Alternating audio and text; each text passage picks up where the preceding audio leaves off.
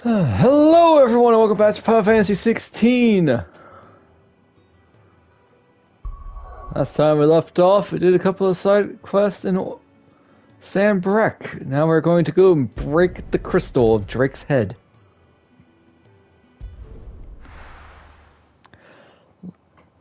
So let's break them crystals.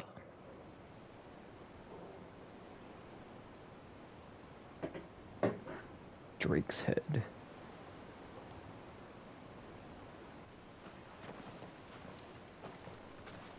Jill, Torgal, Clive, and Sid.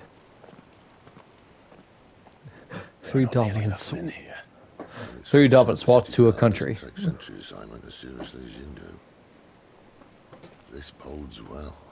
I'll be a first. This may not be such a terrible plan after all. And what exactly is that supposed to mean? Only that your last secret shortcut was nowhere near as secret as you claimed. Yeah, but that's half the fun of it. Life's too short for perfect plans. You want a plan that'll keep you on your toes, stop you growing old and complacent. Worked for you, has it? Clive, my boy, even life's smallest challenges offer the opportunity to grow and to change. You must embrace these moments. Allow them to suffuse your heart with a deep sense of fulfillment. Narrowly escaping death at the hands of an enemy is not my idea of fulfillment. Something wrong? Not at all. Just wondering if the two of you had finished. Right.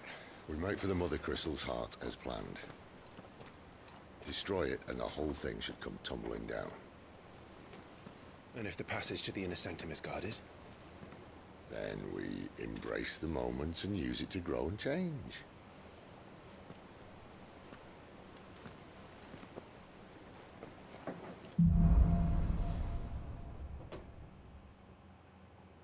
Come on, this way. Try to stay out of sight. Obviously. Don't worry, the passage is empty. At least this part is.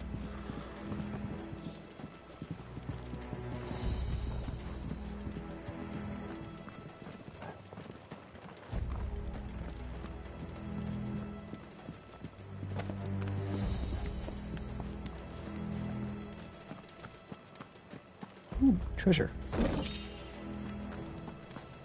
I found some money!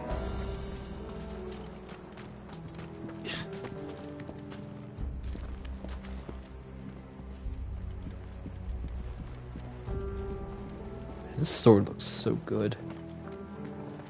All right, not quite empty. Let's get this over with. Unsingle man for reaching the sanctum, so shut your gob and keep your eyes open.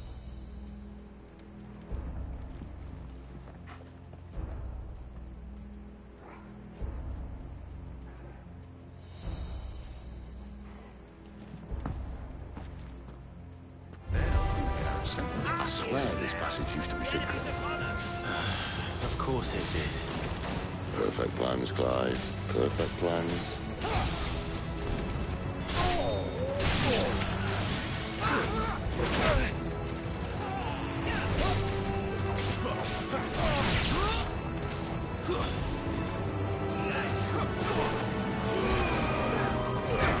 How to play game. I got it now.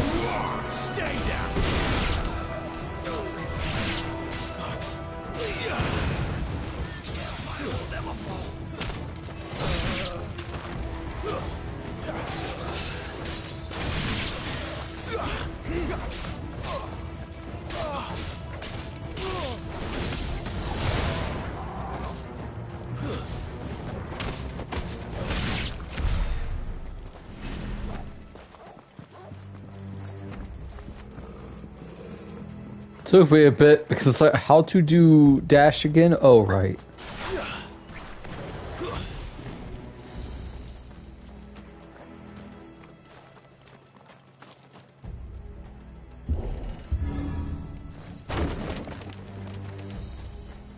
He never stood a chance. You're welcome.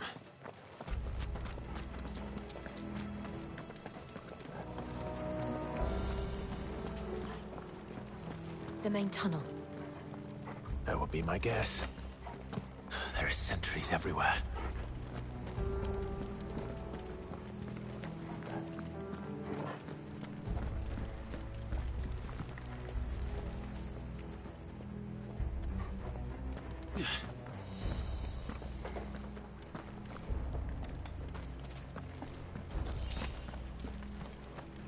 Oh, I should have picked up some high potions while I was at the hideaway. Oh well. Sorry, a high potion, because I And can all only good hold things 3. must come to an end. We might have a bit more company from now on. Might? It was alright. I had to switch macaroni and cheese types because I learned that the one brand I was using needed milk, and I drank the rest of it today. So I went with Velveeta instead. Summon the cannoneer! At once!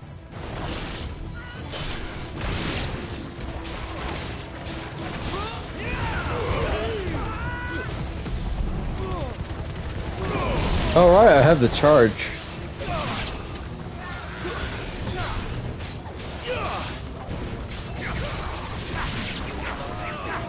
So, no potato smileys for me. Because it was a box for like 6 servings. I was very hungry.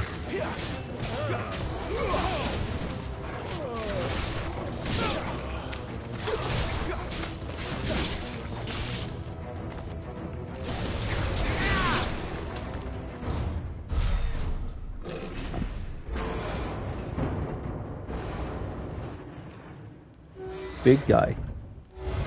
Oh, that's the cannoneer. I think this may be the moment I was talking about earlier. What have we here? More insects come to be squashed? You will find my mortar and I only too happy to oblige. To the talker. That's a Let's tube, shut him up. sir. Flames to me!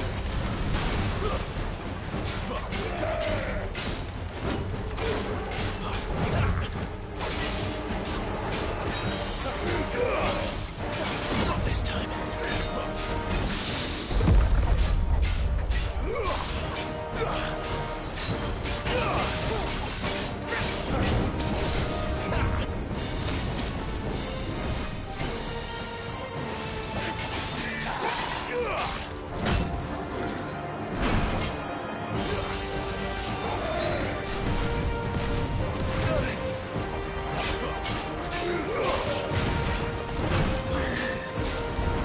Do you feel that? Something in the air. Ether. It's ether. Then we better make this quick. Black powder.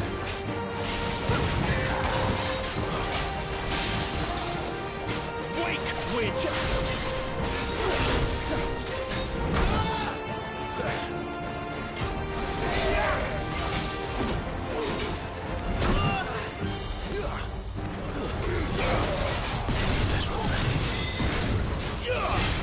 Well done, boy.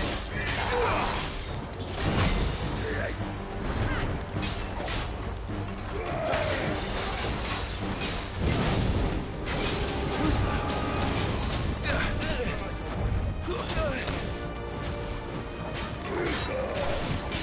Not this time.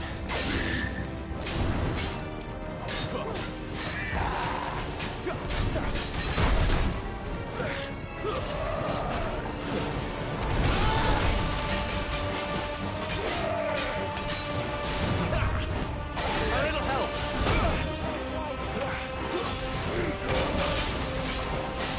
Not this time.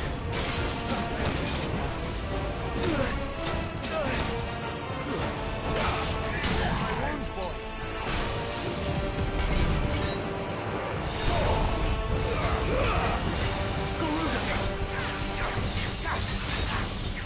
Oh god, this is terrible.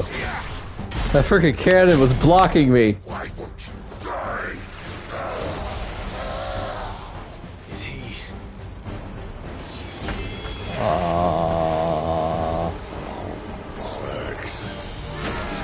Akashic. Akashic? Poor wretch. Save your pity. You'll get none in return. There's nothing left of him but hatred and rage. Let's end his torment.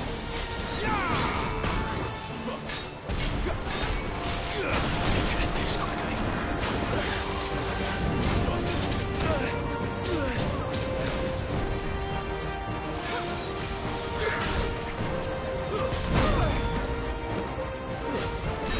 Just where is he? Too slow.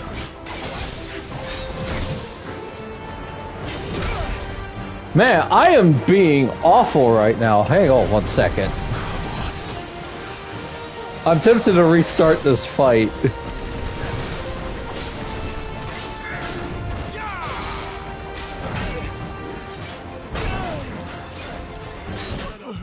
There we go. Just gonna restart.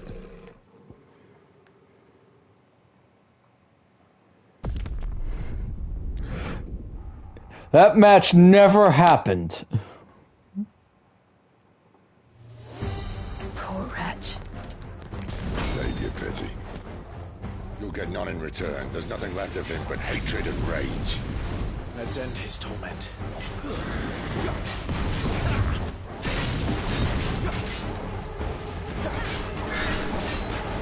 All this time.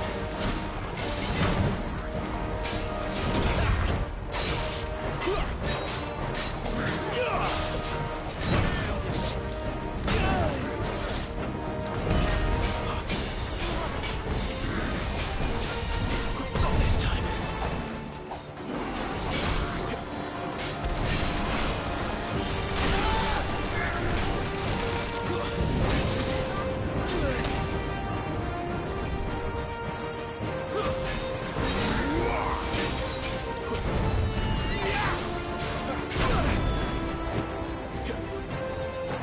My wounds, boy.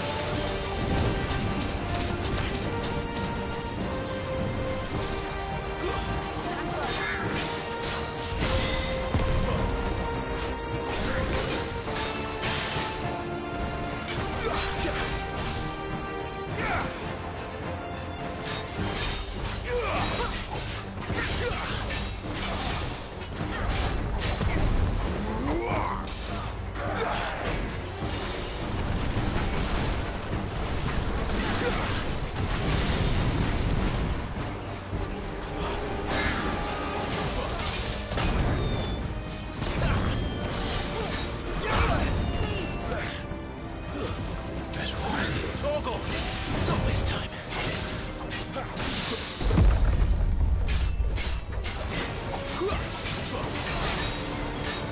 Too slow. I should keep on my feet.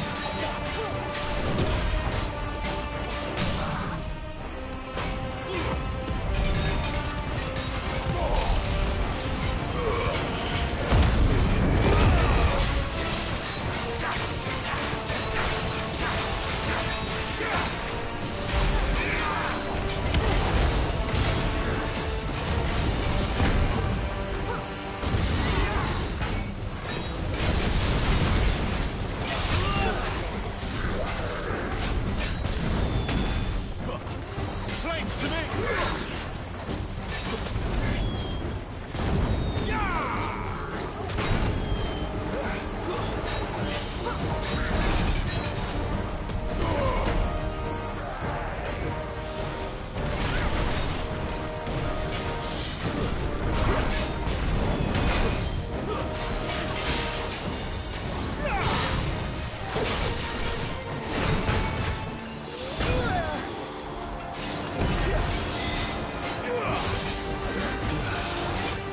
This time.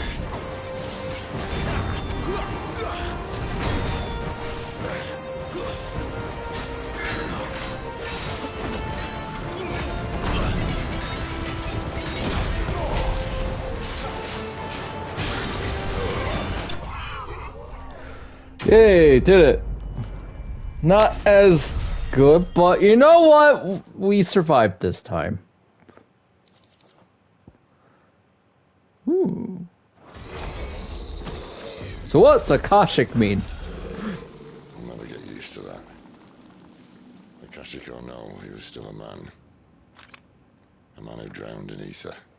It's no way for anyone to go. Hang on. Maybe this will tell me. It will! Thank you, Active Time Lore. Akashic, the irreversible change brought about by a living being's overexposure to ether. Creatures are stripped of any intelligence or sense of self they may once have had, and become suffused with a life force, usually manifesting as extreme strength and aggression. Flora can also turn, resulting in their twisted overgrowth. Those with ethereal tolerance, however, such as dominance of bears, are less likely to turn Akashic. Huh. Interesting. Come on.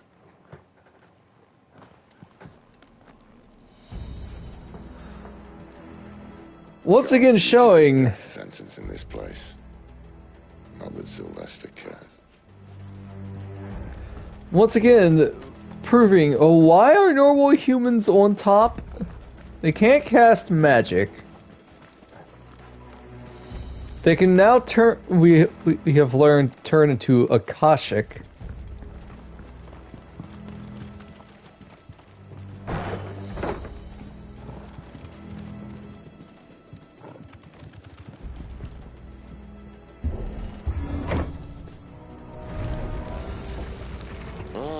Breathe deep of the blessing, my friends. Who said being a dominant doesn't have its benefits? Sid, this is an ether flood. There shouldn't be one here, should there? The workers couldn't survive this. Well, it wasn't here last time, I can tell you that. Which means we need to be quick. The ether won't hurt us, but I'd rather not find out what it's done to everyone else.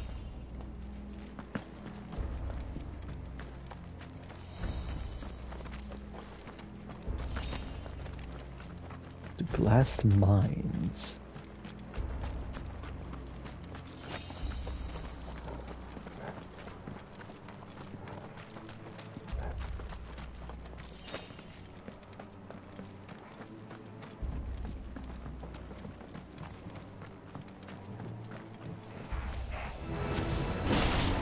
The miners. The gods. Too far gone. The ether's made monsters of them. All we can do now is put them out of their misery. Whoa, I could do that to multiple people. Could this be why? You said you could call her Elizabeth. Never mind. If ever there was a reason to up sticks, an ether flood would be it.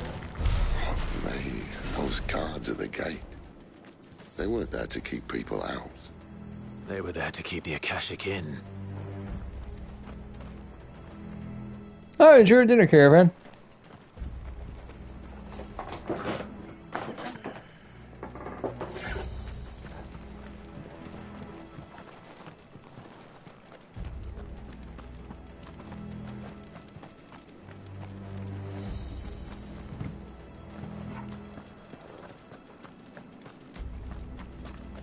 Oh, there we go.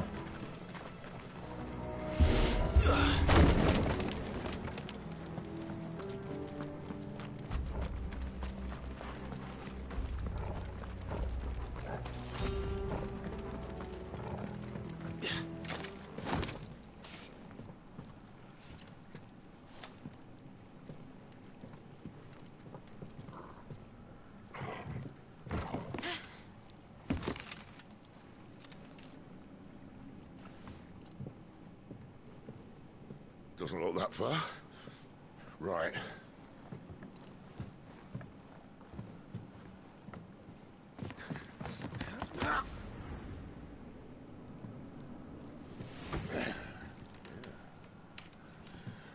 Why-yo! Whoa.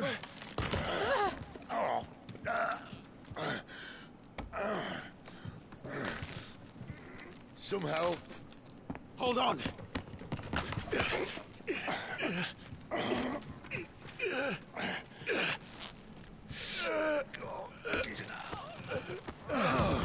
That's the second time Clive managed to save someone like that. Hooray!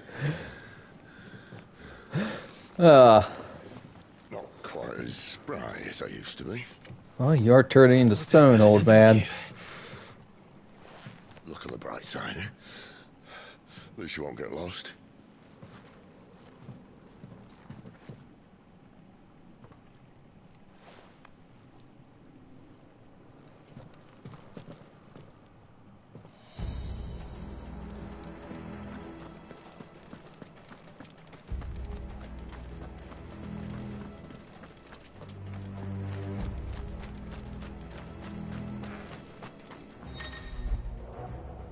Warcry.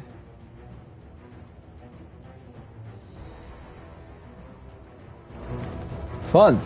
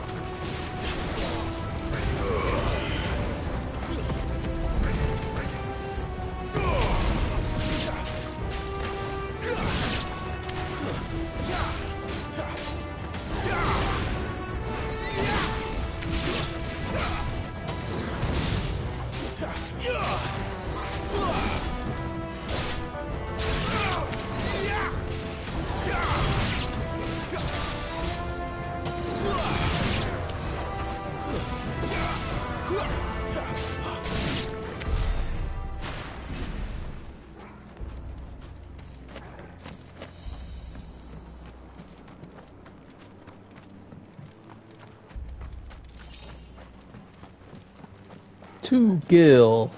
It's like FF12 all over again. This is pretty. Deadly, but pretty. But then again, when are most deadly things not pretty? Ooh, look!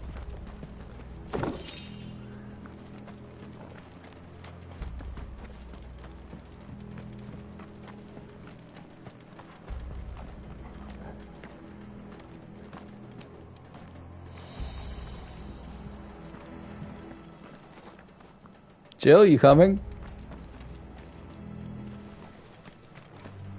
I guess we'll get here eventually. There she is.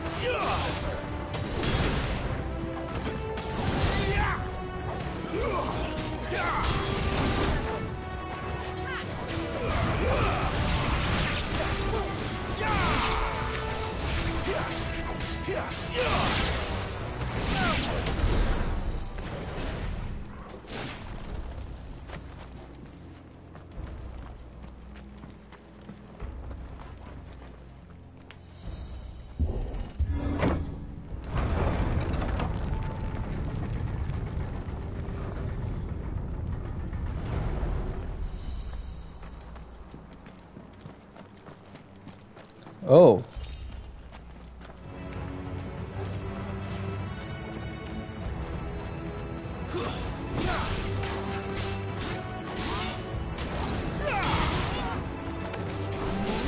It's over.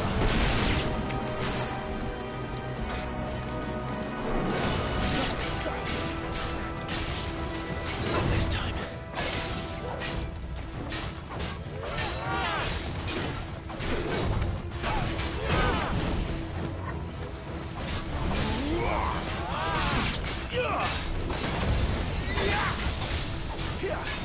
Garuda, lend me your strength.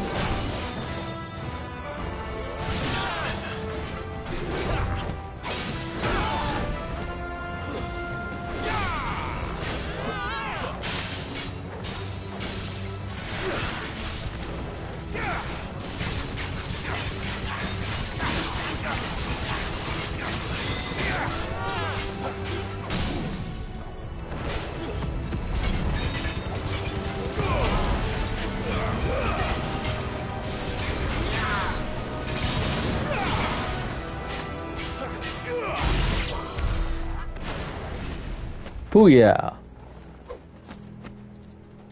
Oh, it's a nice little pose there, Joe.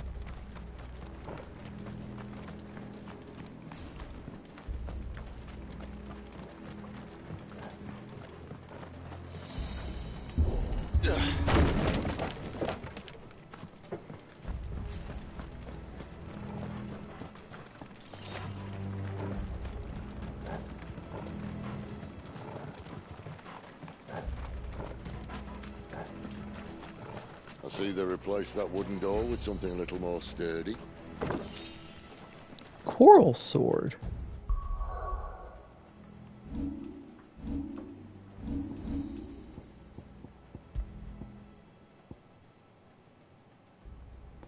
Coral, while razor sharp, is also painfully brittle, which is why its use in all but the most primitive of weapons is almost unheard of. This sword of unknown province, however, is possessed of a remarkable rigidity while maintaining an edge that rivals that of Odin's blade.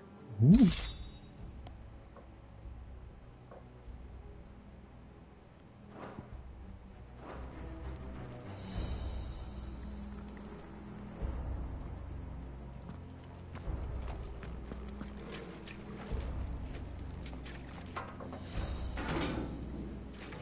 On the count of 3.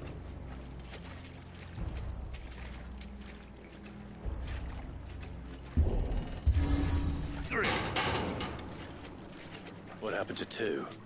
Ask 1.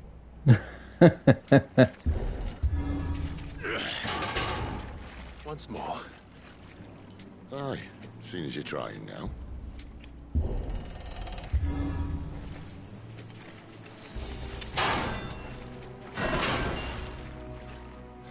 As if that was going to keep us out.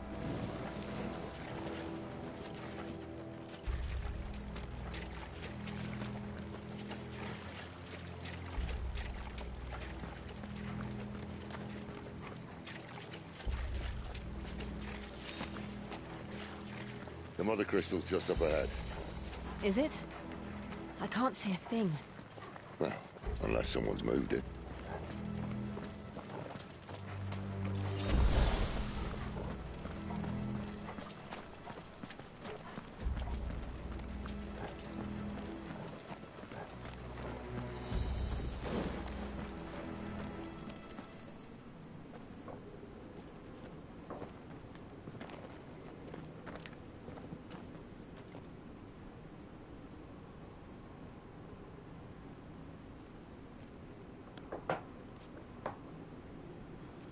There's no one about.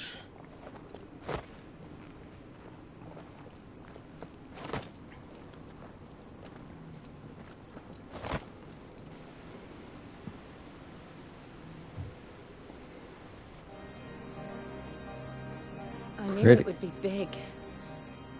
But this...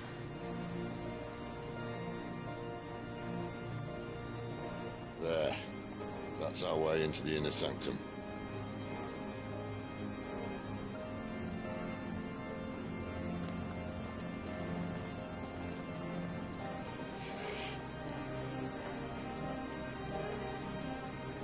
You'd think they'd have patched that up by now. Sorry state the Empire's in. Wait. You don't mean... Aye. My little game of hide-and-seek with Bahamut ended here. At tragic cost to this remarkable architecture. Don't blame me, he started it. But how did he make it out alive? I walked. You should try it. Huh.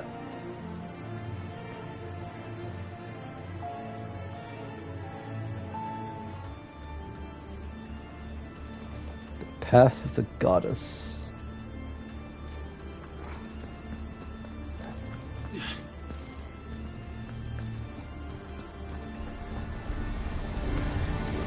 Oh, no.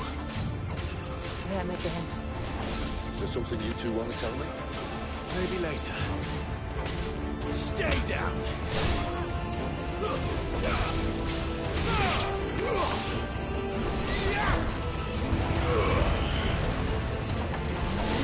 It's over. My one guns, boy.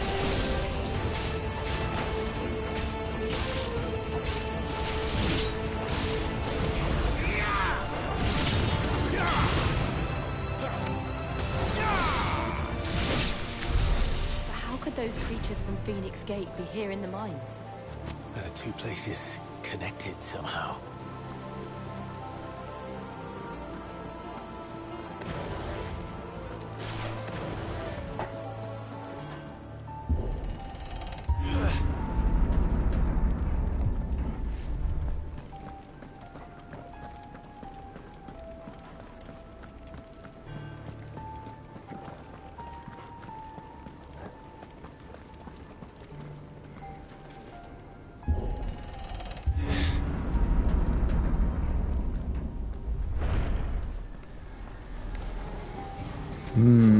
Architecture.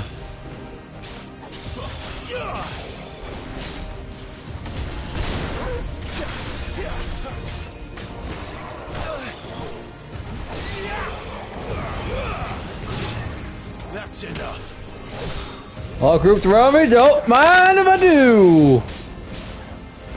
Stay down.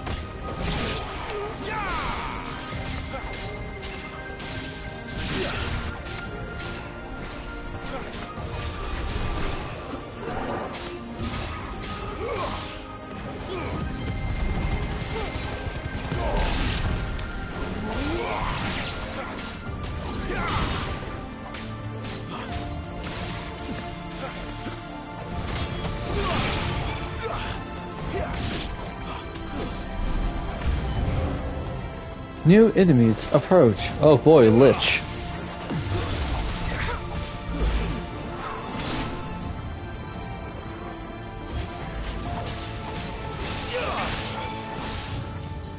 Stay down.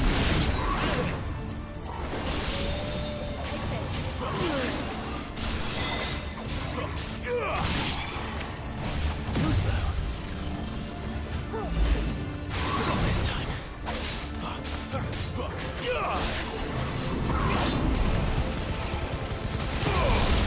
Toggle.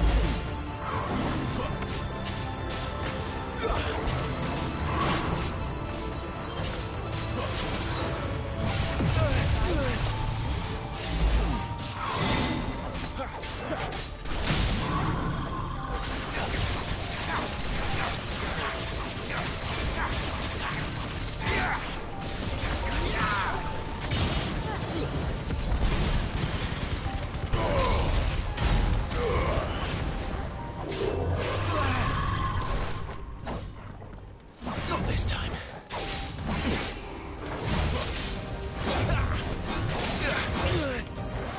Too slow.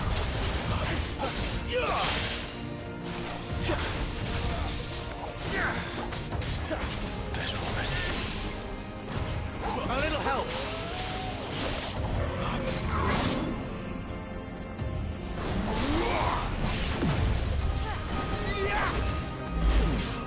Not this time.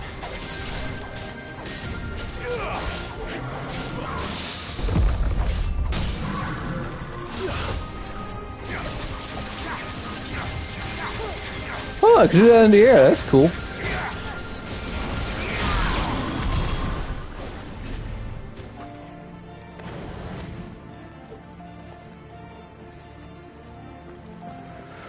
Oh man, Liches are tough. Cool moveset though. When I was in the Imperial Army, soldiers assigned to the Glass Gate would tell stories about something they called the Guardian. Can't say I saw anything like that when I was last here. Then again, I can't say I made it this far. Let's just be careful then.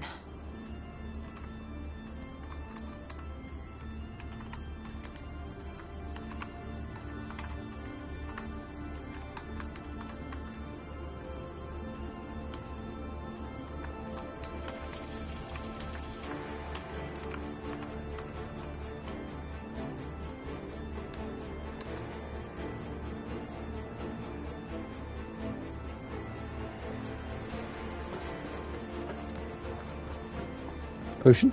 Potion? Yay, potion!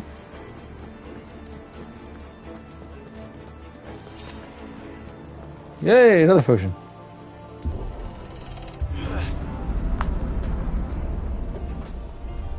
Oh, I know who we're fighting.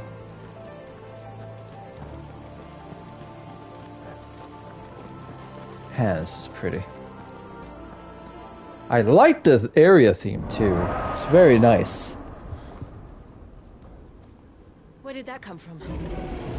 I'm assuming from that, Jill. If I had to guess...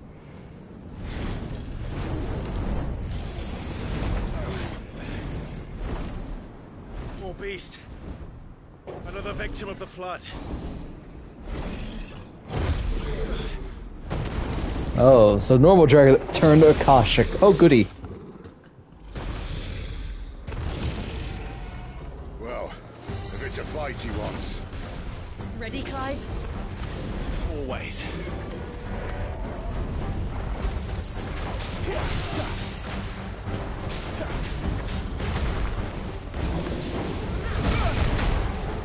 Ow.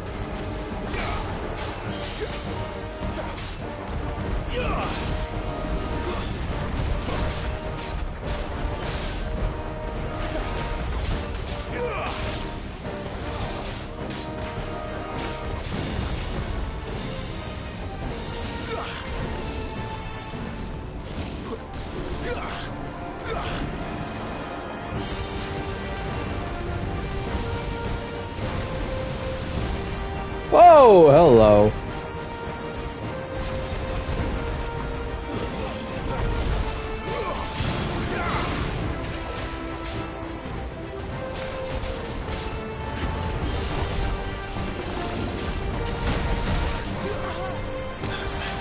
Ow!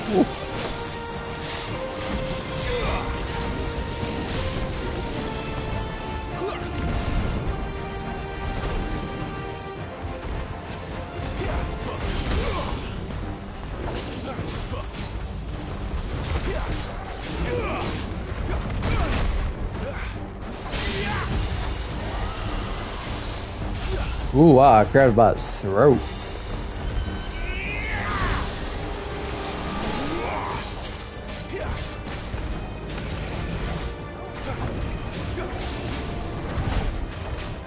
There's a good boy. Torgal!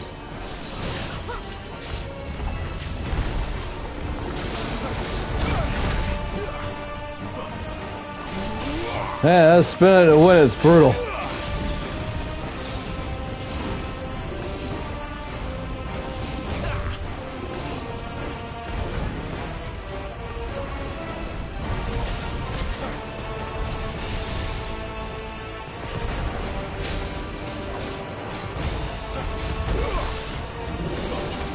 Not this time.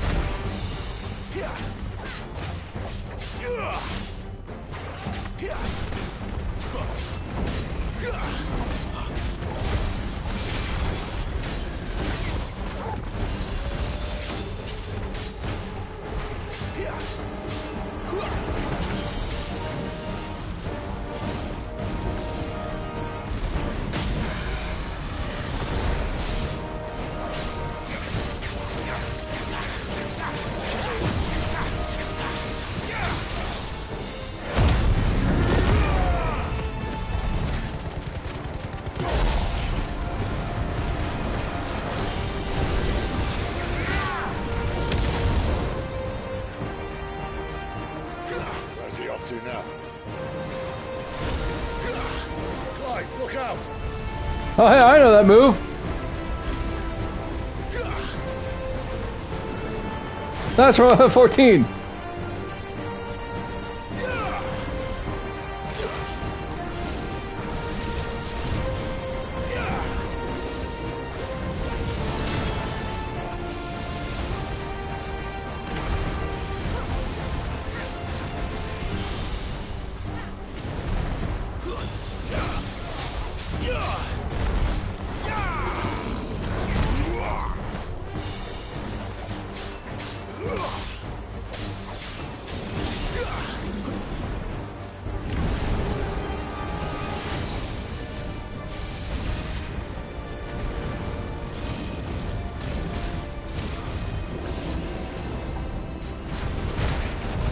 Oh god, die bombs!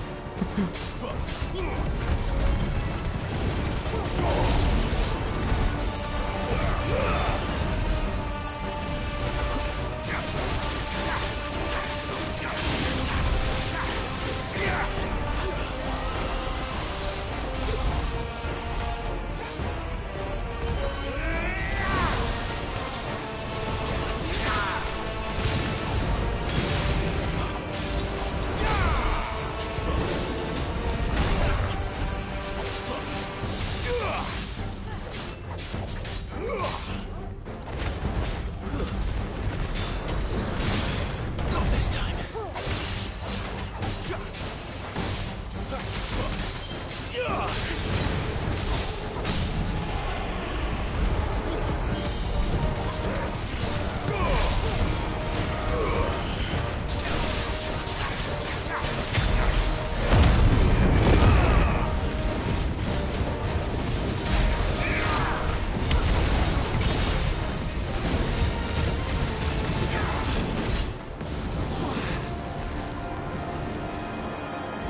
Dragon Dance. It's a Pokemon.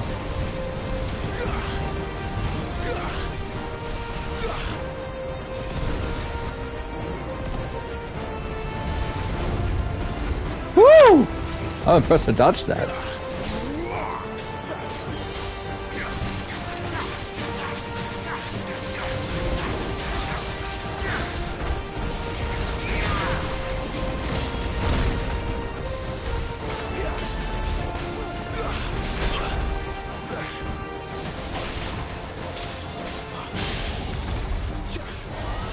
Come back down! Welcome back, Caravan. You missed some stuff.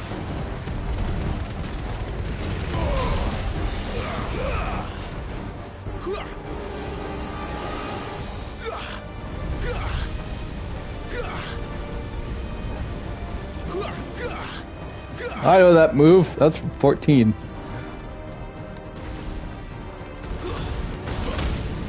Ow! Shot me out of there. That was a pretty good shot. I got nothing to say about. Nothing bad to say about that.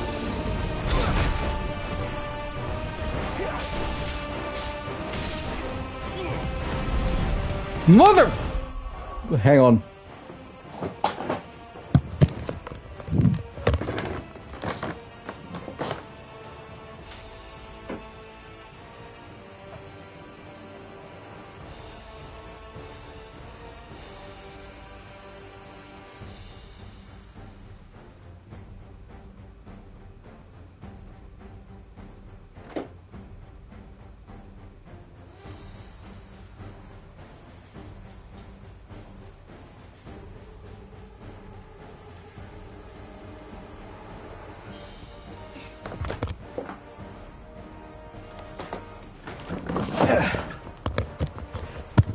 I'm sorry, a demonic spawn known as a centipede just ran past.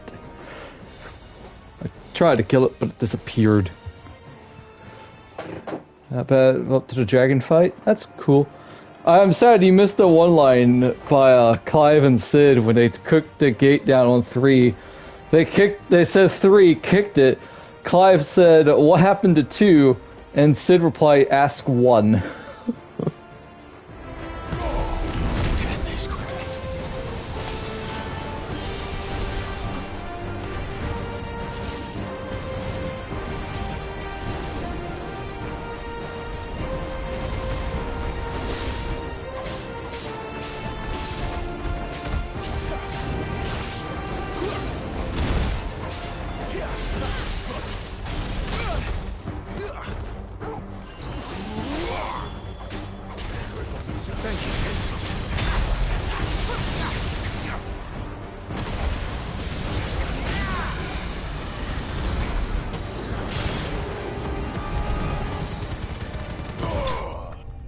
Did it.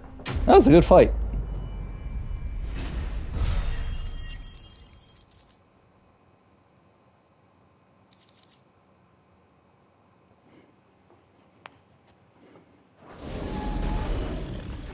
Oh, their guardian dragon turned bad.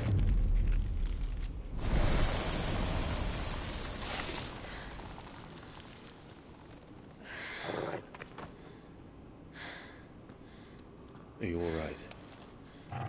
Fine. The inner sanctum lies just beyond. Chances are the palace guard knows we're here. We should move.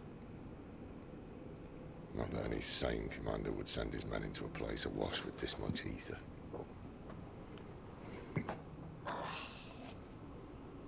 Clive. Sid. If this all works, and the blessing fades, things are likely to get worse for our kind before they get better. Being the last to wield ether will make our talents that much more sought after, by which I mean hunted.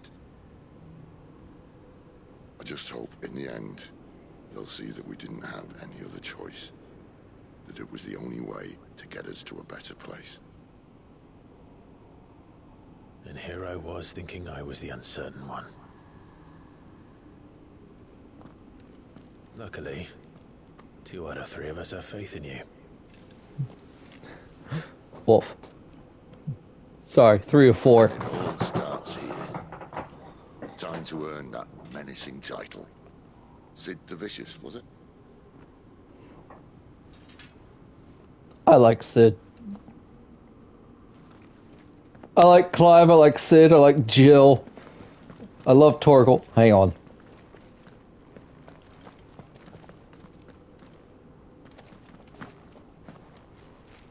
I want you to let me pet you. Let me pet Torgal. Okay, fine then. I'm proud of myself. I got 1 high potion left. Good job, me. I didn't use all my resources. I love these games. No one said I was good at them. What's there? Anyone having second thoughts? Not me. We're Jill? with you to the end, Sid. Then what are Torgal. we waiting for? No time for pets, I guess. Also, I got a new sword. It's called the Coral Sword.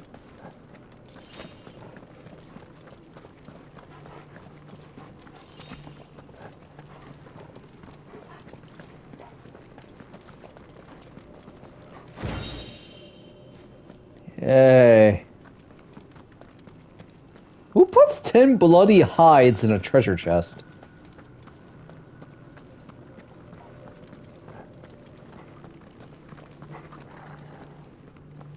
Ooh, that is pretty.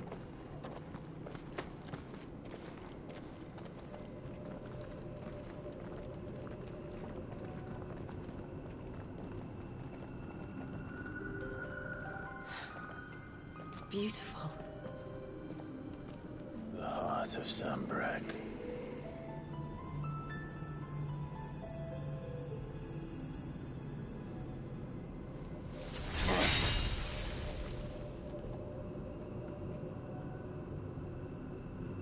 Well, that didn't work. I think we're gonna need a bigger sword. Mine's bigger. Thank you, Clive, but I meant that figuratively. The core's clearly made of sterner stuff.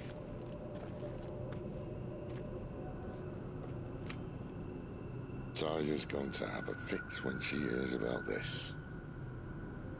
Stand back. It's about to get cramped in here.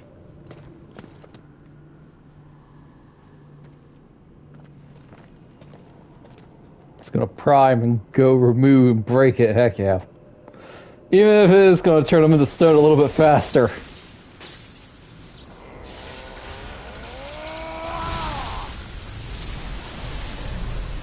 I mean, there's enough ether in the air. Look at that beard!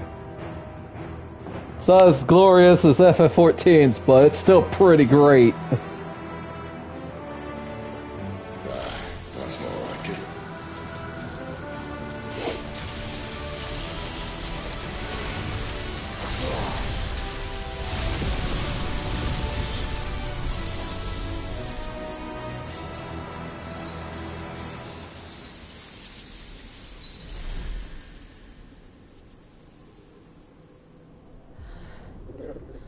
Clive, look.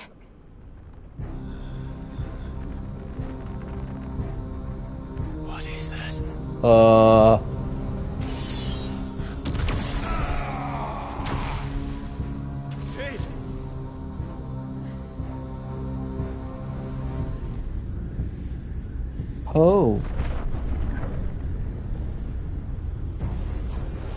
What happens if we break something that shouldn't be broken? I need a freight.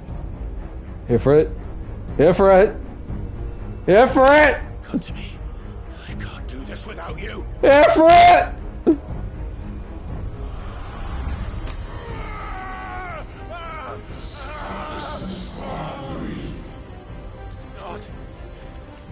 Not again.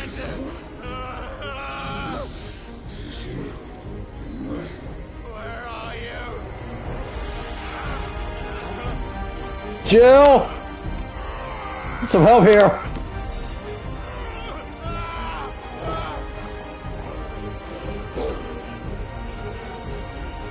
Hold on.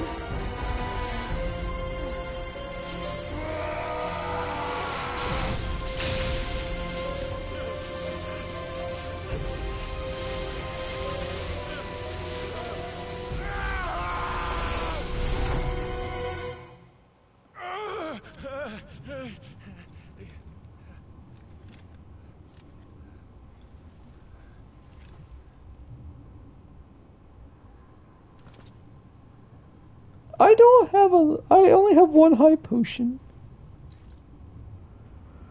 Where the hell am I?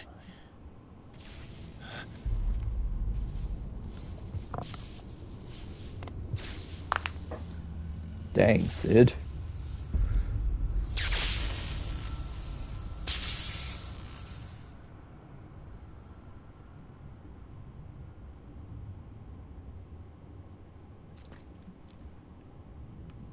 I've been here before.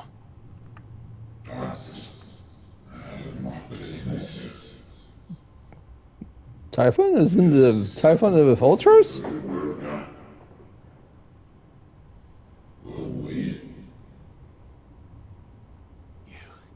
You again.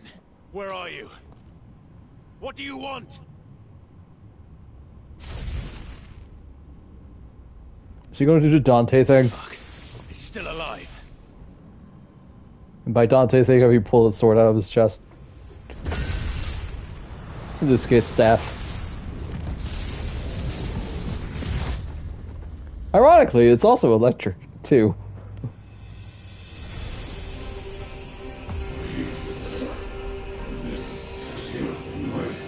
Oh, goody goody gumdrops.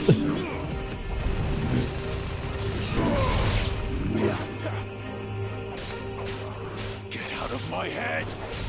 I don't answer to you. I'm leaving, one way or another.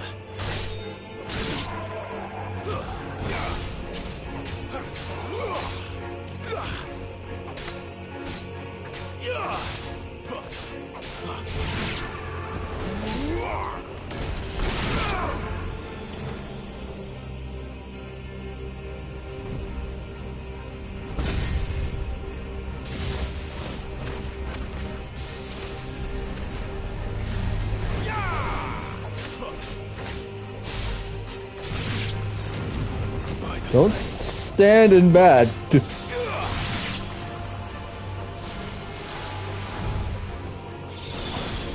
All those years of playing FF14 is paying off, chat.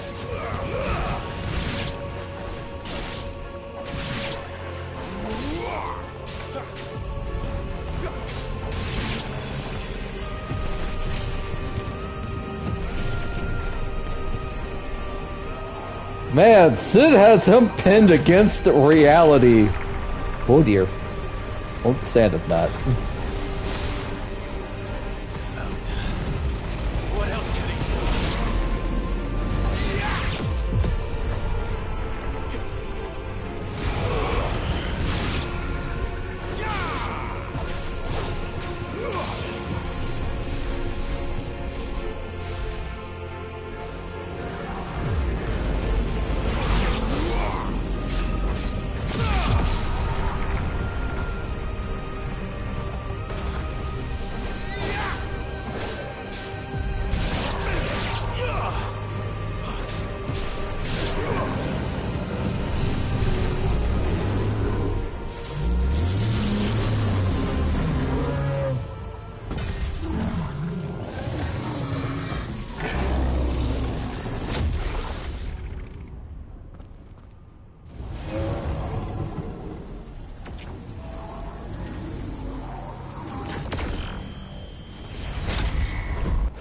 shoot!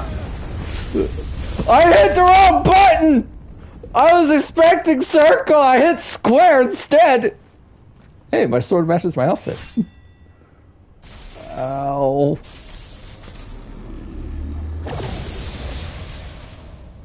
Sid, huh? That power isn't yours.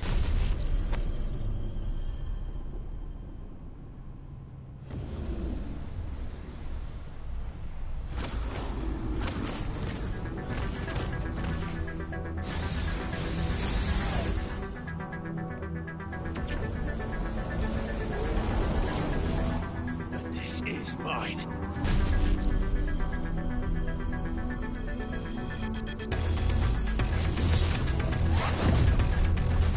Yo, the music.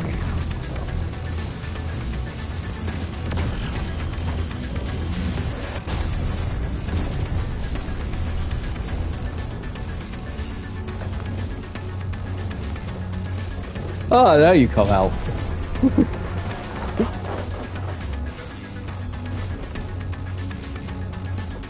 I remember now.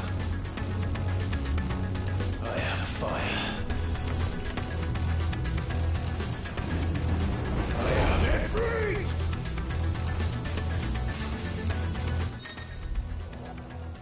Bunny is freed again. You know, just in case you forgot.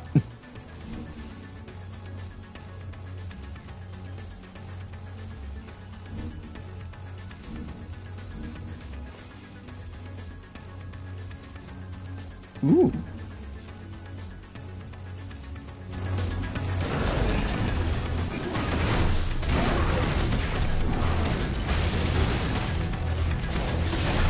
Oh, yeah!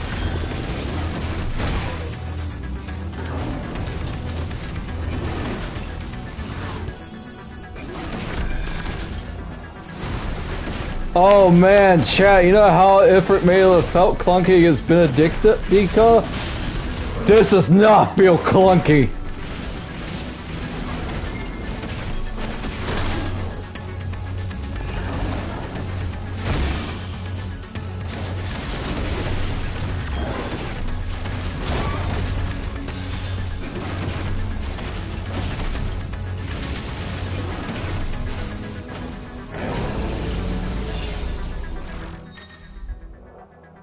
Dodge it like wildfire. Typhon.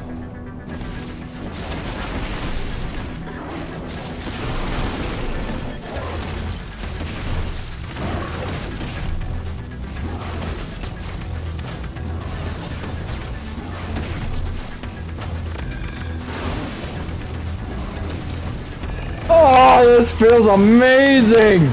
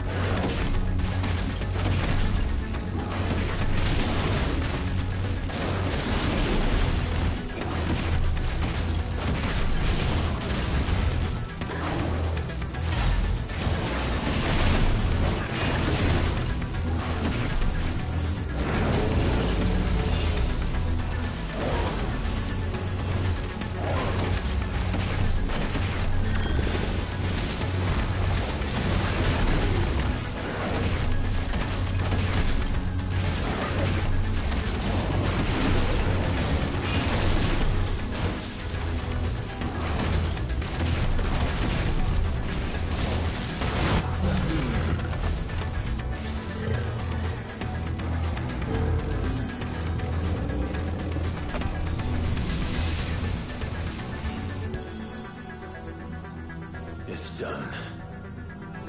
Now, how do I get out of here?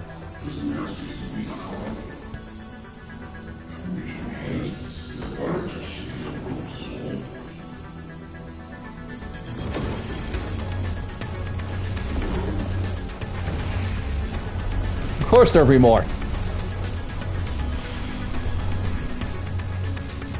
How many more could there be?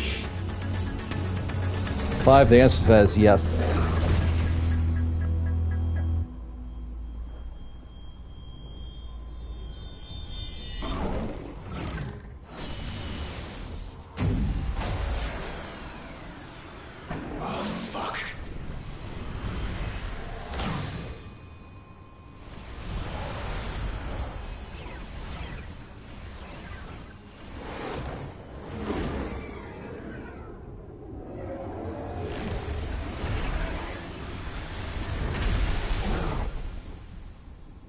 Alright, but don't mess up the QT this time.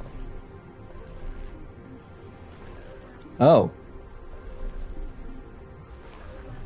He's got 4 arms.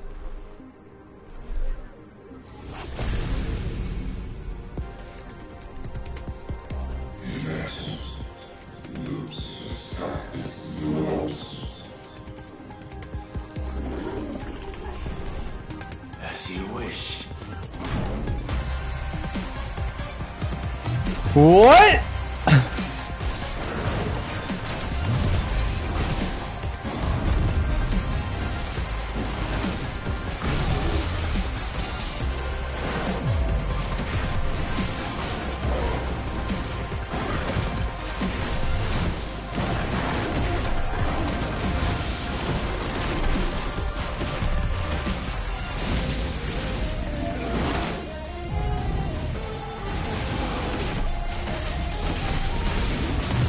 So can you, madman!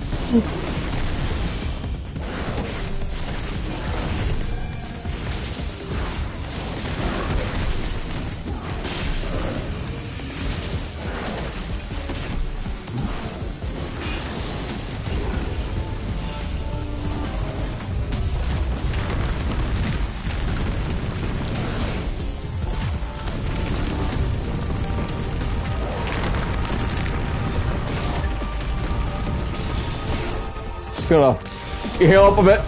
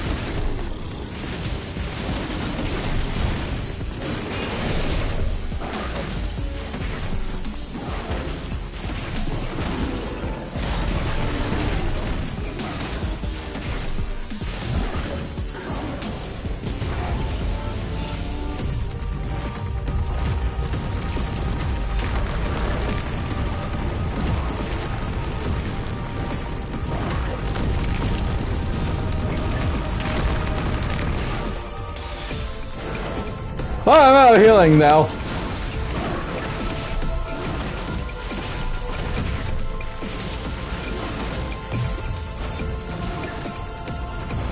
Chad, you have no idea, but this feels so good. Like, the animation, the controls.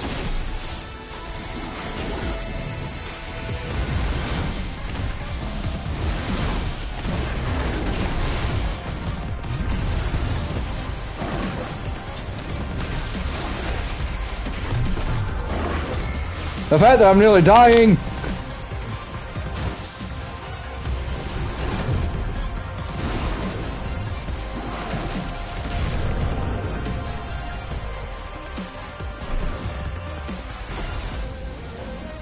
The music, the design, did not mess that one up this time.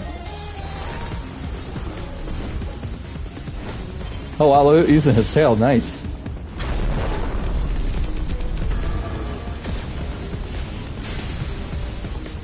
Typhon the Transgressor.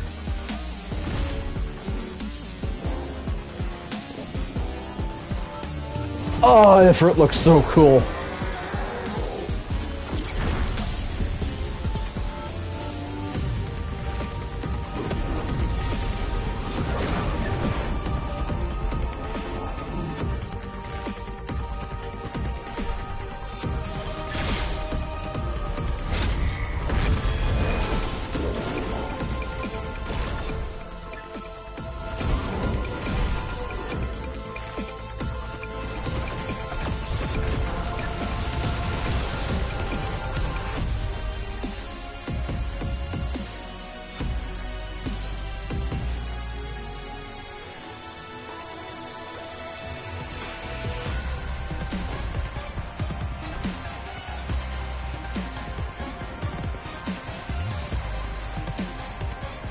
I love that Hellfire is basically just a spirit bomb. And I'm okay with this! Oh. Somehow I completely forgot about that. Spike it like a volleyball.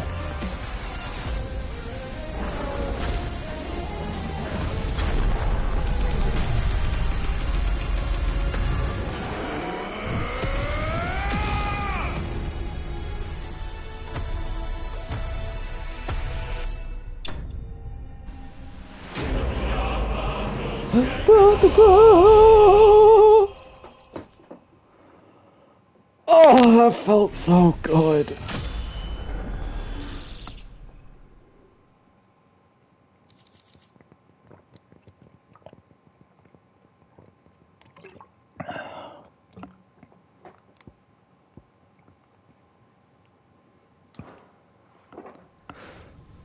Now, how do we get out of here?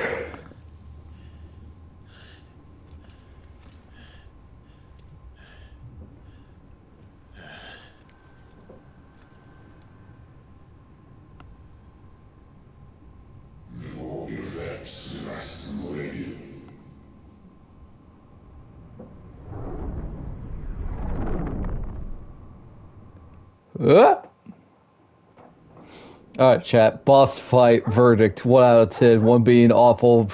Definitely not it. 10 being amazing. I give it a solid 8.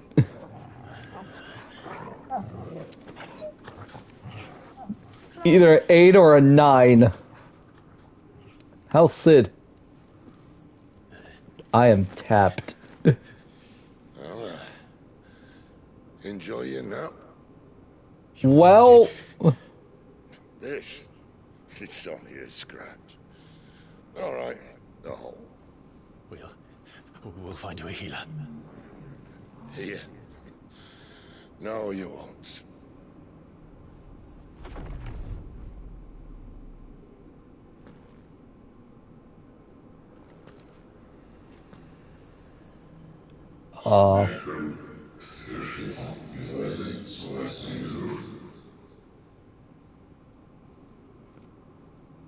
Clive, I can't move. Who you are.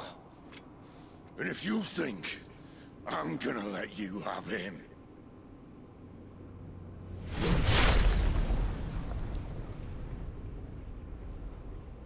Think again. Sid, please don't die.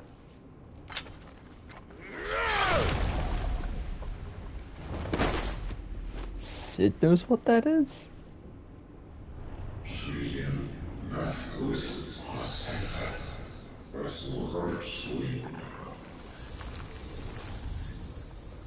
Alright, first of all, Sid, don't die. Second of all, what? Come on, you had the blessing of Phoenix, you could maybe do healing, right? Right, Clive? One left. That'll do me.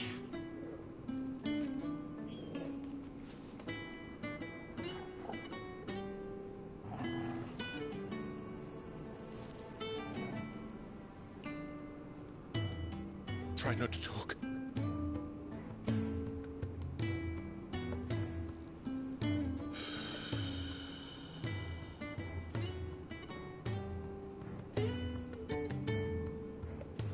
Clive. For so long, I thought I had all the answers. But then I met you. Please don't die! It wasn't a good death we should be fighting for, but a better life. It's all very well, a man reclaiming his fate. But if he can't choose how he meets it, what's the point?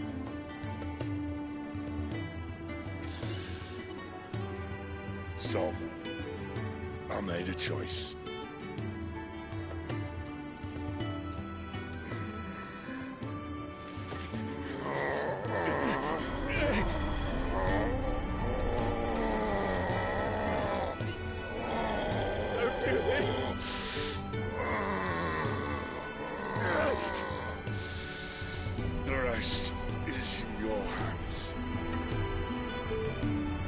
crystal's blessing is a prison, Clive.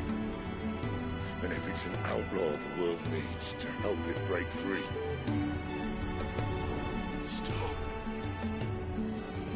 Please. I can think of none better than you.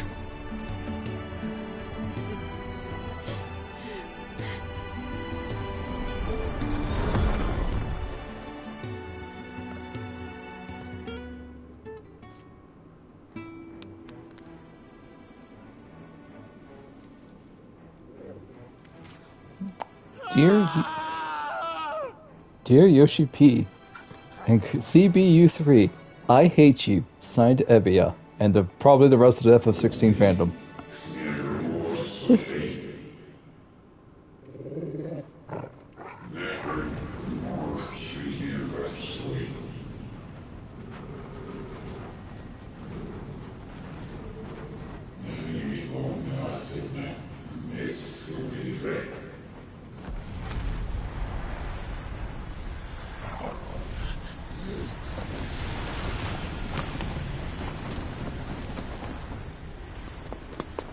In ashen grip, let ember glow, to kindle flames anew.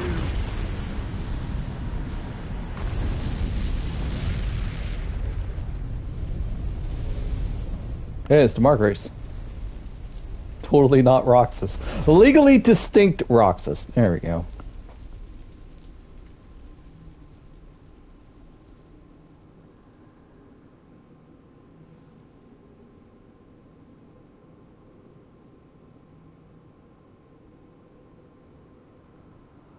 Hey, if you're Joshua, can you heal Sid for us, please?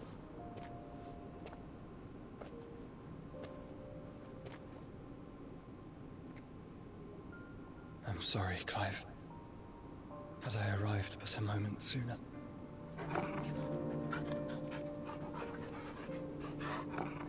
Alright. How are you alive? Do you remember me, boy? Hi, Joshua. I saw you protect them. That was very brave. Assuming it's Joshua. I don't know at this point. I know you're there, Ultima. The spell or the weapon? You have learned our name. So it is Joshua. Phoenix. You mean chop your head off? My travels have revealed much about you and your ambitions. I know that it was you who tore me from my brother. And I know that it is his power that you seek. But know this. If you want him, you'll have to go through me. Very well. Breath of mine ancestors, fill these lungs that I may dispel the songs of suffering. A disturbance. We'll leave. My brother alone. My future sister-in-law.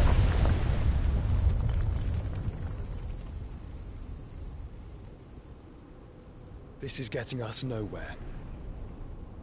We agree. No more games, Phoenix. We have come to claim our vessel.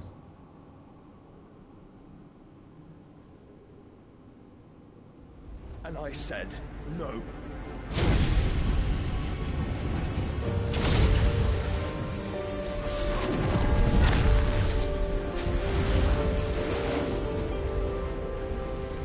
These flames are nothing. You will know what it is to burn. Yours is a fleeting form. I'm not fool enough to think I can harm you. Oh my god, it is Joshua! But to protect my brother, I don't... Sorry, I just saw the name of the subtitles. Clive, you didn't kill him. Be happy.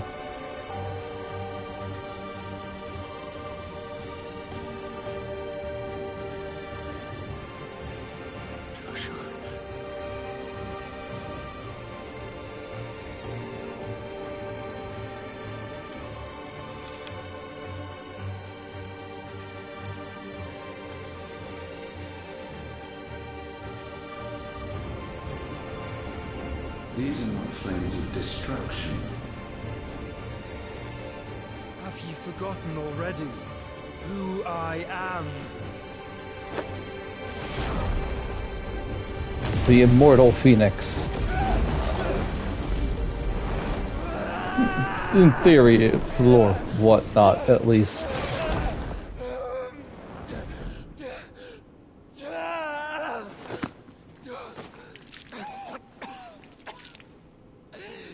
Ooh, that can't be good.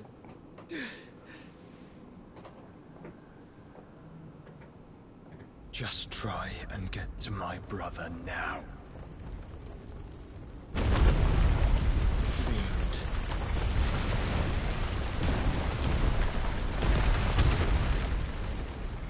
Right. So things have happened, and now mass pandemonium and chaos.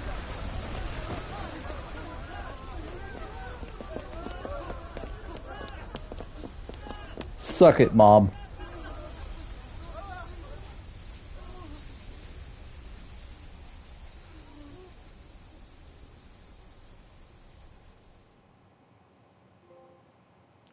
Trophy earned, lawless. Meanwhile, oh no.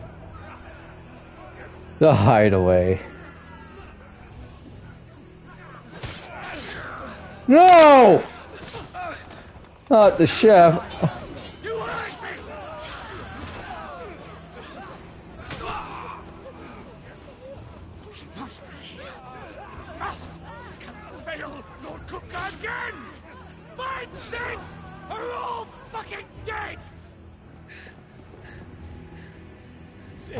Help us! Where is he? You'll do! You go, Gav. Bastard!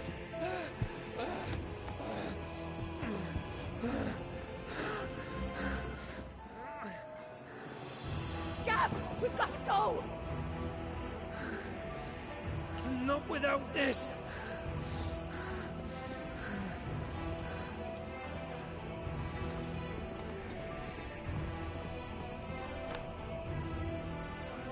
Sid is not among the dead. Shall I send a Stolas?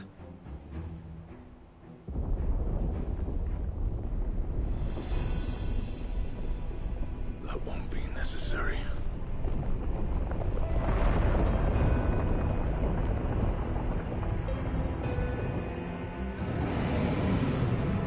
Oh.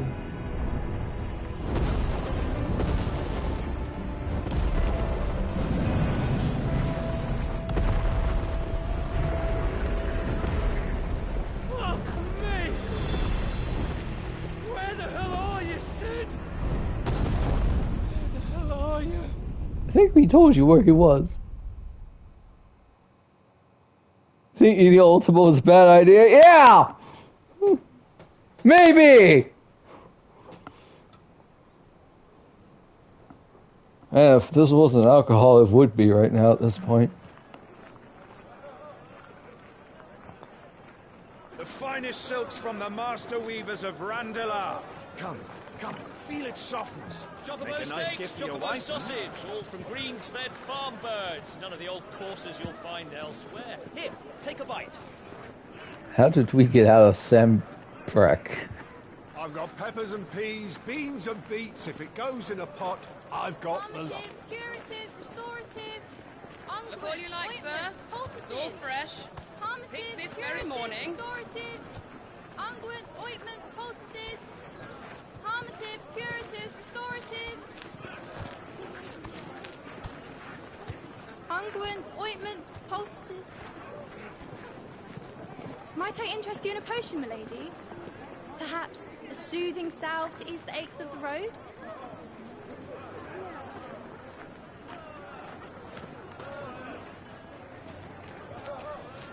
I'm sorry. I wish you well, but may the mothers guide you. Calmatives, curatives, restoratives. Unguents, ointments, poultices. Calmatives, curatives, restoratives.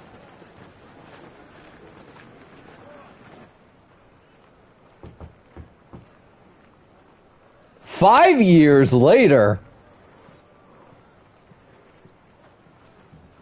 So this is what Clive's in his 30s now. It's good to see you, Cid. What have we learned?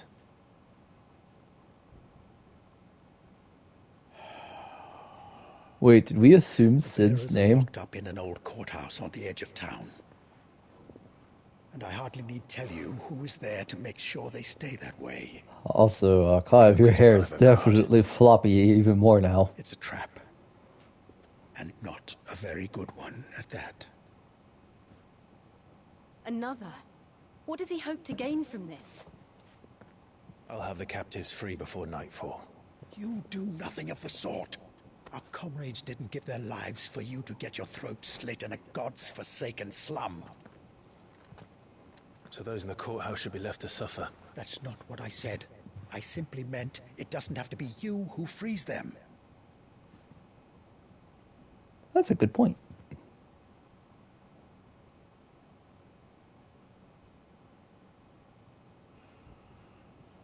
Damn it all.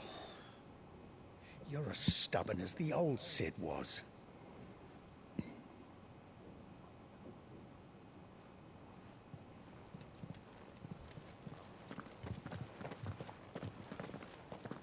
Just don't say I didn't warn you. You're Cid now, and if anything happens to him, we're finished.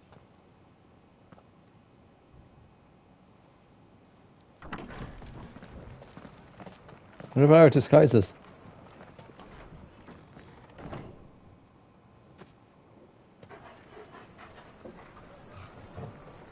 God damn, I love Joseph Tyre so much.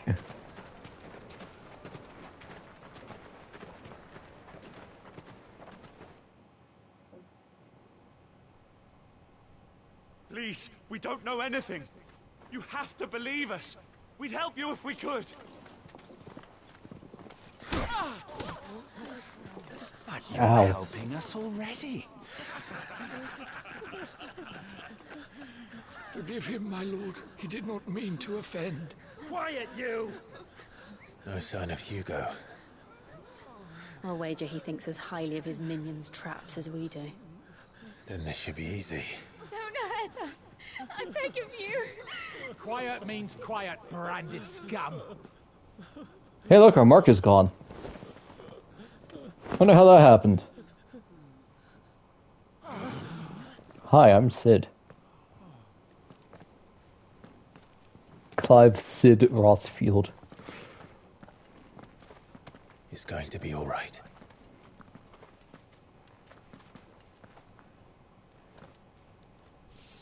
I'm here to even the odds. Any objections? It's him, the outlaw. Sid's here. I'm impressed. Our trap worked. Now what do we do? Come on!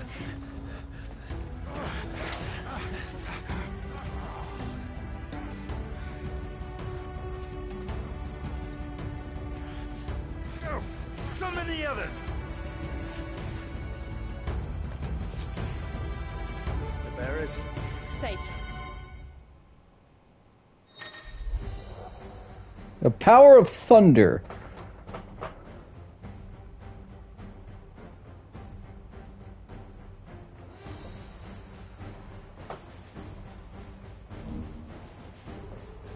Blind justice. Hey, look, it's a shot lock.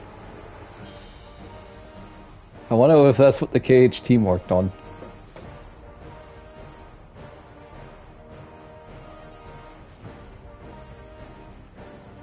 Cid dies here!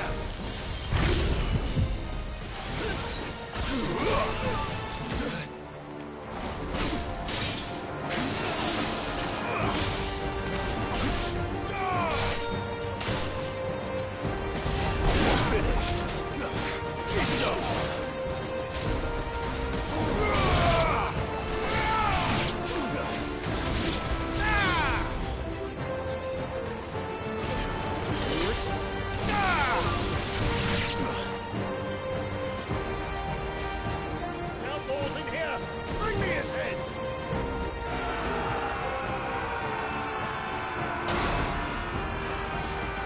Look, chill, more dudes. Titan sends his regards.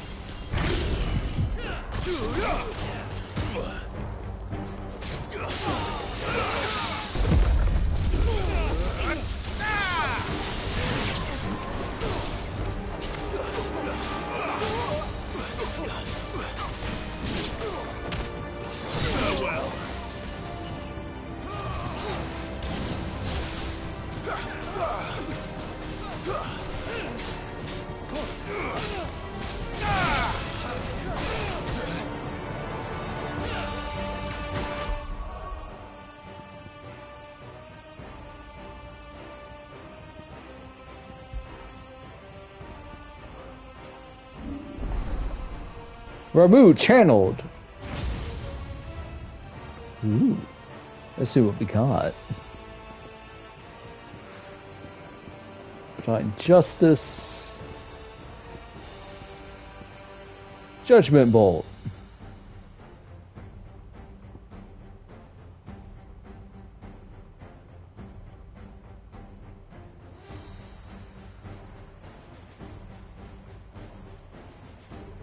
Huh. Wow, I have a lot.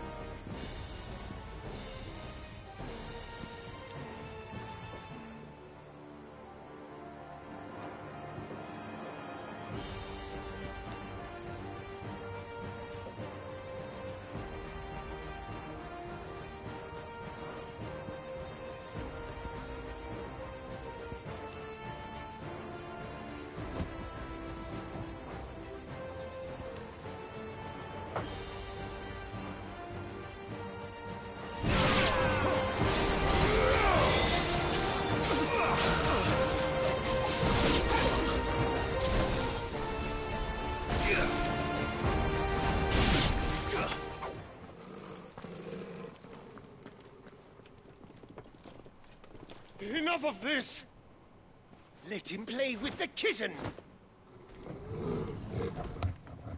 They brought a pet. Kitty. We have a cat. I have a dog. What up, Endless? You'll pay for what you've done, Sid. Those things are fast. We'll have to be faster.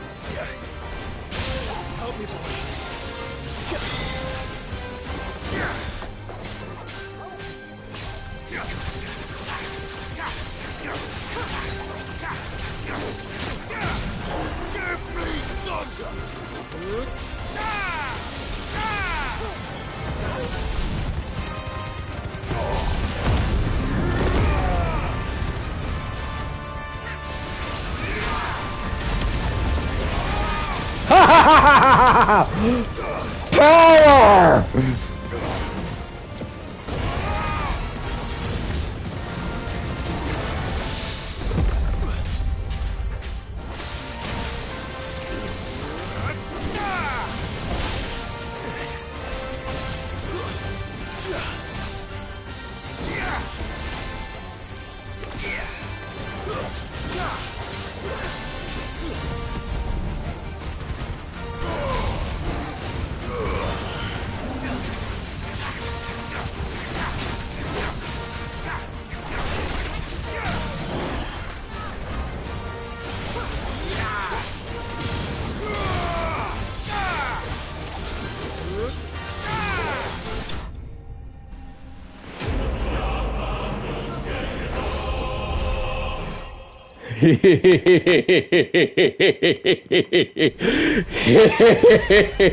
I like this game. You have no idea how good that felt when I went into stagger mode.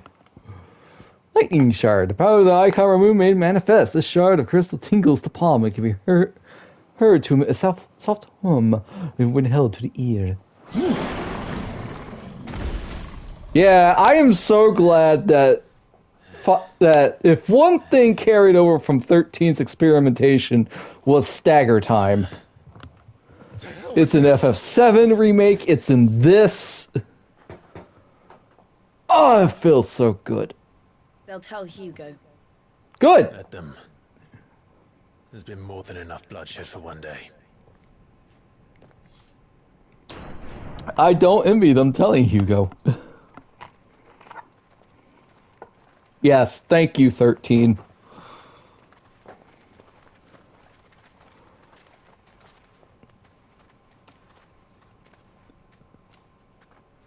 Like, especially Lightning Returns, because I feel like Lightning Returns was when they perfected the stagger system for 13. Our friends are dead because of you.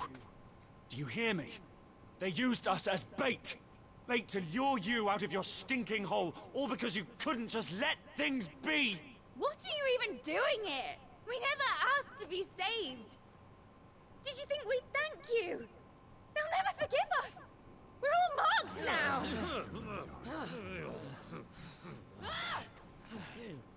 For 5 years we fought to secure a better life for our kind. To see that we are treated as equals. Do you not want that? What we want is to be left alone. Every time you show your faces, it is we who suffer. It's all right. I'm sorry.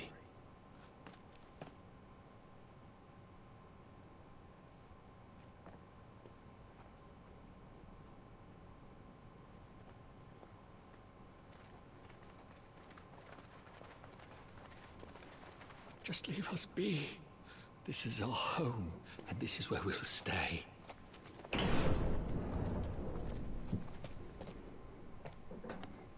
Sid told us this wouldn't be easy. They'll come round. If you say so. We should go.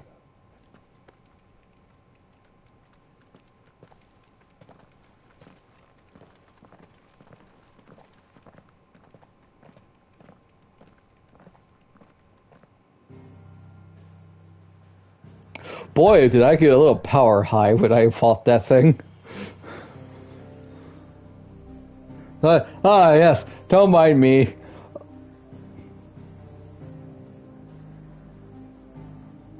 Ha ha. Bye-bye, Crystal.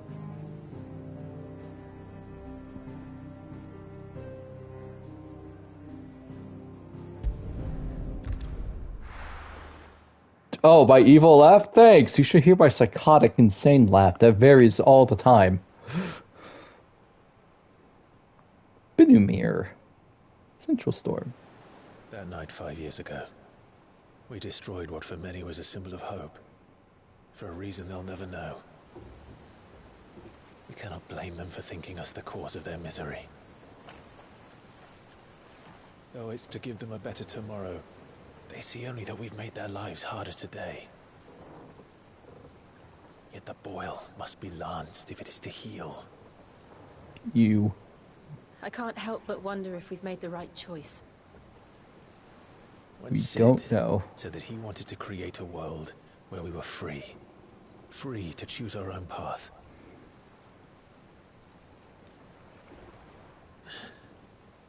I honestly don't think it mattered to him if that choice was right or wrong. Darn it, Sid is dead. Son of a biscuit. I miss him. A world where we can live and die as equals. That's what he wanted. What we want. And that's why I bear his name. It's why we've all chosen to bear his legacy. And I'm not going to let anything stand in our way. Ride's over, lovebirds. Home, sweet home. Oh, and I definitely do ship them hard.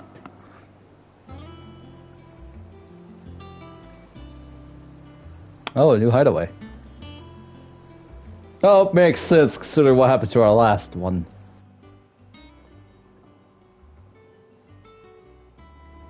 Hey, Endless, how are you today?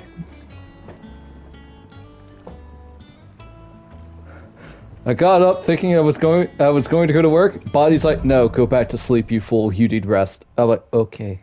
And I went back to bed. Otto was asking after you. Let's go and see him. Never a dull moment. Sits, I've come up with a new recipe. Welcome back, Sid. Finish with that log so we can call it a morning.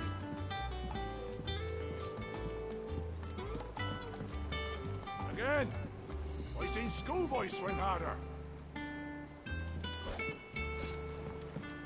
Otto will want to know what happened in Costness. I expect he'll be in the mess.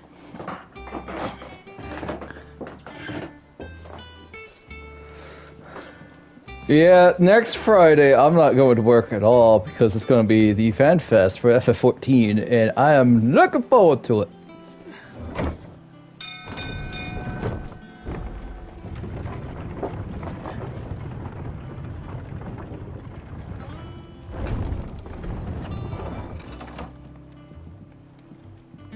Look, it's Sid. Staying long this time?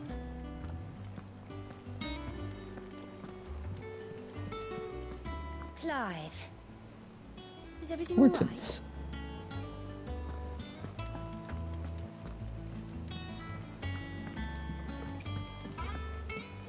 God, this game looks amazing. All operations are suspended until further notice. Yes, Captain. Hey, Otto. There you are, Clive. Word of your adventures arrived this morning. Victor sent his thanks. I doubt Kupka will miss the fools he sent to catch me.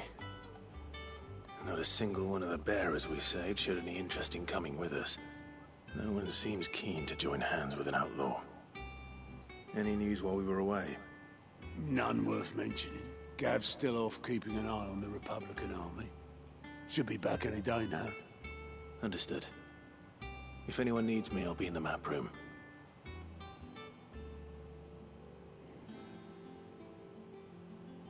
Still can't work that one out? There must be better places than the hull of a gutted airship to bury your nose in a book. Yet this is where she's chosen to be. And I'm sure she has her reasons. Mogul! Hey, Nectar, how's it going?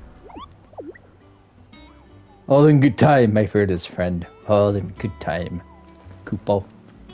I learned something new. You'll be the first to know.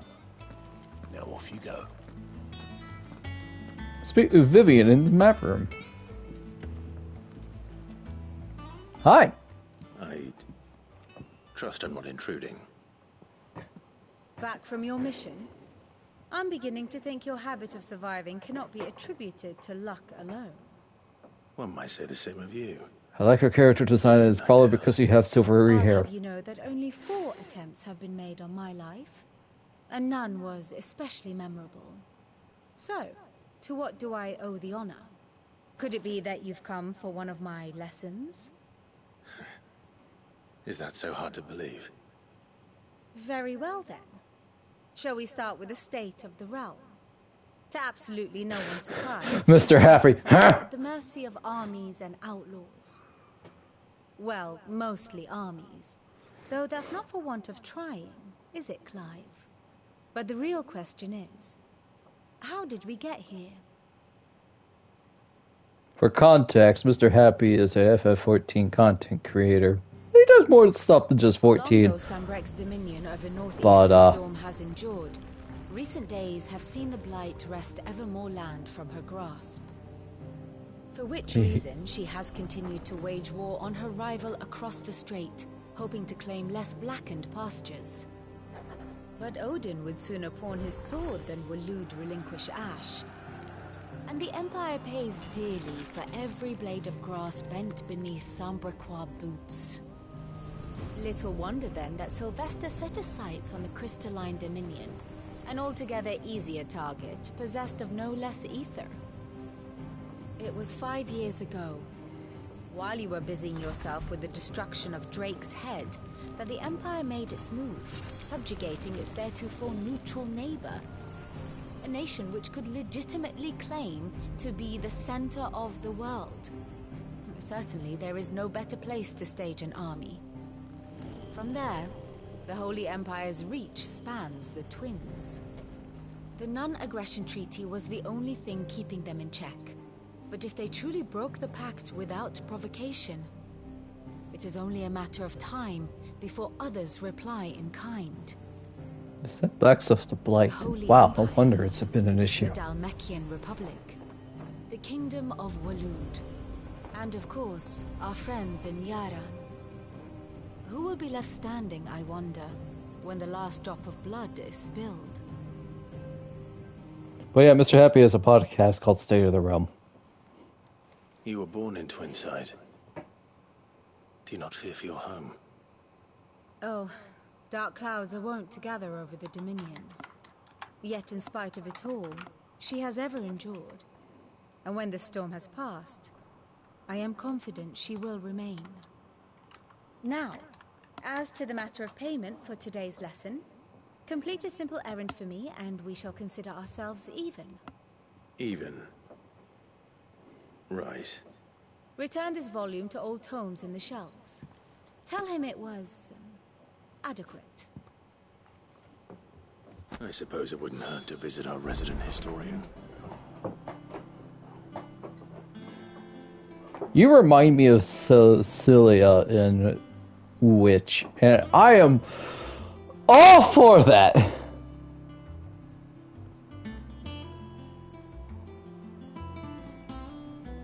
Ah, my favorite pupil. Allow me to educate you. Oh, dear Lord. Situation map. The Grand Cast. Allow me to educate you, yes, ma'am. Of course. Wait, will she be a teacher? Because if so, then I'm really screwed.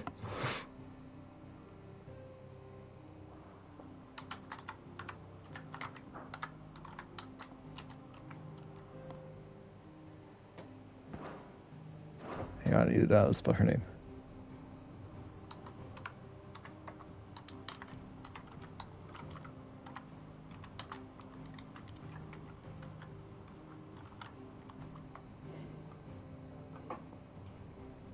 Here's the latest information I have. Clive. Dion. Attendant to Dion. Ultima. It's really freaking creepy.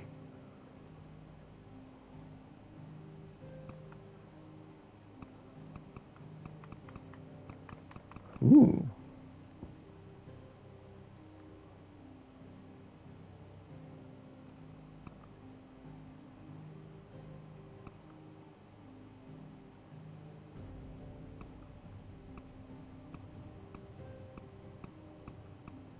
I like this.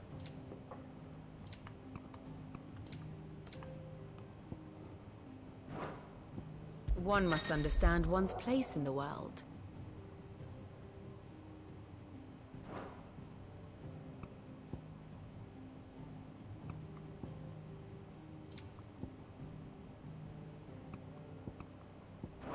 Thus ends today's lesson.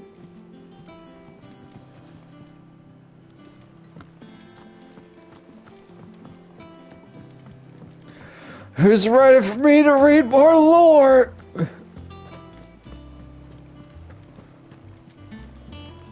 Oh, hi, Jill. Everyone seems so happy to see us. It's good to be home.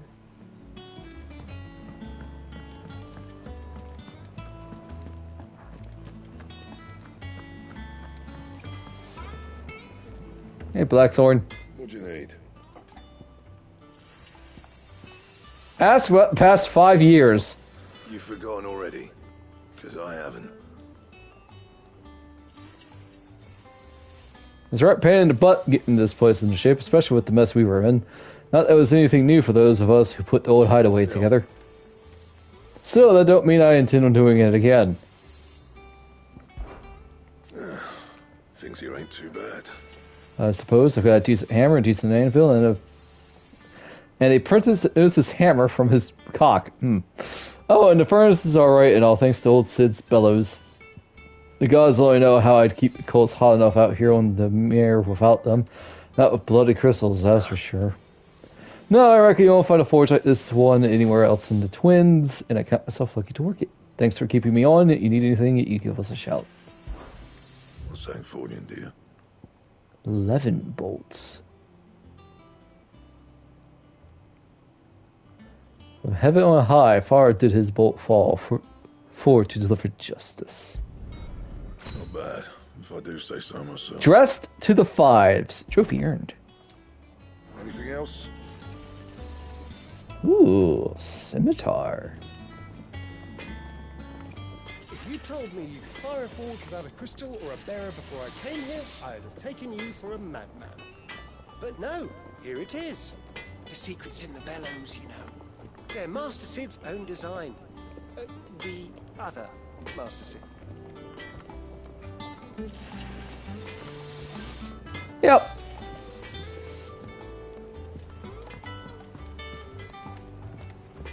So, Endless, if you're still here, basically no one in this world can really do anything without the use of help of crystals.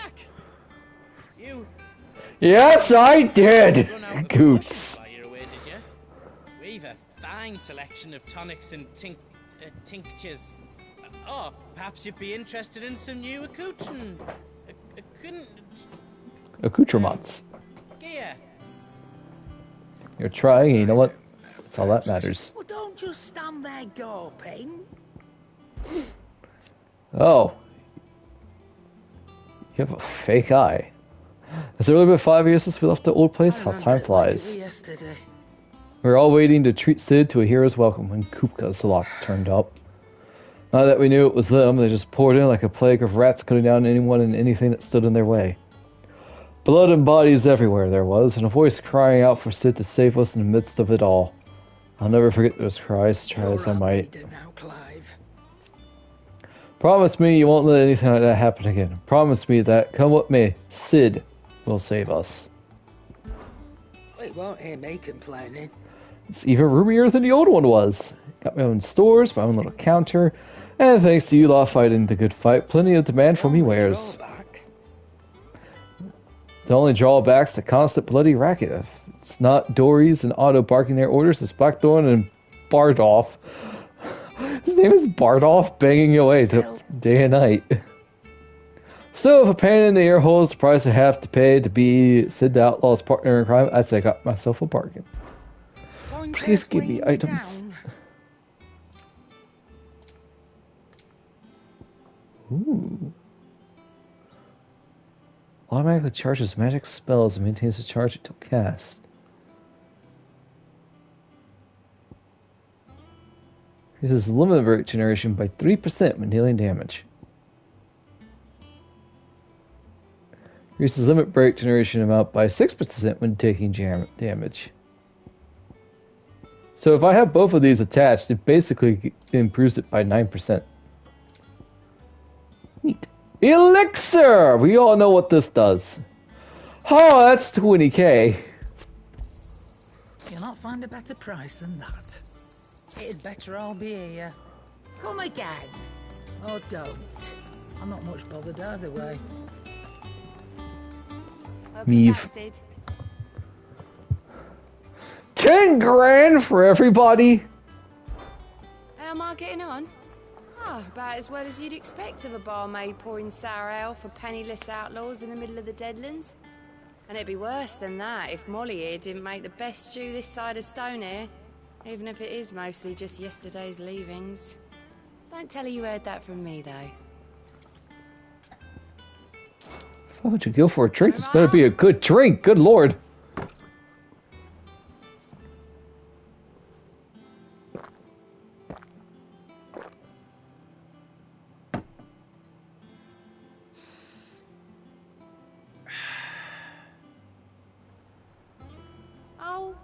keep your mug handy.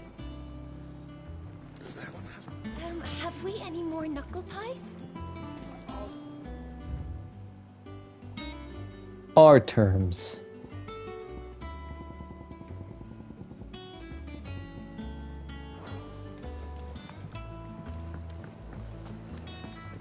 Hey, Lucan Larkstongue. Hither yon dance autumn winds atop the rotten pier. Well, at least you got a name instead of Spooty.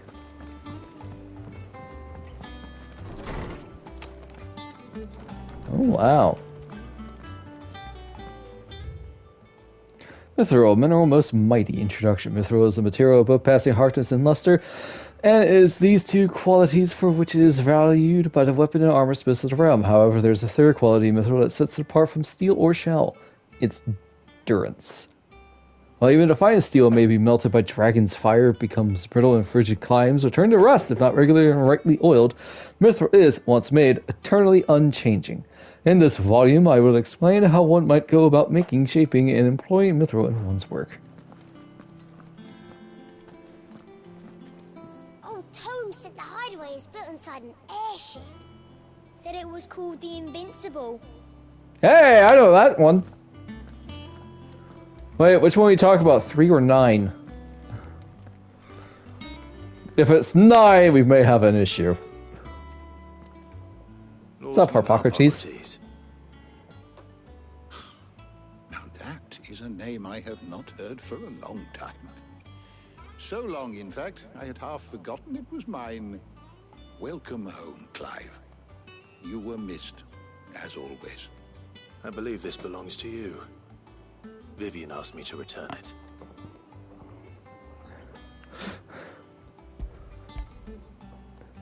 Evia meets Vivian. Oh no. Vivian is teacher. Oh no. A resident scholar devours books faster than young Tet does lemon tarts. Would that I could do the same. But alas, I no longer possess the necessary constitution for such indulgence, either in words or tarts. That said, I have continued my search for mention of the creature you encountered at Drake's Head. But without access to the great libraries of Oriflamme or the Dominion, I regret that I have been able to find little and less. I am sorry. Please, don't apologize. I'll send word to our associates. See if they can't furnish you with more books. I fear it is not more books that I require, but the right ones. Mayhap we look in the wrong places. There are still libraries to the north. I'll see what I can do. You are too kind. There are not many in this world who would indulge the whims of a tired old historian. Not too tired to go filching Kupo nuts, though. Always got a pocket for him. Nicks him off the Moogle. Hush now. We all know there's no such thing as Moogles. What the? It's back. Gone. I will kill you. Far too little for one so young. The loss of their parents Centipede. weighs heavy on them. However well they hide it. Titan took much from us that night. From some more than others. And the wounds that remain, they are not quick to heal. Which is why we must give them all the time they need. That we must. Just as I must give you the time you need to recuperate. Good day, Clive. Good day. So, I'll be back soon. I should get some rest while I can. So, Endless, the fight with Typhon, freaking amazing. Second, why is everyone saying, oh no, about Vivian? Well, for one thing, I have learned I like tan-skinned women, or dark-skinned women. Doesn't matter, I like women in general. I like silver hair, as my friend Mesa Spades loves to point out. And I have a thing for teachers. So, triple threat. I'm done. I still remember. I still remember the day I first met Tet and Crow, chasing their father about the hideaway, one moment clinging to their mother's kirtle the next. The twins' love for their parents was something to behold, so fierce and pure. When they passed, I feared the void they left in the children's lives could never be filled. Neither spoke nor smiled for years, hiding themselves away here in the shells to bury their sorrows in the leaves of these homes. Thank goodness they did. For I believe the stories proved a welcome distraction, as over time their pain faded, and now they laugh and frolic as they once did, if not with more vigor. They remind us that no matter how deep our wounds, we all have the capacity to heal. And that happiness lost may be found again. Yeah. It has been difficult, certainly. When Titan visited his wrath upon us on that dreadful night, we lost much. He robbed us not only of our home and our loved ones, but of that which Cid fought fiercest to preserve, our hope. Hope that we might never have found it again had he not taken his name and become our light in the darkness. Do not let us hear. To Benumir and the invincible Ware among the ghosts that have fallen, our journey can continue. Here in the belly of a Leviathan untouched by the passing of 1,000 years, does our hope burn brighter than ever, and here may it burn for 1,000 more.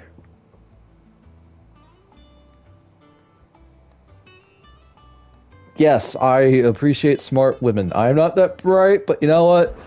If my girlfriend or wife is smarter than me, I'm super okay with that. Well, it's a far cry for the Imperial Library in Oriflamme. In 5 short years, we have amassed more volumes than most men and women might hope to see in their lifetime. No longer are the tales they contain hidden away from all but the privileged. We have liberated them that they may fill the minds of all who hunger for knowledge. Still, there is much more out there, and as long as I draw breath, I shall continue to gather what I can. Why, one day, a chronicle of your own adventures might even grace these shelves, or failing that, the floor. I have a few new notes that might interest you. Lore time! Hey, level 3. There is a rather fascinating excerpt I've been meaning to show you. Oh. If you have a question for me, I should be happy to answer it. Alright, bestiary.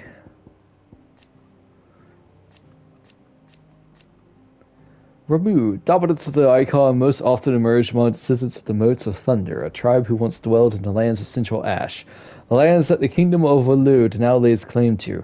Mayhap in part due to the tribe's comparatively advanced learning, Ramu is associated with wisdom and judgment to this day. Typhon. Seemingly drawn to the destruction of the heart of Drake's head, Ultima emerged from a Terran reality wearing the skin of Typhon, a withered and wizened colossus, and drew Clive to a space between worlds, wherein the ethereal entity might test his worth as a vessel.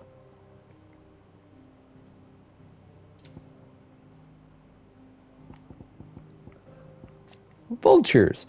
Opportunistic avians that, like many other predatory birds, prefer to stealthily swoop down on foes from above and skewer them with their razor-sharp beaks. Though they are thought to primarily feed on carrion and traveling in large flocks in search of the dead and dying, it is not uncommon for vultures to attack living prey when times are lean. If you happen to hear their eerily human-like calls, squawks, and warbles, it is best to find cover and quickly, or else you'll be on Alfred Hitchcock's The Birds. Panthers, archetypical predators known best for their brilliant spotted coats and a proclivity to lives of solitude. As is the case with most felines, the animals are severely strong-willed, and efforts by the Republican Army to harness their inborn speed and ferocity for use on the battlefield has been met with varying degrees of success. Antelope. A large herbivorous creature found mainly on storm. It has distinctive elaborate antlers and long sinuous limbs, which it uses to leap gracefully into the air. It attacks mainly with its antlers and rear legs, but many hunters are prepared to face such dangers nonetheless in order to acquire the lustrous, supple pelts for which these noble beasts are famed, not farmed. Dragon nets. Lesser dragons known for their nimbleness in flight. Those specimens of the Samberquois subspecies known more commonly as the worm or worm are somewhat easily tamed and as such widely employed in battle by the Imperial legions. Oh boy, there's a ton. Alright, we'll start here. Mythos. The name by which Ultima addresses Clive. It appears to be his title for the vessel for limitless power that he means to make of the young Lord Marquess. But to what end he requires such a thing, only Ultima knows. a name that the being knows ultimately gives to Clive. It appears to be synonymous with mythos. Whoops. Sid the Outlaw, leader of the faction believed responsible for the shattering Drake's head in 873. With this single act of infamy, Sid's name quickly spread to the four corners of Valisthea and beyond. The Continental Accord, an international pact made at the dawn of the present era, in which such matters of the treatment of bears and the establishment of a realm-wide currency were laid out. It formed the basis of much of Valisthean society as it stands today, including the branding of bears and their status as non-persons. It also put in place a universal calendar, marking a symbolic fresh start for mankind, albeit one which put magic users at a crippling disadvantage. Yeah, so, Endless, since you have been here from the beginning, branded are people who can use magic, and they're basically not treated as people, but tools. Fear uncertainly reigned in those early years following the sins of Zemeckis? Not wanting to further incur the wrath of the heavens, the few who survived the fall took to wandering the land, spurning magic and staying to the shadows, and so they lived for decades. One man, however, grew tired of this life, if it could be called that, and after bidding his companions farewell, climbed a grassy knoll overlooking a forest, a beech, and an alder. Here he gathered a pile of rubble and used it to build a humble shelter in which he spent the night. The next morning, however, instead of abandoning his work, as was his people's wont, he gathered more rocks, adding to the structure till the shelter had become a shack. This he continued for days, weeks, till the shack had become a home. At first, those few wanderers who passed the knoll would shun him, cursing the man under their breaths for his hubris. But as his estate grew, and one building became two, and two, three, the people began to slow their steps, and it was not long before some took to joining him on that knoll, gathering stones, building new lives, new destinies. This they did without magics or machines, without boon or blessing. They relied on naught but their hands and their backs, their wills and each other. And slowly house gave way to village, village to town, and town to nation. The man would one day die, as all men do, but those who remained continued his legacy, expanded upon it, and though his name was eventually forgotten, his spirit lives on to this day in the hearts of all Rosarians. That was nice. Beast. Animals whose evolution had become warped by exposure to ether, some gaining the ability to cast magics. Unlike bears, however, they seem to have developed little ethereal tolerance, so it's not uncommon to encounter Akashic beasts in the vicinity of ether floods. While beasts are sometimes tamed by humans for use in warfare, the soldiers in Sanbreque have a particular fondness for those descendants of ancient dragons. Yeah, because Dragoon.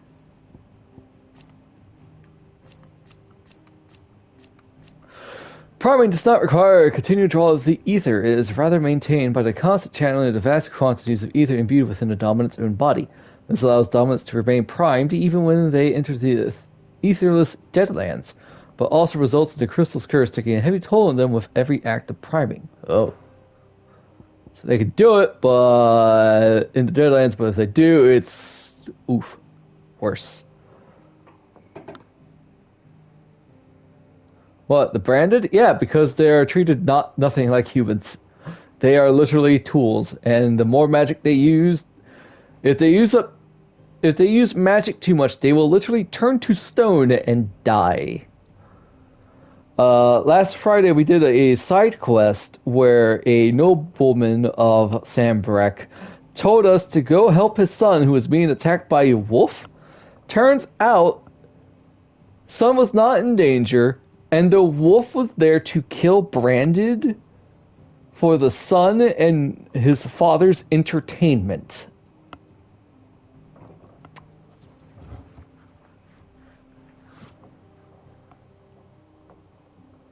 We killed the wolf. They wanted to get another wolf, a better wolf with bigger jaws and whatnot to tear out my throat.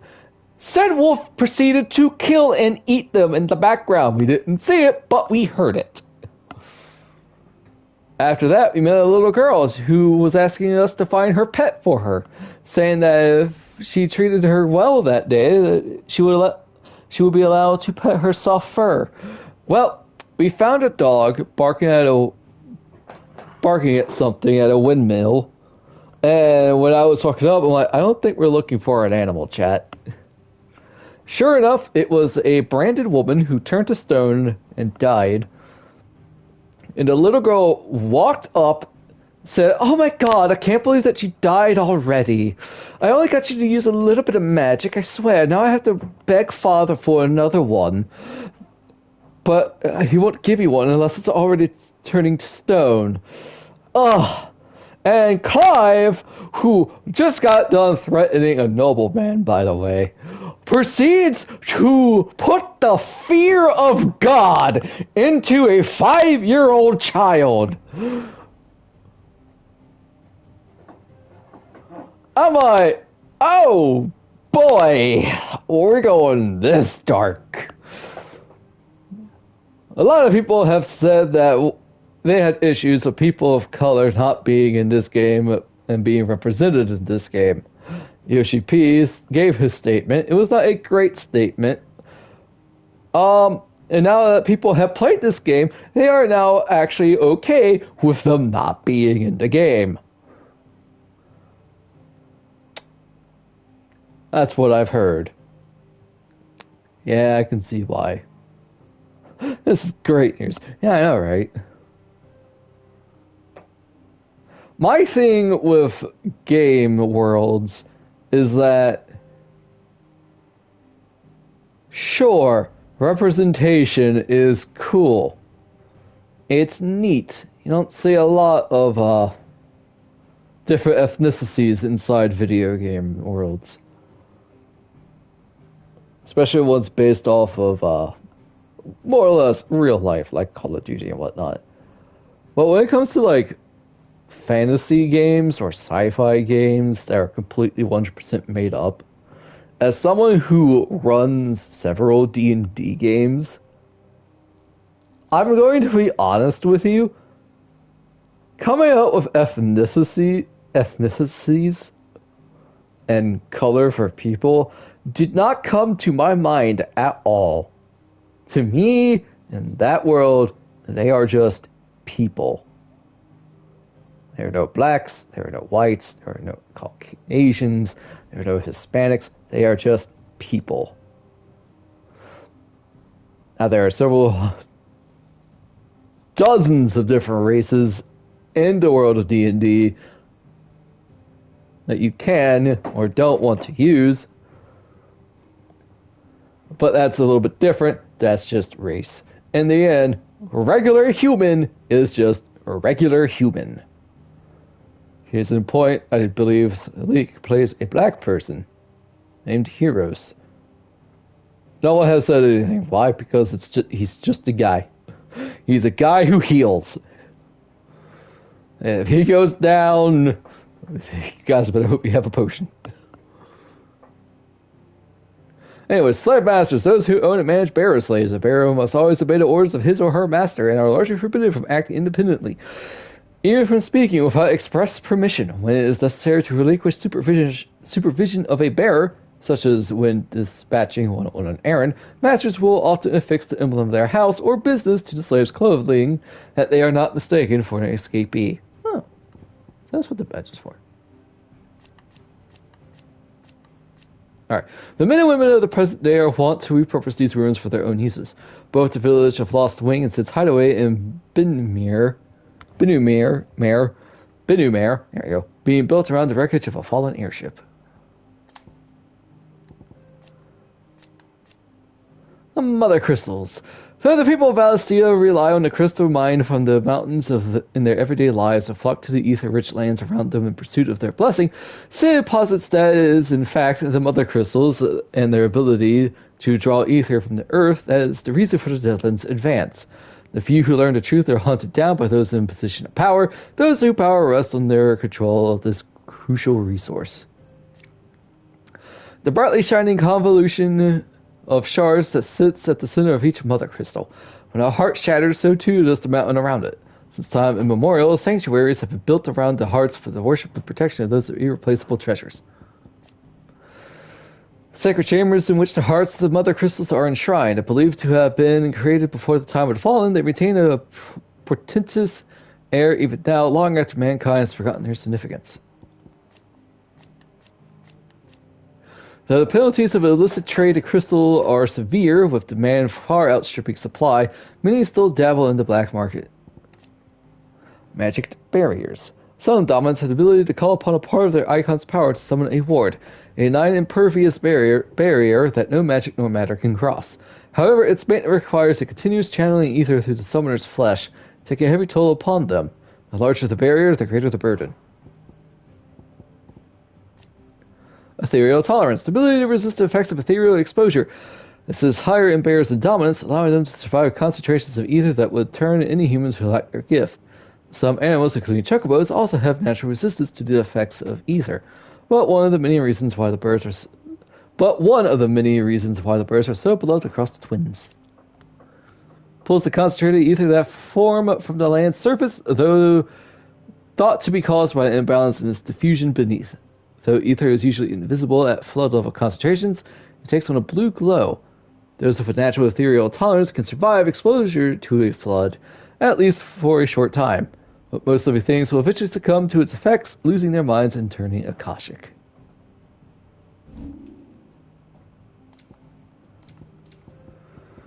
Oh, dear Lord. The state religion of the Holy Empire of Sanbreque, whose followers worship the goddess Griagor as the one true deity. At the church's head stands the Holy Emperor voted into office by his fellow cardinals, and supposedly their equal, though this is a witty recognized to be a convenient fiction. The followers of Griagor worship dragons as the sacred servants of their goddess, and since the founding days of the empire, have both doted and depended upon them.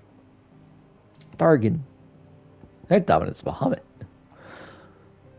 Non-aggression treaty, a pact in which was codified the agreement between nations to refrain from invading the crystalline dominion and laying claim to his mother crystal, Drake's Tail. It both cemented the Dominion's position at the center of world politics and placed checks on the ability of key players to exploit that position. Not anymore, apparently.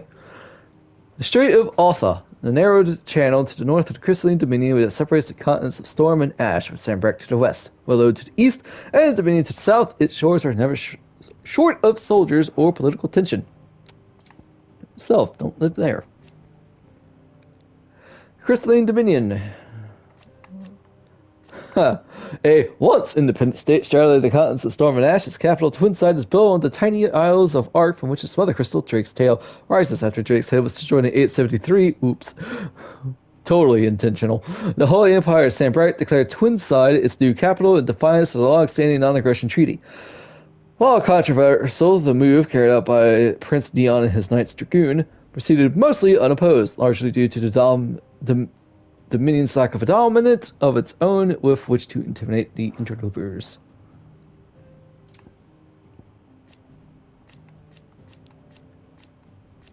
Okay. It is ruled over by Barnabas Tharmer, dominant of Odin and Warden of Darkness, who has long harbored ambitions of extending his reach to the neighboring continent of Storm. Somewhat surprisingly, the Sanbreque Emperor's incursion to the Crystalline Dominion prompted no immediate response from the king, who appears to be biding time and considering his next move.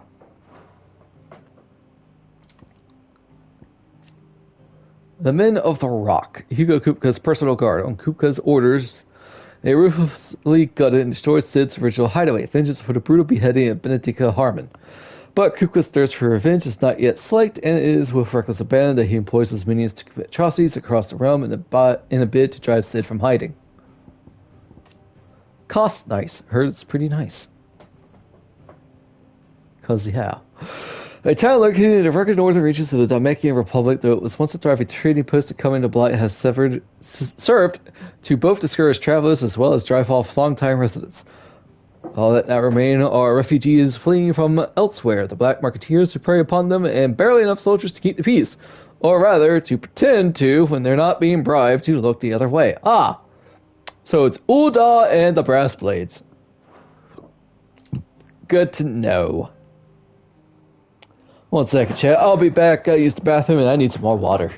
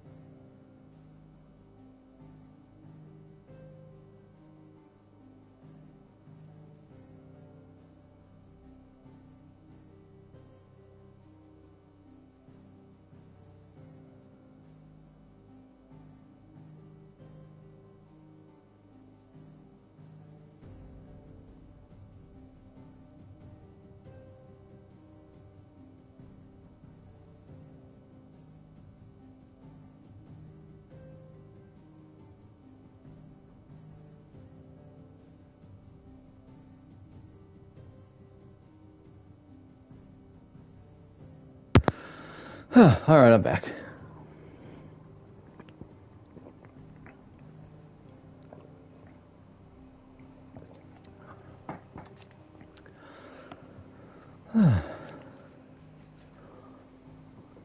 When Sanbreque moved its capital to the Crystalline Dominion, Northreach went from being a vital gateway to the seat of the Empire to a forgotten country backwater in a matter of moons. Oof. And with the fall of Drake's head, the ether was soon leached from the lands around it, leaving the fields fallow, and once thriving environs barren and lifeless. The Vale, Northreach's premier house of companionship. Brothel. While it is frequently maintained by Sanbreque's nobility and military, Lady Isabel welcomes all with the desire, and the coin, to protect the pleasures her skilled courtesans and courtiers offer. Few establishments in the Empire are as well loved or as oft visited. Moore, a farming village located in the rye fields of the Royal Meadows not far from the Sanbreque capital of Oriflamme. Her residents harbor a strong hatred for bears, more even than elsewhere in the Empire, making it a very dangerous place to visit for those who bear the brand. Glorious, a key strategic point to central Sanbreque, its location just south of Oriflamme makes it a vital first line of defense against any assault on the holy capital. The road from Northreach to Caer Norvent and beyond to the Crystal Belt bisects the area, ensuring a constant traffic to Sanbreque soldiers and traveling merchants. The Dragon's Eyrie, a gently sloping plain stretching east from the Sanbreque checkpoint of Northreach, as the name implies, is heavily populated with all manner of wild worms, and as much the lands remain relatively unspoiled by mankind. The Breadbasket, a region overlooking the Strait of Altha in the eastern part of Sanbreque, the bounty provided by its rich soil fed the Empire for generations until the ever-encroaching Bright intervened, displacing thousands in the process of the service which played no small part in the troubles that were later to engulf the imperial capital. Alrighty. Home of Hugo Kupka, almost said Kapka, dominant of Titan Kupka, obsessed with fighting Cid and extracting his revenge for the murder of Benedicta Hartman, co-opted the soldiers of the realm and had them commit to a series of atrocities in an attempt to flush them out of hiding. Simp, I believe is the correct term. After suffering the enormity of losing Drake's head to an audacious assault by the outlaw Cid in 873, the Empire set its sights on the mother crystal of its nearest neighbor, the Crystalline Dominion. Sanbreque's legions duly stormed the historically neutral territory and installed the imperial capital at Twinside. This brazen act of conquest sent shockwaves across Valistia and heightened the already considerable tension between the Empire and the Dominican Republic. Simp for simp. Former capital of the Holy Empire of Sanbreque, after his mother crystal was destroyed in an attack by Cid the Outlaw in the year 873, the decision was made to move the throne and her army south to the Crystalline Dominion, regardless of whether or not the Dominion citizens approved. Oriflamme has since fallen gradually into decline, having lost the mother's blessing and all the benefits it brought. Whiteworm Castle, the towering citadel from which the Holy Emperor of Sanbreque rules over the entirety of his demesne.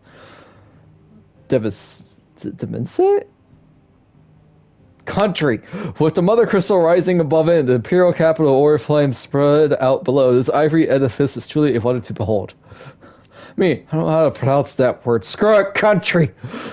The mother crystal upon which wings did Sanbreque ascend to geopolitical supremacy, it towered over the holy capital of Oriflamme, its mighty silhouette, a testament to the power and permanence of the empire. And then, in the year 873, it fell at the hand of Cid the Outlaw. We broke it. In the year 873, Cid the Outlaw, along with certain of his allies, infiltrated the Sanbreque capital of Oriflamme, bringing down its mother crystal in a daring and unprecedented attack. Investigations after the fact concluded that the infiltration took advantage of the disturbance caused by the ether flood to gain entry to the Empire's holy sanctum. Got a quick question. How was Torgal okay in the ether flood? Just asking. In the aftermath of the incident, Cid was declared a wanted man and the faction he led a criminal enterprise to be hounded across Valistia. Yeah. Long story short, we broke the thing that probably shouldn't have been broken. Council of Elders, advisors of the Holy Empire of Sanbreque and the highest body of government in the Empire. The council consists of 5 cardinals in the Gregorian Church who are intended to rule in the Empire's stead. The Emperor, meanwhile, is expected to serve as a constitutional monarch, but there is little to prevent one who wishes to impose their will upon the council from playing a more autocratic role. So fake democracy, then. The 5 cardinals, the senior statesmen that make up the highest office of government in Sanbreque after the Emperor himself, the Council of Elders. The council is comprised of the High Cardinal, representative of Central Sanbreque, the Holy Capital Oriflamme, and the 4 cardinals who administer the outer provinces to northern, southern, eastern, and western seas. Oh, I mean, you can read really fast. Am I going too fast for you guys? Come on, there's 1 more left. Oh. 3 more left. Nope, more. Fiddle.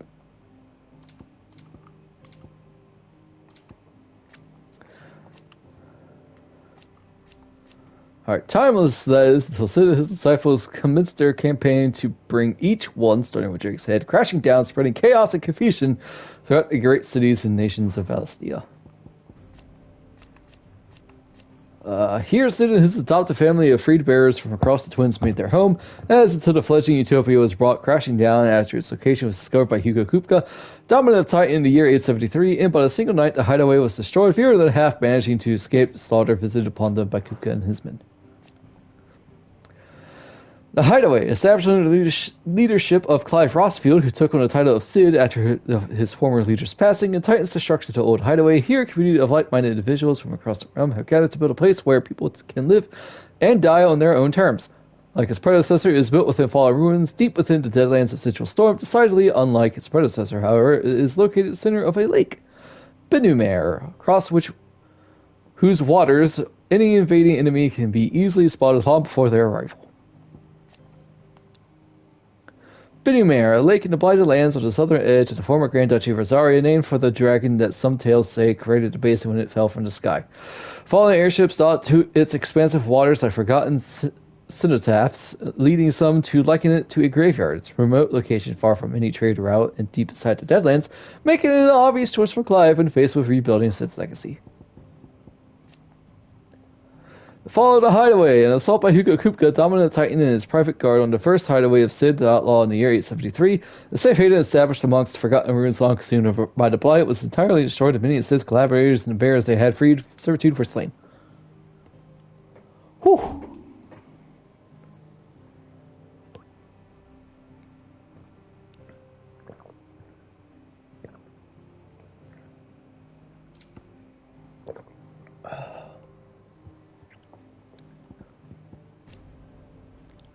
A-hole.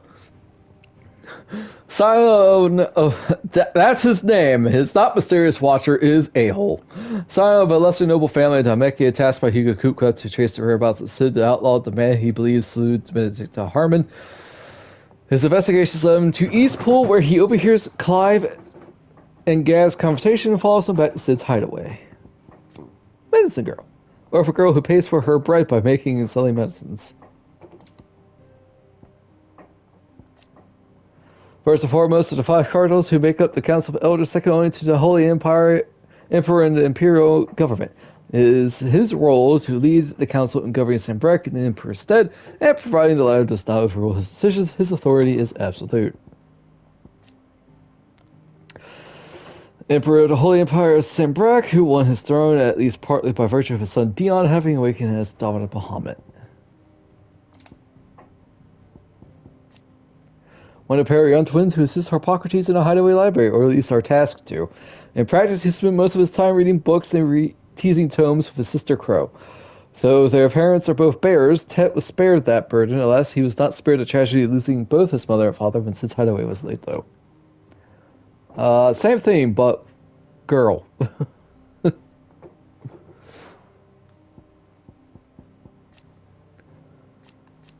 Prior to this Vale, North reaches foremost house of ill repute and one of Cid's trusted collaborators. Isabel is much admired by the populace for her elegance and refinement, qualities that have earned her the title of the Dame. Friend of Cid's and later Clive's, who keeps an ever vigil in the comings and goings of Dhameke from his hometown of Costas. Kenneth. died. Sadness. An old friend of Otto's from his merchant seaman days now served as ferryman between the shores of Binumere and Clive's hideaway.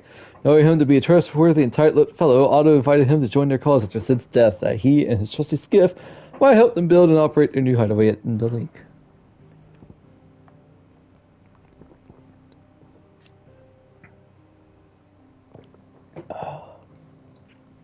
Landlady of the Tub and Crown, the hideaway is a much-loved alehouse. Though she was born in Rosario, her enslavement as a bear saw her transported to Sandbreck to work in wheat fields. However, when the farmer was unhappy with the harvest and thought to make an example of her for her fellow slaves, the Cursebreaker stepped in to instead teach him the error of his ways. Got Otto's loyal lackey tasked with he had lived Vivian Ninetails.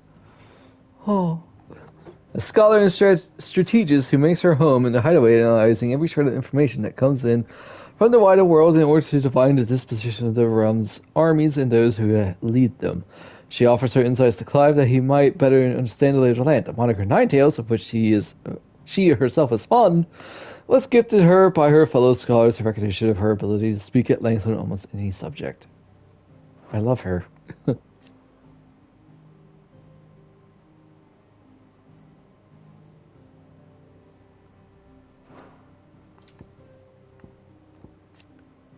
Alive! Dominant of the Phoenix and former heir to the ducal throne, Joshua was thought to have died at the hands of the second Icon of Fire during the disaster of Phoenix Gate. However, he is very much alive, traveling the realm even now, his true identity hidden by a heavy cowl and an assumed name, that of Lord Margrace.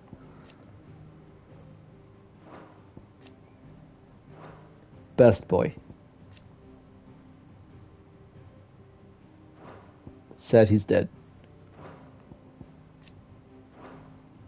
We know who these people are.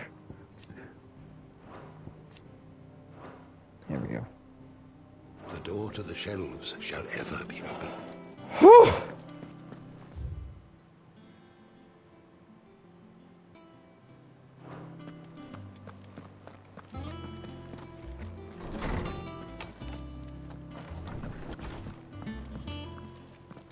Hey, Tarsha.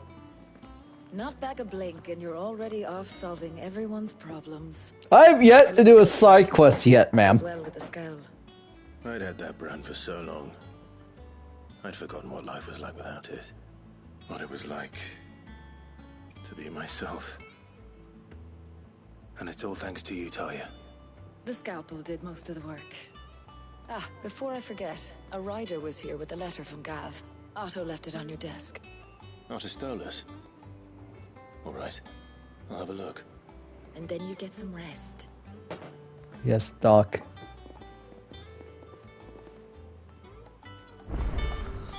What could Gav have thought worthy of a letter? Once the hall's swept, it's over to the Tavern Crown for me.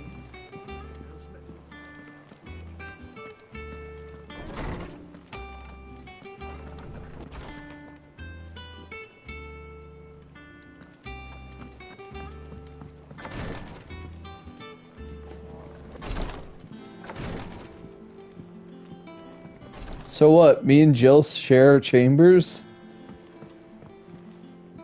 Wall of Memories. The Oath. Oh, hey.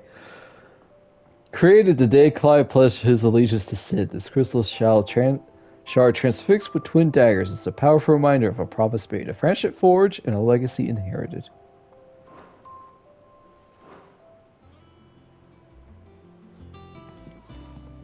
Hi, honey. He was here earlier with a letter from Gav.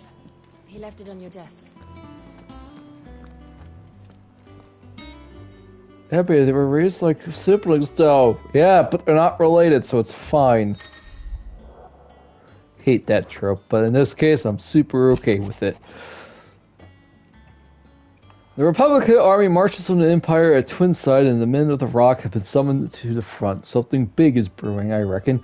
I'll see you're done to wear upon my return. Sorry, I see you're done to wear... Freaking old English. What does Gav have to say? The Republican army is on the march, leaving Randalar in Hugo Kupka's charge. With him and his men occupied with the defense of the capital, they're less likely to trouble us. Good news, then.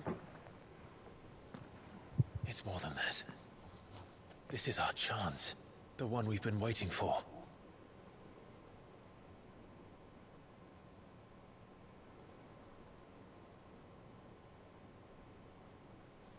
But look how far we've come. All that we have here, our friends, the hideout. We'll just do this as a pause. Thought she was a childhood friend or staff relative? No! It has been a while since the prologue. No, Jill was basically taken in by, You know what? We'll check the active Time Lore. Oh, wait, never mind. Poop. They were basically raised together after Jill's home was essentially taken out by the Blight. So, her, Clive, and Joshua are essentially like family, but not family. They're more than childhood friend, but they're not like family. In this case, I'm shipping them hard, and you will not stop me. Are they not cause for joy? 5 years. 5 long years. If I could only command this power I've been granted, we might have achieved so much more. But each time I reach for it, it's like something is holding me back. Summoning an icon exacts a price not easily paid. Your body knows this only too well. It's merely trying to save you from yourself. They are not... And every burden I cannot bear falls to you. What's... Caravan... We don't know the legality... We don't know the adoption system in this world, okay? We don't even know they even have an adoption system. They were taken in by his family. She was raised up with them. They are not family, but they're more or less act like brother and sister, but in this case, it's definitely a lot more, and I'm okay with this. And before people say, oh my god, marrying family is weird and raw. Listen, my granddad did it and it turned out okay. There were stipulations to that, and it was fine. And yes, it was actually legal. This mission of ours has made me question everything I thought I knew. But one thing has become abundantly clear. The crystals take more than they give. In Clive looks tired. Momentary comfort, we must endure a lifetime of pain, war after war, loss upon loss. And now they rob us of our very homes, leaving naught but dust and ash. Leather. But you're trying to change that. We're trying to change that. And to me, that's no burden. I know, but... Try not to forget. We're only here because Joshua gave us a second chance. It would be a pity to waste such a precious gift. Ah, so he does know that Joshua was alive. He was there. It wasn't an illusion. I heard him call out to Ultima.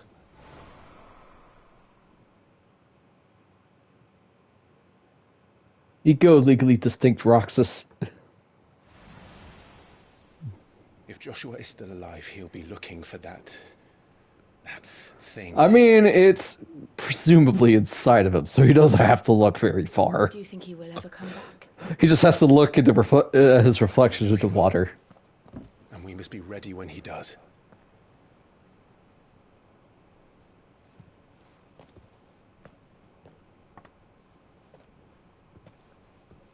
No, FF14 PTSD. No, don't drink it, Clive. I'm kidding. I'm sorry. To a world without Mother Crystal. Hey, it's the theme. To Cid.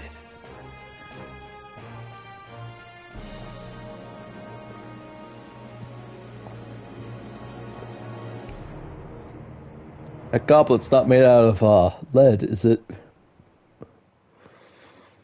Don't want you going paranoid and crazy like a half day. Meanwhile, hey, new outfit.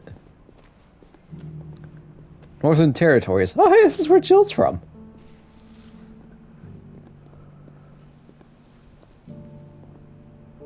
And so the North is lost.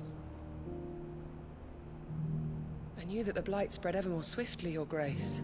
But this is far, far worse than any could have imagined. It is only a matter of time before the twins are no more.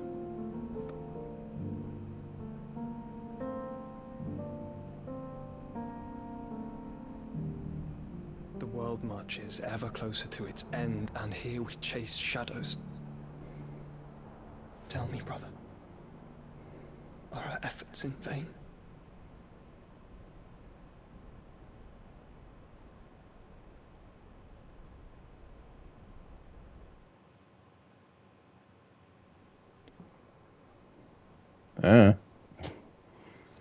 Master Clive, a moment, if you... my apologies, I didn't mean to... Not at all. We were just discussing strategy. Speak freely, Otto. It's Martha, from the inn. She's gone missing. What? No! Anyway, I'll be in the mess when you've finished. Let's go to Martha.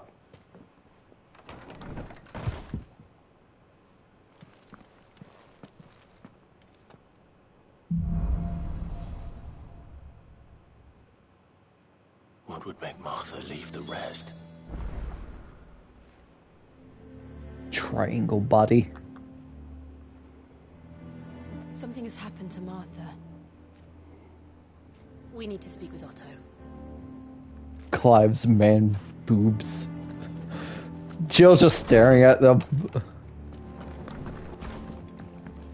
Saw a piece of art of Jill saying, I wear sunglasses so people can't see what I'm staring at. It's literally her staring at Clive's cleavage. Coin purse weighing you down. Fortunately, you don't have what I need. So you know what that means. Time to upgrade it. Clive. Hi. St. Fornian, do you?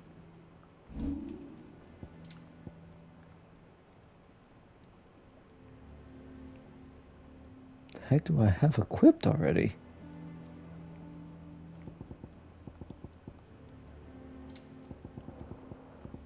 Anything else? Never mind. I guess I don't need to do anything at all. Ah, yes, the Arete Stone.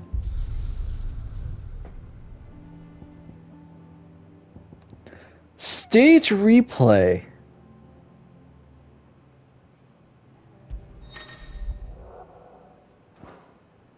Ooh.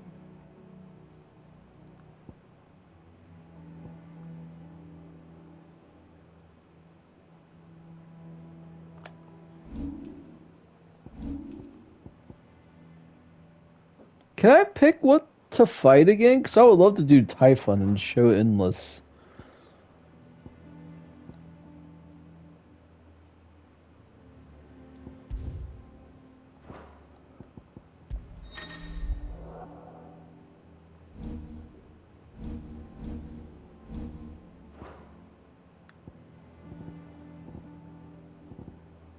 Oh, I can!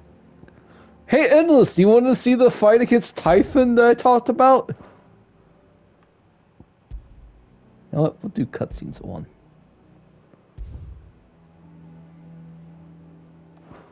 Ah, yes. Dark Clive.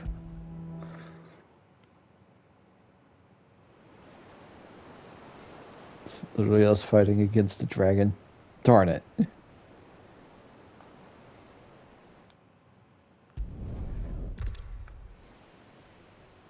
Do I have to replay the whole level? Darn it! I do have to play the whole level.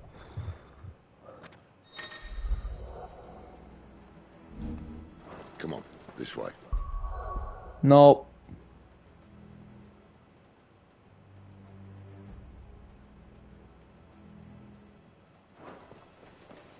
Try to stay out of sight.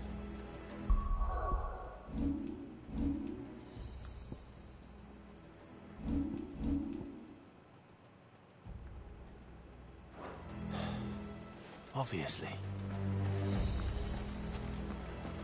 Don't worry, the passage is empty.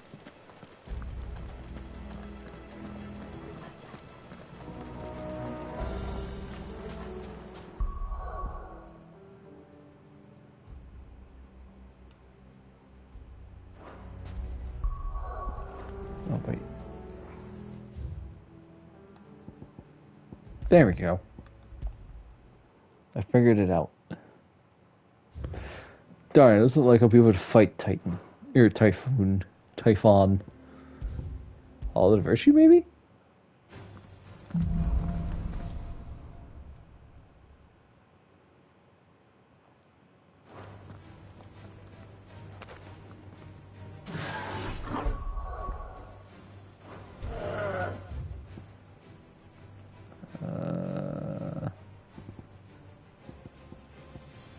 There you go, select target.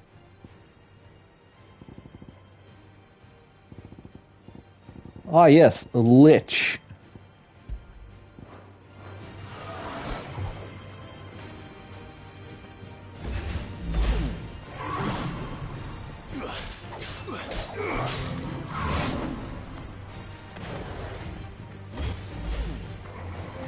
Too slow. Nice try.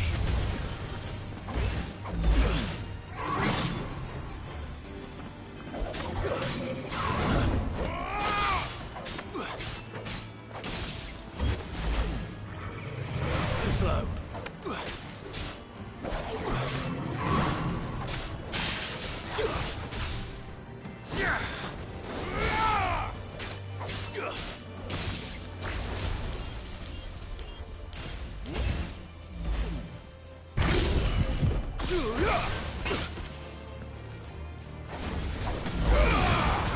try.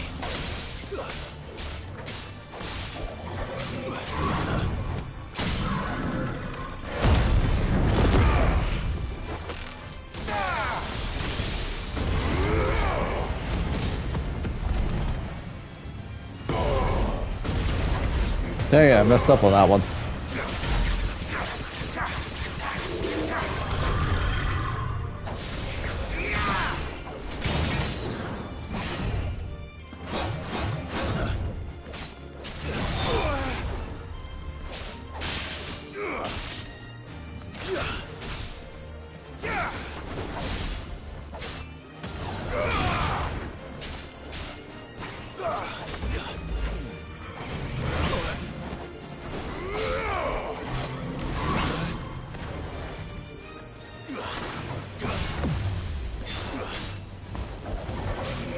Nice try.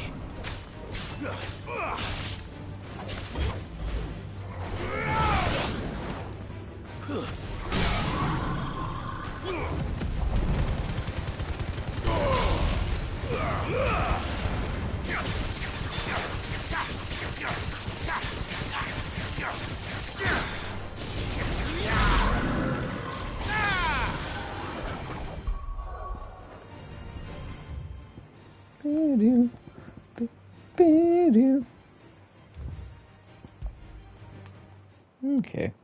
But said I can't fight Typhon by himself, but that's fine.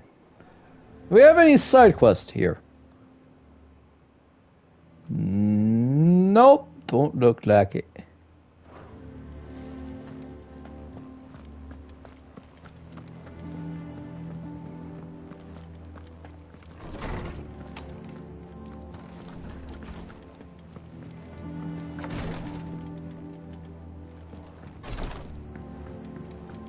Oh.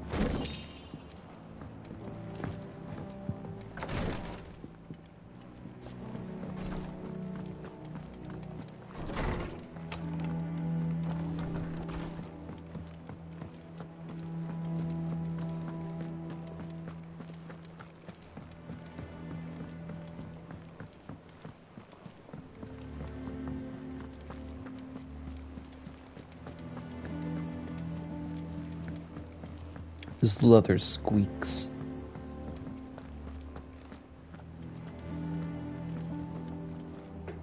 What do we know, Otto? Some lads from the Imperial garrison in Rosaria started a fight over at Martha's Rest. Blood was spilled, bones were broken. The usual. But somewhere in the middle of it all, Martha vanished without a word to anyone. And that ain't like her, Clive. Something's not right. You think this was planned? Of course it bloody was. Ever since Eastpool, the Empire's been tightening its grip on the Duchy's balls. They've strung up everyone who's ever set eyes on a runaway, claiming they're traitors to the Holy Throne, conspiring to restore the House of Rosfield to power. And now it sounds like the bastards have turned their attentions to the pallbearers meek enough to stay put. Naturally, old Martha could see the way the wind was blowing, complained that it was getting harder and harder to take bearers in. And now she's missing. If she's fallen into the hands of the Empire, we could be next. Couple of curse breakers are already on their way to the inn. They should help speed up the search. But if this is as bad as I think it is, you might end up having to save their asses and all. Don't worry, Otto. I'll make sure everyone gets home safe.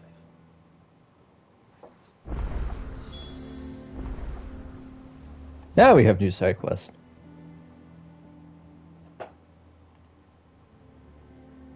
Oh, this is actually much bigger.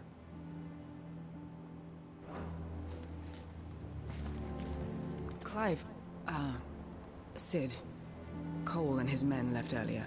I can have another party ready, if you deem it necessary.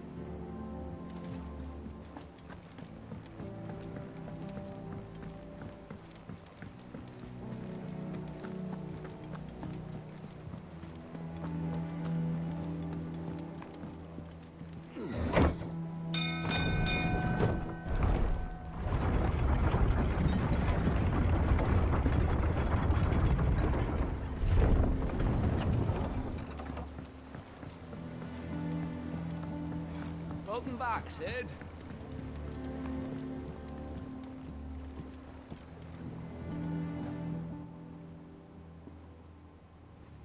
Damn blighted bilge. Is everything all right? Aside from the holes in my hull, everything's roses. The lake water doesn't agree with it, then? That's one way of putting it. And unless you got some grand scheme to suck the black from the lake like we do in the atrium, that slurry will keep eating away at the timber like young Tet does our lemon tarts. Suppose a coat of pitch might stave off the rock for a moon or so, assuming we had any pitch, which we don't. Not any bloody more. Doubt the old tub's got more than a dozen runs left in him. Cock and ball. Son of a Koji! Why? Of course, Obolus.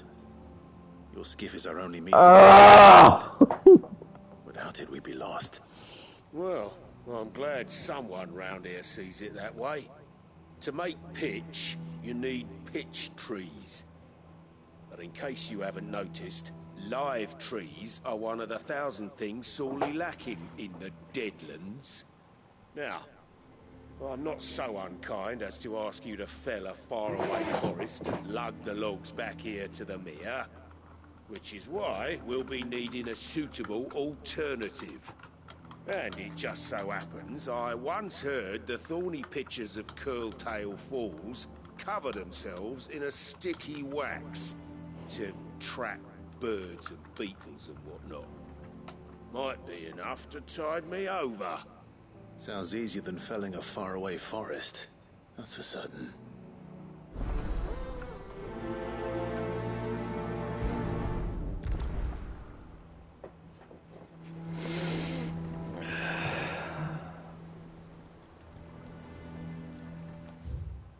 You know, I'm not even mad. I'm impressed. Good wordplay there, Koji Fox.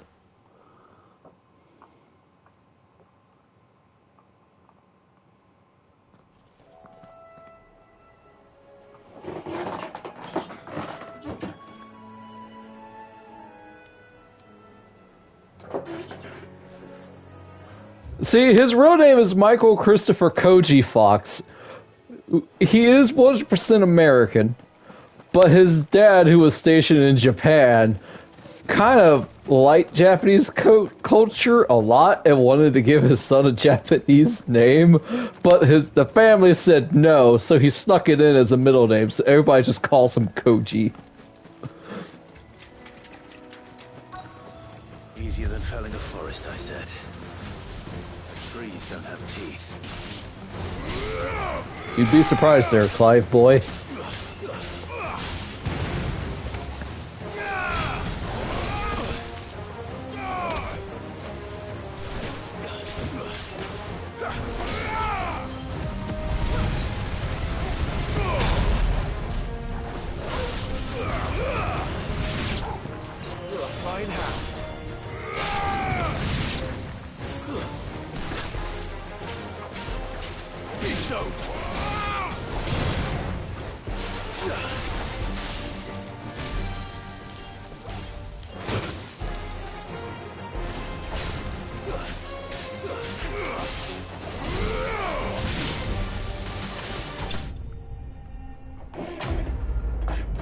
Good night, Endless. Thanks for stopping by.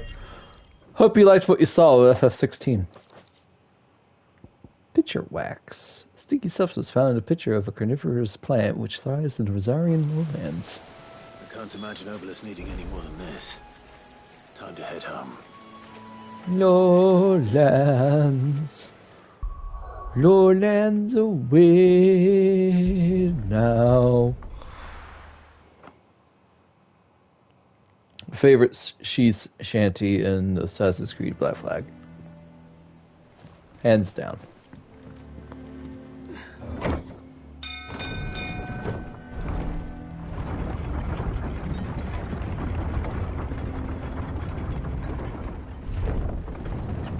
So it sounds like the water in the Deadlands is acidic?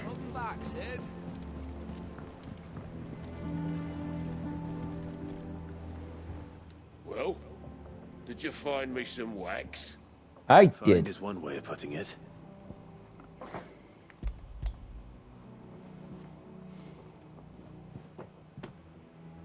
Ugh. Reeks like a chocobo's arse. Well, I don't suppose the Argo will mind as long as he stays above the waves. Argo? So your boat has a name? I didn't know.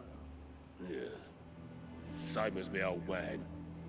He was a ferryman himself back before the Blight came. The boat's all I have left of him. And thanks to you, he'll sail another day. You're welcome. We kinda need your boat. So I'll happily help you keep it up to snuff. Badge of Might +1. Increase attack by 12. Ooh.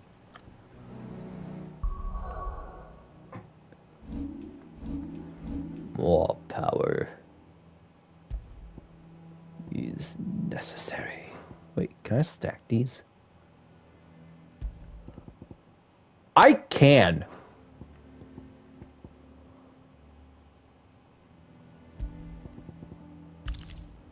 Yes.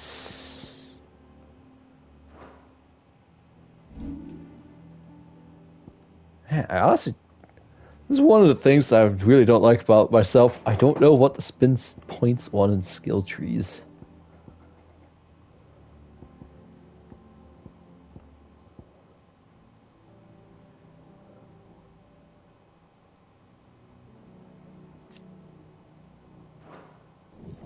Here, we'll do that. I kind of need a better trigger window.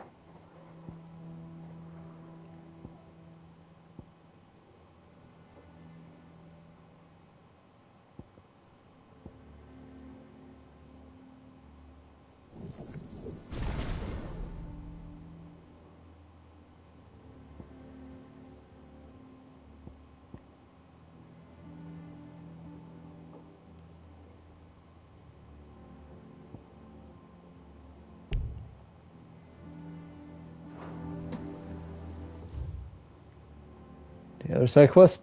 Nope.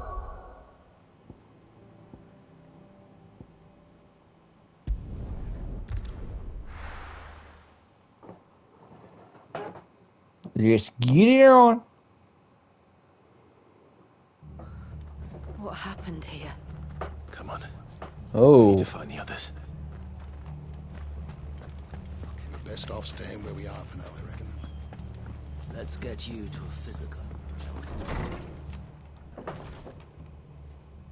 Sid? What said you'd be coming? Hi. I trust you don't mind. Also thought you might need some help. And it appears he was right. You, could say that, yes. They're saying the Imperials ascended like a storm. No one was spared their fury. Martha tried to step in and calm things down, but all our efforts got her were a pair of iron shackles and a hard march. Any idea where? Judging by their tracks, they headed towards Sorrowwise Bay. To the Abbey, sheltering Martha's bearers. The bastards. Jill and I will go after them.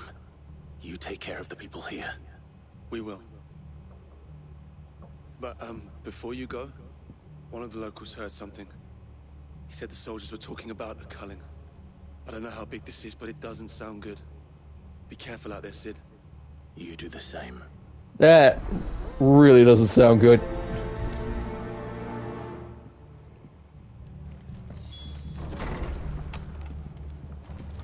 Cole is right. That was no tavern brawl. It was a message. But a culling. Bearers are the property of the Empire. The garrison wouldn't have the authority to act alone. The orders would have had to have come from higher up. Was it from Mom? I haven't seen her in a while. About 20 years at this point.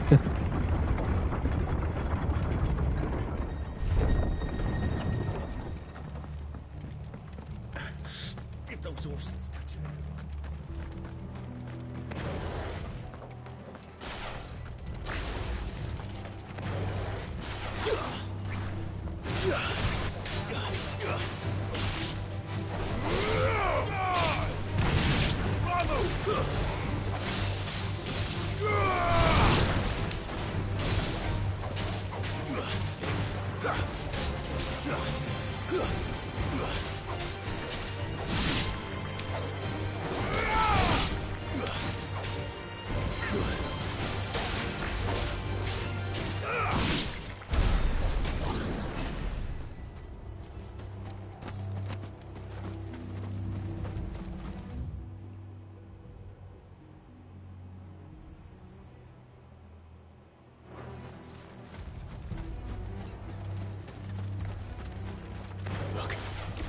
Up ahead.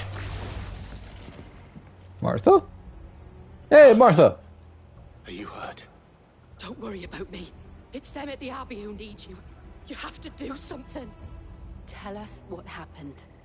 What happened? The damn Black Shields, that's what happened. Who are they? The Black Shields. The bastards caught wind. The abbot and I were held in bearers. They were gonna hang us both. When the sick rose from their beds. Oh. Their souls turned on the Imperials. Distracted them long enough for me to get away. Then they may still be alive. Martha, do you think you can make it back to the inn? Cole is there with the other curse breakers. I think so. Thank you, Clive. I think I'm gonna go live with you because F this.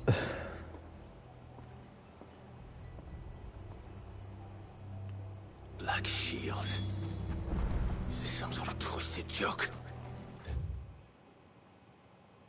There's only ever been one Order of Shields in Rosaria, and they fought to defend all her citizens. Seems a step too far, even for the Empire.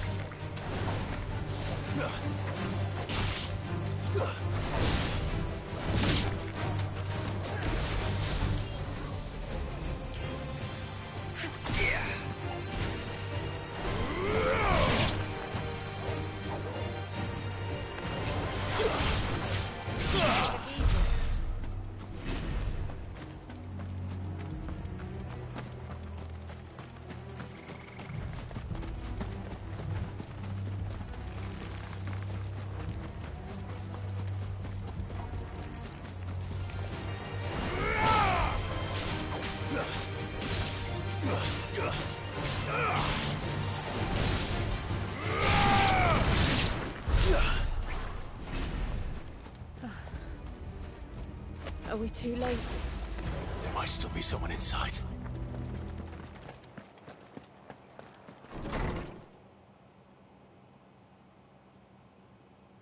Oh.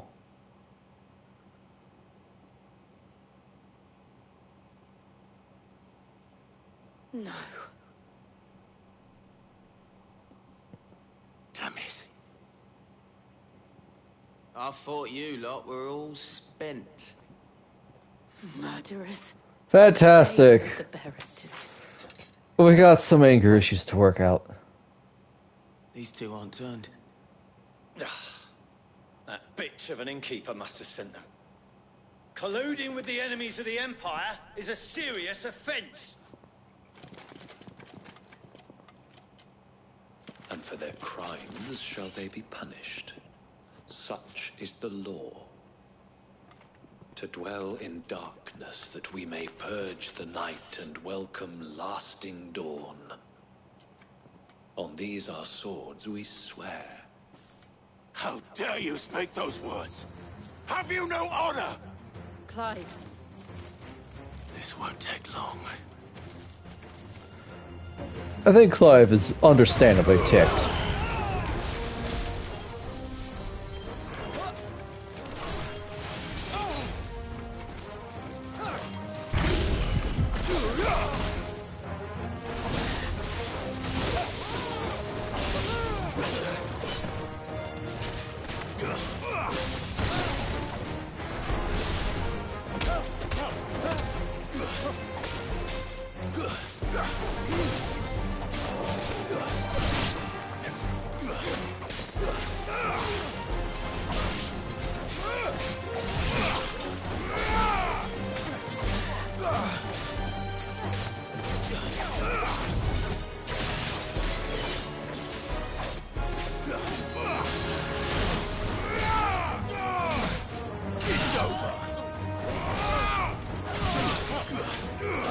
It's over.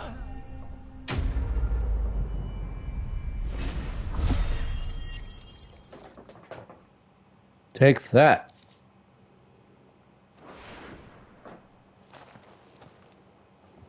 Is that all of them? I think so. Quest complete. There's some weird silence and then boom, done. Okay. Gouge cooldown time by 3 seconds. Ooh. I didn't see the abbot. He may still be alive.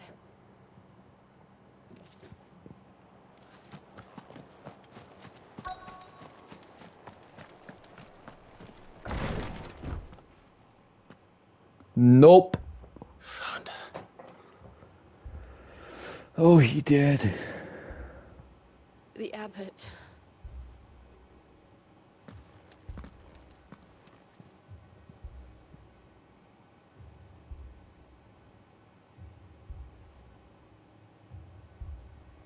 The bearers died protecting him. Calling upon what little magic they had left in their bodies. Clive. He's breathing. He alive? Oh. We're friends of Martha. We're here to help. Are the Imperials dead? Yes. Every last one. If only that were true.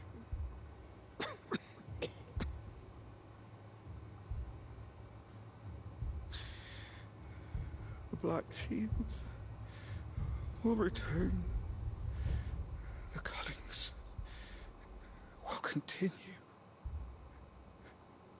Rosaria will never be safe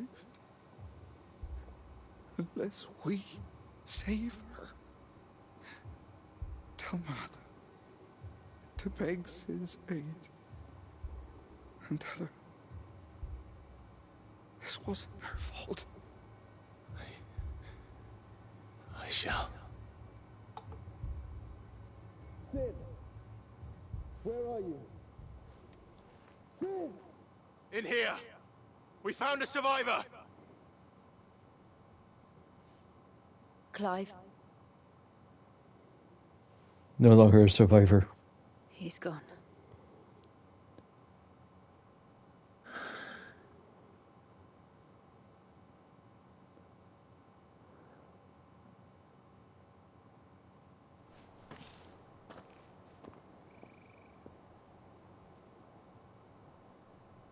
We've laid the abbot to rest.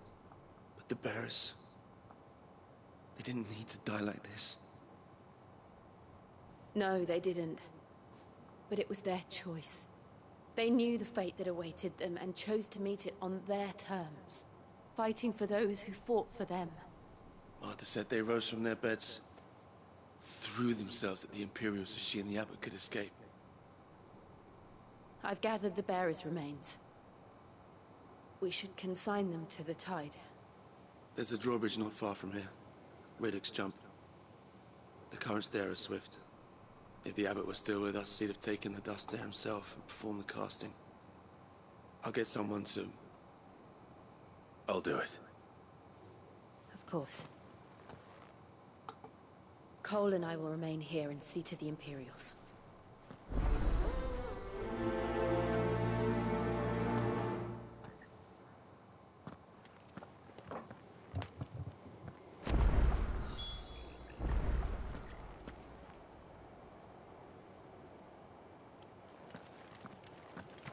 Having visions of Titan again in FF14.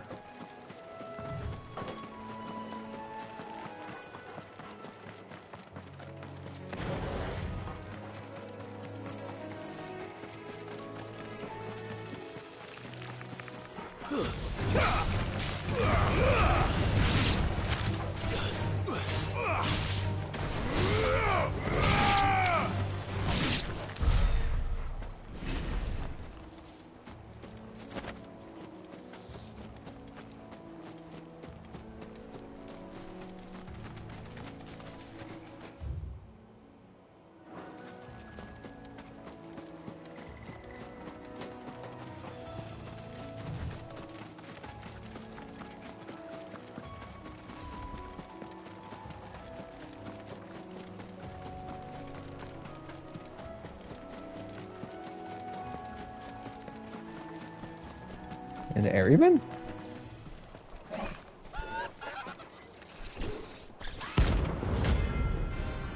Airyman, rank C, bounty.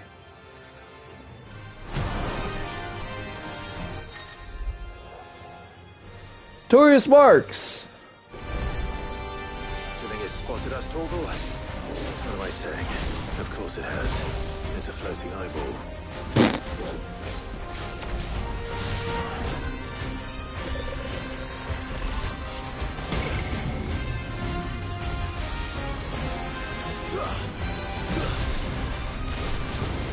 Slow. Nice try.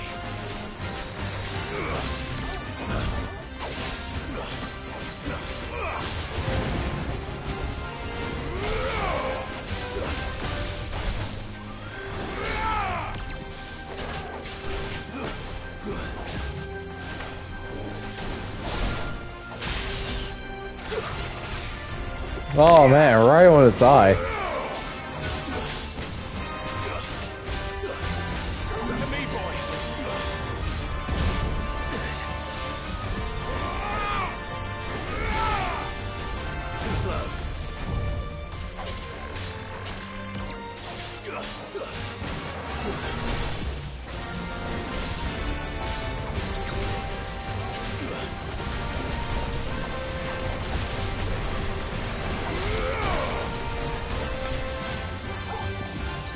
Fine how.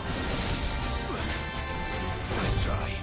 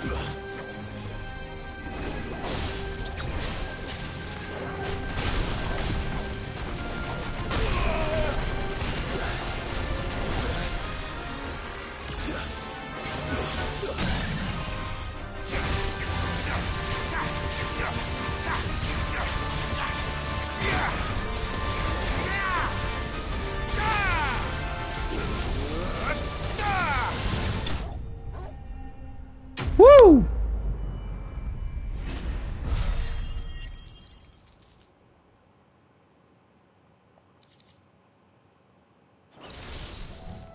You didn't see that coming. Ha ha! One-liner. Ah, dang it.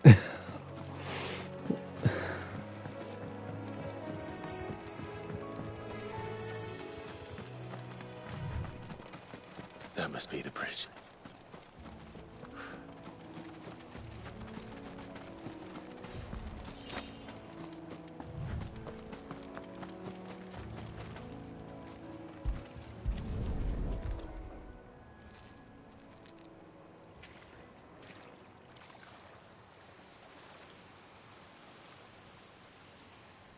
So shall the waters cleanse thee of thy burden, and bear it out to sea.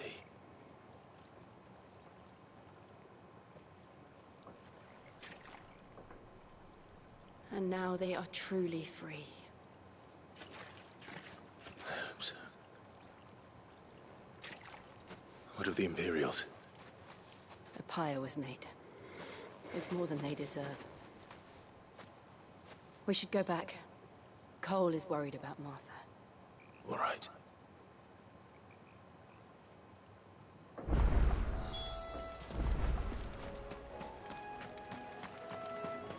Jill, I found a flying eyeball, but yeah, you wouldn't believe it was yellow, had wings, casted a spell known as Quagga and Doom, threw giant balls of, I can only assume was electricity at me.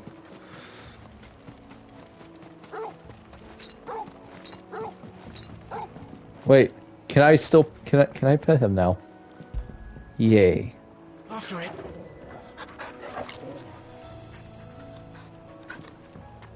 I guess doing it in the Crystal Sanctum was not the best time.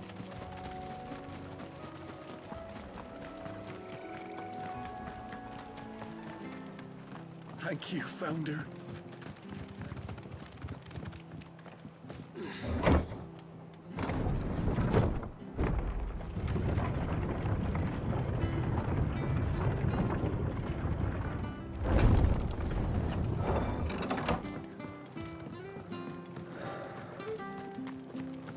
Glad Martha's safe.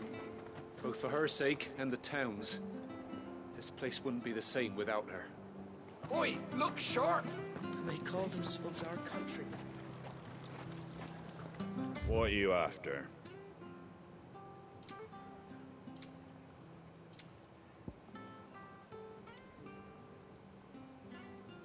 Shield on my left arm, sword brother at my right. The courage of my mother to see me through the fight. You know what? We'll pick this up just in case I might lose out on it. Thanks very much.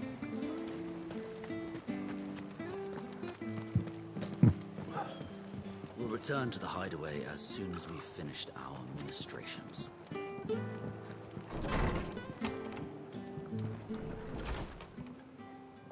No one survived then? Sorry. I'm sorry. Before he passed, one of them bade me tell you not to blame yourself. Does it mean I won't? Does it mean their blood's not on my hands? Cole said you cast their remains. That was good of you. But it should have been me. This was all my fault. How? You couldn't have known. But I did. And I turned a deaf ear to the warnings like the fool I am. The rumors started moons ago. Of black-clad devils descending on villages in the dead of night to slit the throats of sleeping bearers. But I assumed it was all just nonsense concocted by the Empire. Nothing but a ghost story meant to make folk think twice about lending a hand to a fugitive bearer. And in ordinary times you would have been right. What these Black Shields are doing is unthinkable. Which begs the question, why do it at all? My mother obviously has a hand in this. I cannot make sense of her actions. And picking what goes on in that woman's head is a job for someone with more time on their hands. Right now, I need swords and men to wield them, preferably big ones. If those Imperials think they can come in here again and Big men or big swords or they're in both? for a rude awakening. Oh, before I forget, a Stolas from Otto landed just before you arrived. He asked me to tell you that Gav has returned. Then we must as well. Will you be all right here, Martha? We can stay longer if you wish. No need. I'll be ready should the Imperials come calling. Though I wouldn't turn my nose up if you were to lend me a pair of them strapping young curse breakers.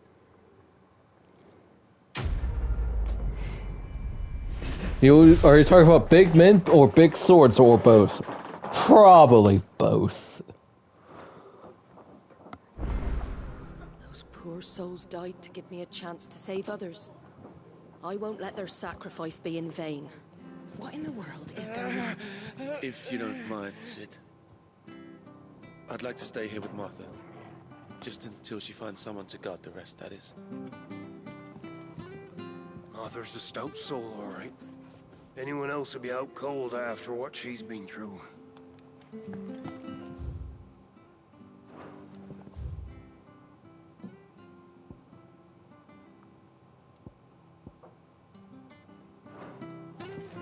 Here's a side quest. The White-Winged Wonder. We'll return to the hideaway as soon as we've finished our ministrations. Try not to move. It'll only make it worse. Oi! You there! Don't just pass me by. You handy with that sword of yours? Of course Yes. you are. Bet you're a bloody marvel with the thing. Now, question is, are you willing to use it or not? Because a flock of noble chocobos are in need of help. Chocobos? You heard me right. Wild birds? Hmm? The big ones? And not just any chocobos at that. Whiteheart and her flock are the bravest birds you ever did see. They protect travelers round these parts from bandits and the like. Chocobos. Fighting bandits. It's true. Why, they saved me from a gang of footpads only yesterday. Nasty lot they were too. And now, they're back. Looking to settle the score. Oh, go on then. Don't just stand there. Go and help them. All right. There's a good lad. Where can I find these chocobos? I saw him cut across the way over yonder. The rotten scoundrels were driving the poor things towards the old dock. It's a dead end, that is. You save Whiteheart and her flock, you hear me? There ain't a pluckier bird in all the world. She's a hero to us locals. And don't worry, you'll know her when you see her right enough. I'm sure I will. And good luck to you. And give those no-good bastards a hiding from me. Select the Save Your Steed from Lightning Returns. You turned out to be the Eidolon Odin. Which, by the way, I lost my mind when I learned that. Whiteheart. That's quite a name for a chocobo.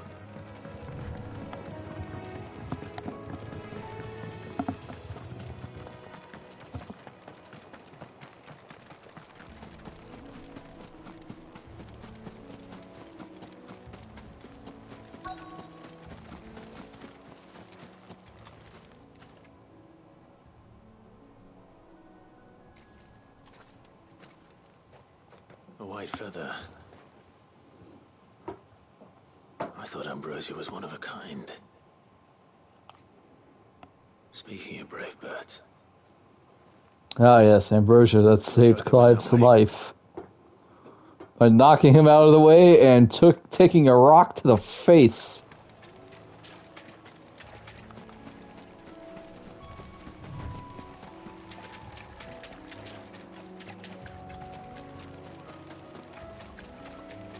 These chocobos aren't going down without a fight. God dang.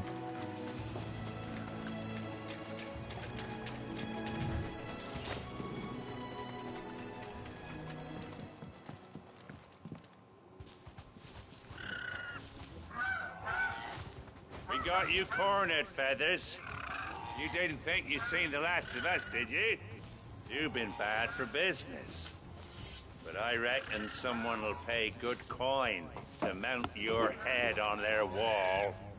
Not around here, they won't. Oh. And why's that, eh?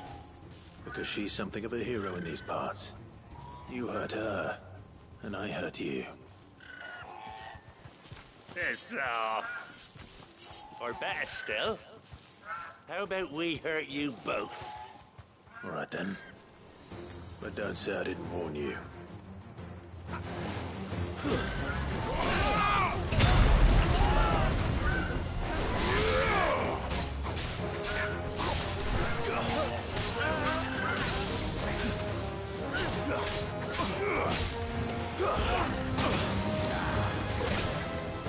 Not good. Wow.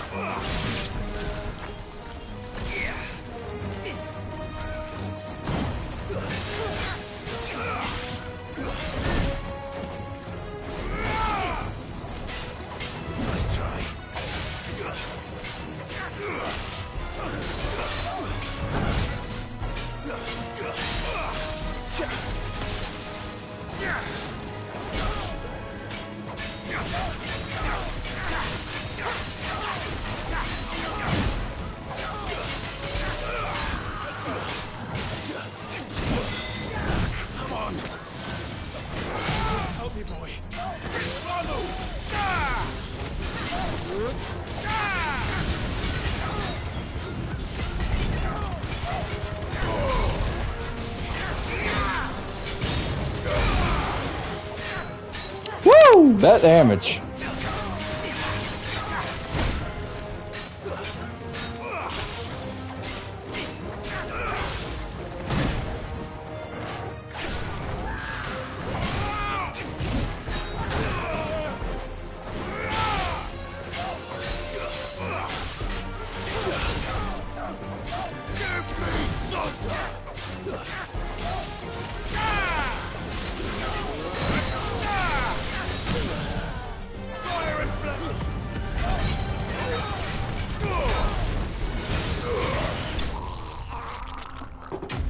Wow, that was a gurgle. Also, when I switched to Ramuh, Clive yelled, "Give me thunder!"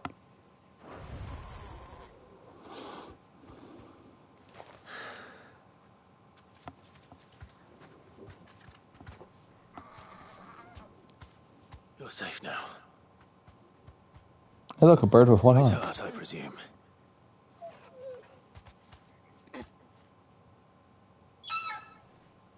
Queh. Do you know her, boy?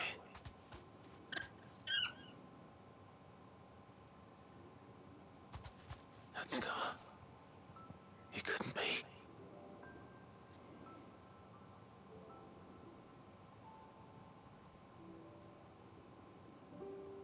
Hey, Clive's chocobo stayed alive.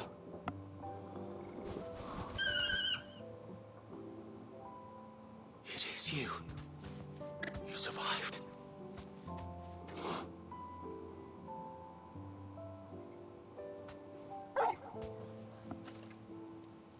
And you found yourself a flock.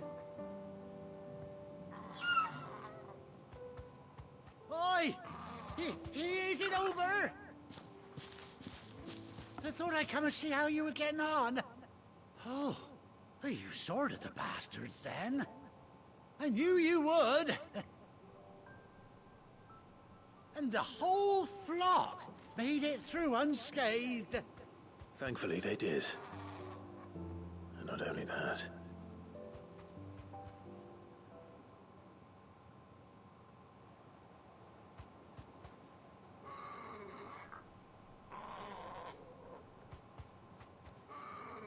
Well, I'll be. I never stopped to think our hero here might once have been someone's mound. Though I dare say she'd suit a fine fellow like yourself. Reckon our feathered friend must have learned a thing or two from her master. Kind-hearted warrior that you are. Bird like her would have cost a princely sum. You born a lord or something? Well, Oh, no, sorry. I didn't mean to pry. Don't matter who you are. You done right by me. What is it, girl? She wants her master back, I reckon.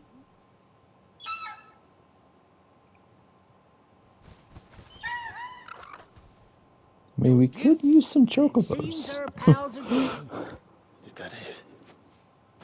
It's not the best place for a chocobo stables, but you know, we could probably make it do. Well, bugger me if this ain't a heartwarming sight. The lads down the stables will be hearing about this tonight. Oh, stay right where you are.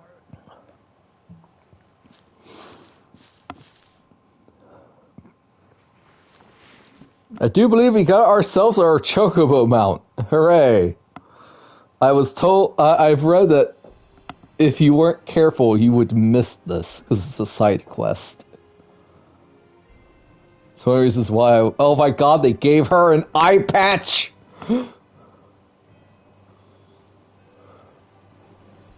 Doesn't she cut an handsome figure, eh? She does. How much do I owe you? They gave her an eye patch! Style, old Whiteheart. Oh, I'll be sad to see her go, of course. But she's earned her right to happiness and more besides. Don't you worry. We'll get along just fine without her. You hear that, Whiteheart? You've earned yourself some time off. You have fun traveling with your master now.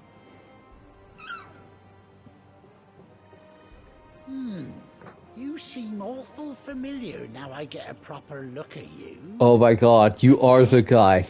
When those You are him! on the road, didn't you? I knew it! No. That can't be right. That fellow was a bearer. Must have been my double. Oh, must have been, eh? Oh, that'll be the excitement getting to me.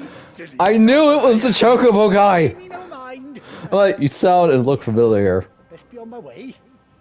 Good luck to the both of you.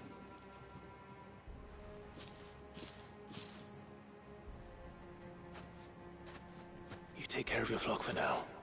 I'll call you when I need you.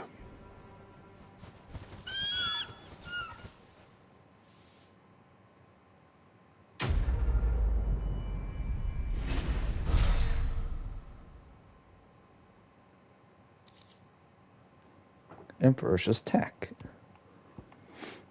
Bespoke saddle and blinders worn by Clive's childhood chocobo Ambrosia. Queh. Displayed in Clive's chambers. Ooh! Yay! Chocobo unlocked!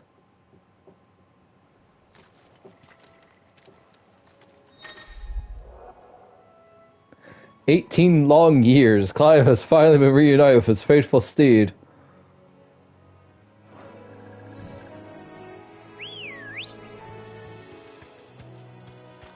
Come on.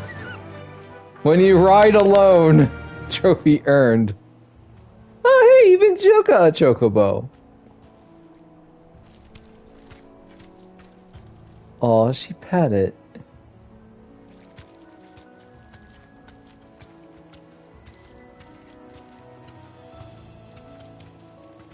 Oh wow, that is some force. I was not expecting force. Run like the wind.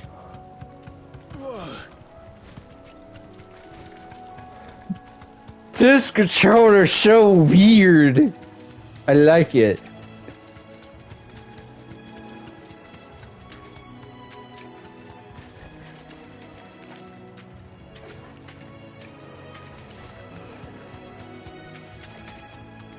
It said no Chocobo theme though.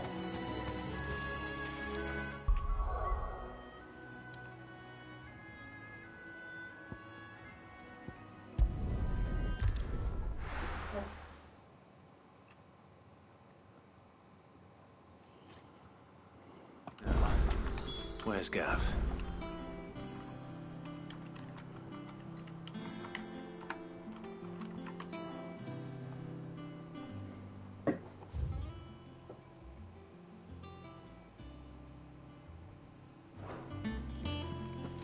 Gav should be back by now. I hear there's trouble.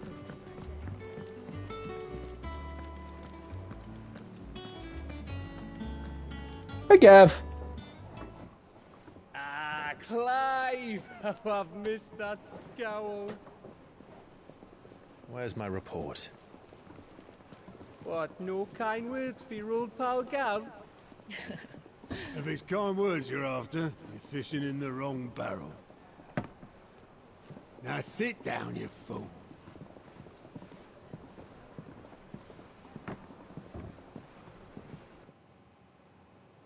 So, you remember how Whoa. quick the Empire was to occupy the Dominion after the fall of Drake's Head? And how pissed off all the other nations were that they didn't think to do it first? Half a century of independence gone at the whim of a madman. So much for their bloody treaty. Clearly, the promise of unblighted land and the world's supply of crystals was too much for his radiance to resist. And now the Republic's finally decided to follow suit, using liberation as an excuse to declare war on Sambrek. Lined up right outside the Dominion's gates as we speak, looking to starve the Imperials into submission. And now all eyes are on the Strait of Author. Well, the two nations beat their shields. The rest sharpen their daggers, ready to set upon the war-weary victor. They'll never see us coming. It's time we moved on the Mother Crystals.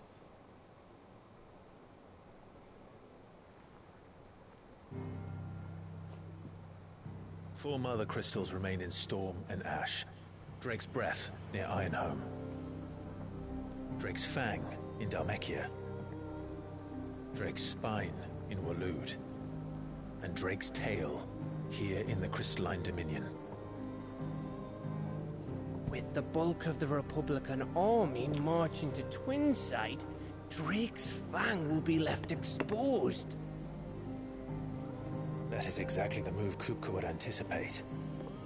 And if there is anything these past 5 years have taught us, is that he loves his traps. There is one place, however, where nobody will be expecting us to go. Drake's Breath.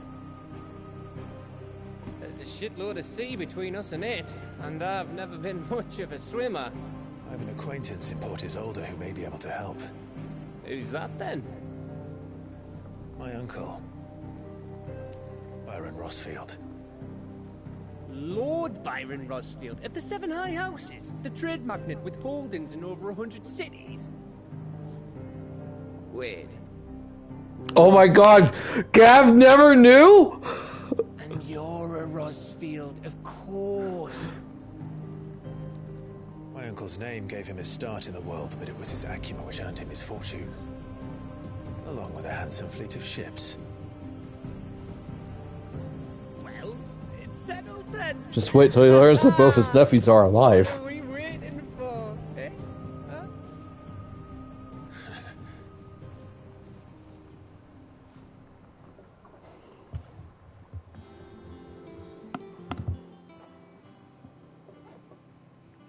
No. Ah, see, some stuff has opened up.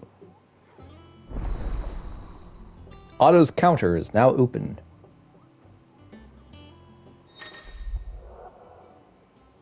The Allied reports come back. The Hunt Board is new and the Patriot's Whisper is new.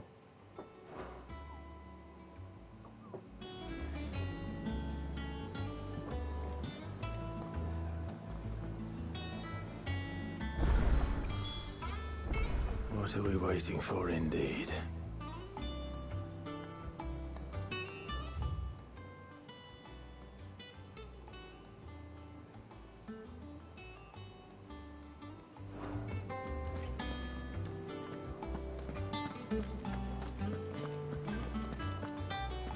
I think it's all right to touch him.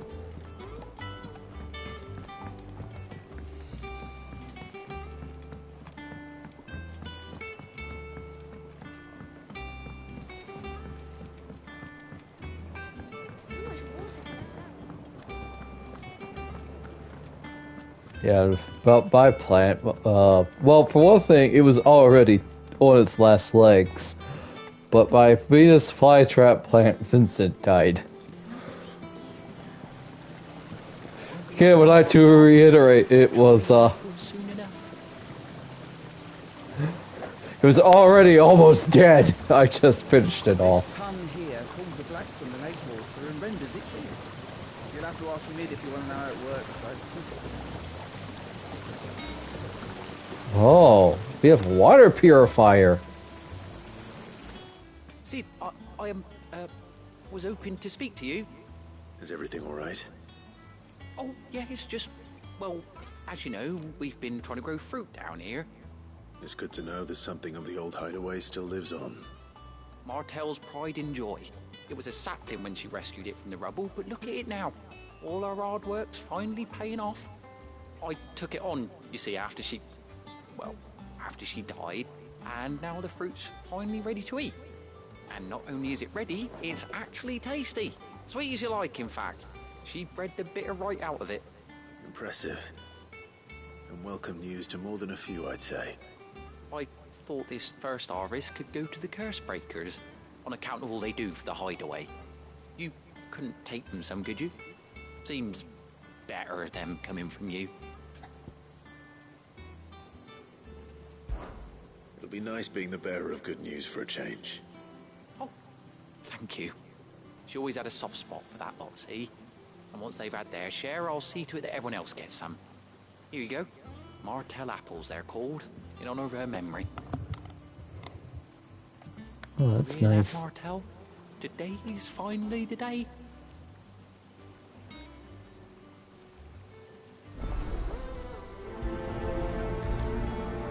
I think she was the botanist chick that we rescued way back when.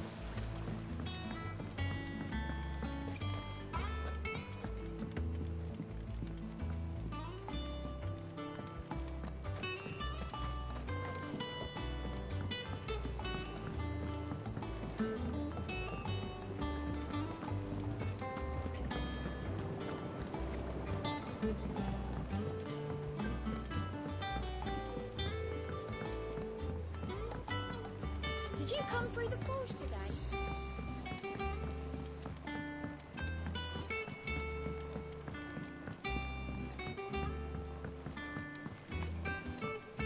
And you say Sid built this place?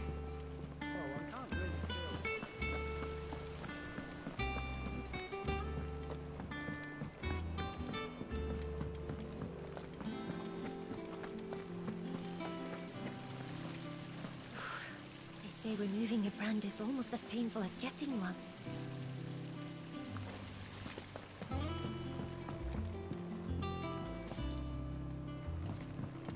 Where am I? There was a time I only had eyes for Otto. But then I saw the light, and his name is Cole. That way he looks at you like a frightened fawn who's lost his mother. Oh, if only I could shoot an arrow through his heart. Metaphorically, right? Right? It's the Anakin and Padme meme.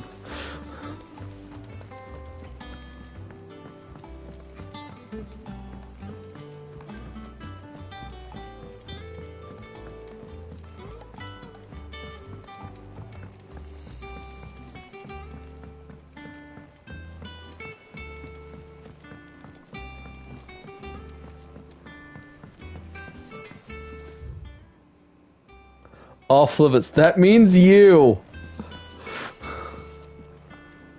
Oh, look at Torgal. Man, if 18 years has passed, Torgal must be ancient.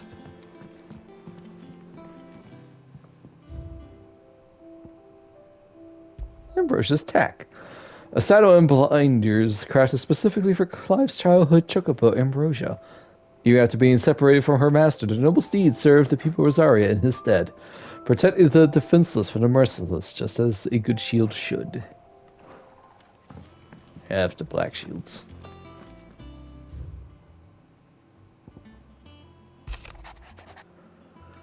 Hey, Jill. Forgive my assistance in writing you these silly letters. Would that we had more time to speak to each other in person. But for every day we spend together, it feels as though we must suffer another two apart.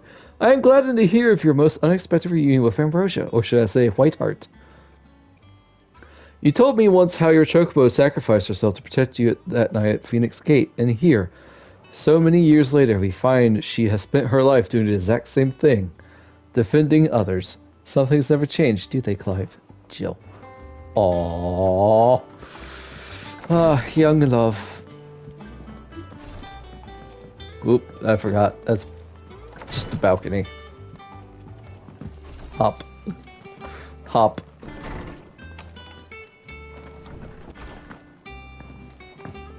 Think it's alright to touch him?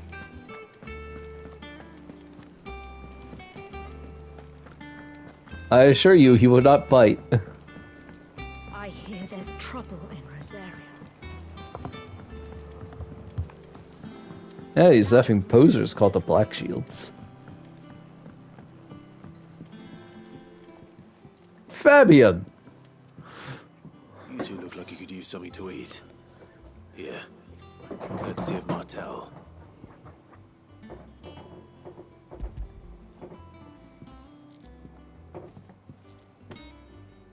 Martel. Now, where have I heard that name before? Weren't she the girl from the Furrows? Course she was. An odd sort, that one. Loved plants more than people. Aye, and brave as a bane might. Remember when she ran back into the hideaway to collect them trees when Titan attacked?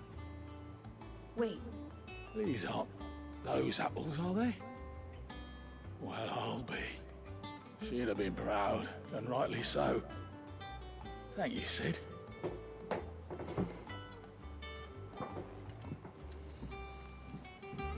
Others weren't so lucky, though. A gift from the backyard. For your service.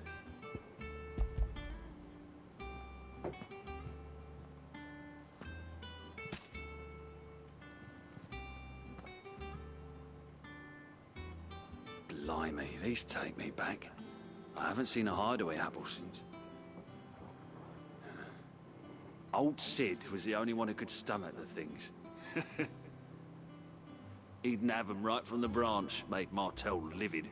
Not that anyone could stay mad at the man for long. That sounds like the Sid I knew, all right. Went to dumb it. God. Yeah. Yeah. These aren't Martels, are they? I'm glad to see someone carried on what she started. Can't have been easy, not in the Deadlands. Reckon she'd be happy knowing all her hard work didn't go to waste. Clive, tell the lad down in the backyard to run some over for me, will you? Not so much as a thank you. Well, I've got some manners at least. Thanks, Sid. You can leave the basket with me. I'll see that the others get their share. Oh, and give our compliments to the gardener, won't you?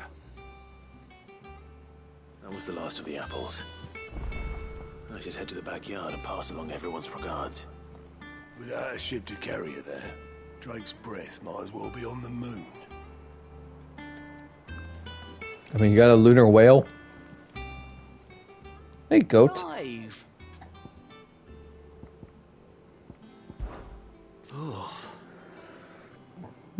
So much has happened since that night. Feels like a lifetime ago. But we'll never forget those who didn't make it. Kenneth, Martel, they're still with us in our hearts. And Sid. When I found out he was gone, I thought that was it. He's still with That us. was it for us.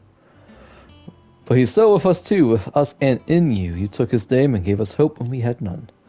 So I suppose what I'm trying to say, don't be a stranger, eh? A hideaway ain't nothing my pilot said. Here you go. Seen enough? Hi! Oh, Clive. Welcome to the Patron's Whisper.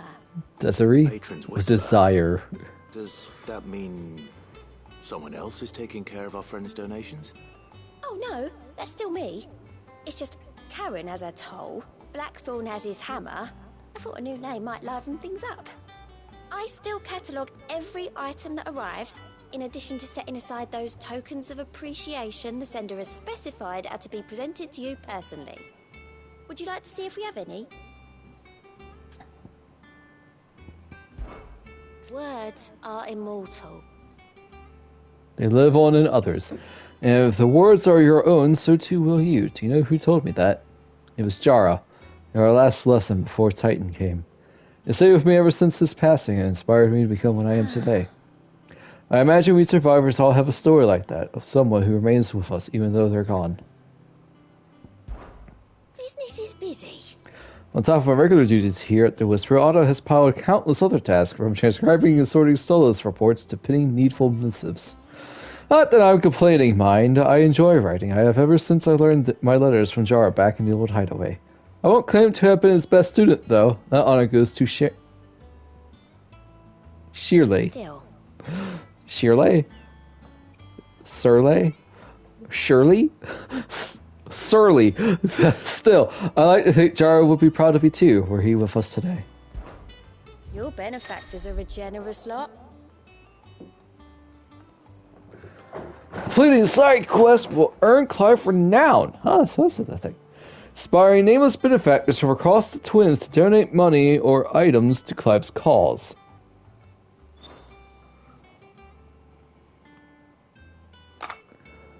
A merry band of outlaws and its dashing deeds of daring do are all the talk amongst the ladies of the court. We have gathered together several items of worth that you might continue your gallantry. You earned this. Our order is one built on pride, but does not mean that we are too proud to give thanks where thanks is due. We may have failed Martha once, but never again. The Blood Axes. All yours. Good guys. Berserker Ring. Renown of 85. All done?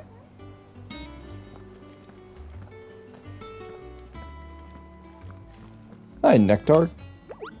Hi, there you are, Kupo. I've been looking all over for you. The matter is this, Kupo. So the Moogle doesn't have a voice. Hunt board. It's where the Cursebreakers post sightings of particularly fearsome beasts. Those that might pose a threat to our operations if they were left to roam free. I killed Just one. because they can't be dealt with when they're spotted, doesn't mean they can't be dealt with later. Was that what you wanted to know? Of course not, Kupo. I knew all that already. Said his name's not Mount Blanc. And that's why I need your help. So I need not remind you, Kupo, I'm the mightiest of all Moogles. No fiend of the forest or god dang it. So I need you to slay them all, Kupo. Right. Well, leaving your mightiness It's aside like the for Hunt Master in Shadowbringers in Northrant. going through a lot already. A Moogle that craves blood. The last thing they need is ungodly fiends terrorizing them on top of everything else. So if the Cursebreakers are too busy to help, then perhaps I can. Or at least I can try. There's a hunt system in 15 too. Oh, thank you, Kupo. It's so good to have found someone who understands me, Kupo. I'll stay here then and keep an eye on all the billets that get posted on the board. So if there's anything you need to know, Kupo, I'm your Moogle.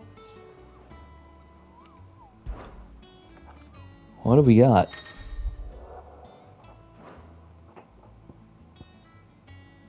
Yeah, kill that one. The Angel of Death. Belphegor.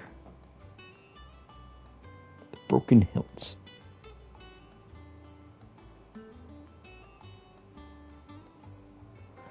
A Wicked Winged Harpy.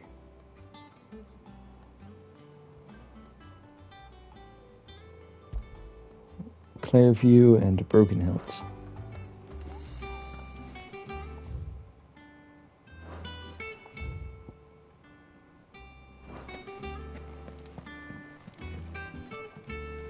And how may I assist you today? My beloved homeland. The crossroads of Valestia, where one only has to stroll the streets to hear news from every far-flung corner of the realm. Its mother crystal yields more shards than any other, and its lands even now remain untouched by the blight. It is a blessed country indeed. It was.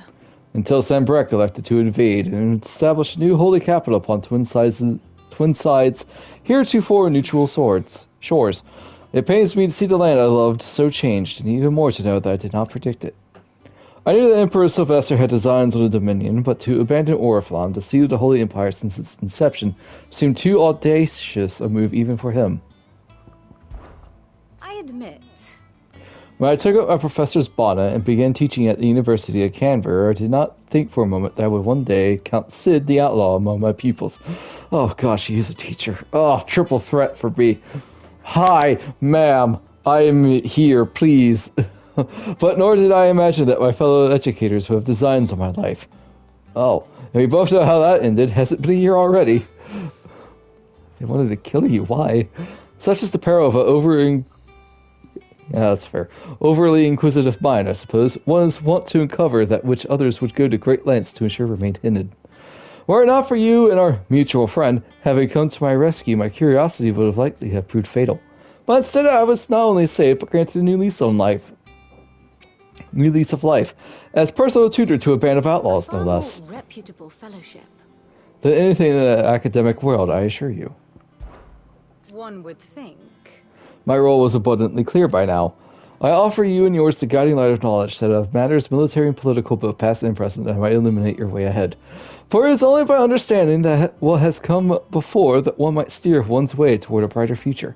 Your role, meanwhile, is to ensure that I remain furnished with as much information on the state of the realm as your people can muster, in order that I might continue to prize the dispositions of the great nations and those who rule them. And of course to pay attention during my lectures. It would not do to appoint the story Ninetales as your tutor, only to disregard her expert advice. I love you. What is it that you wish to learn? Here's the latest information I have. Here you are.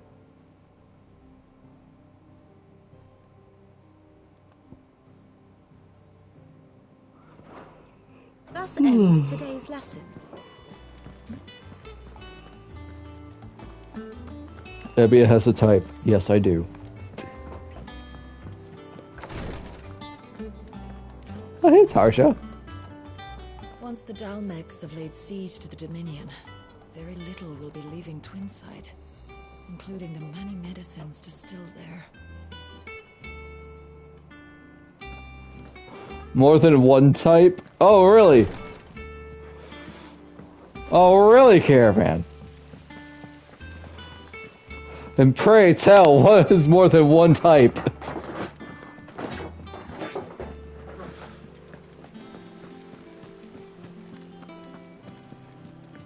And you say Sid built this place?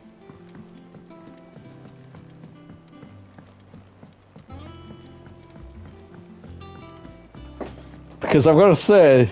Oh, drowned tieflings. Yeah. Yeah. I also like moon elves. Sun elves, eh. I do like Shatterkai too. Wood elves, eh.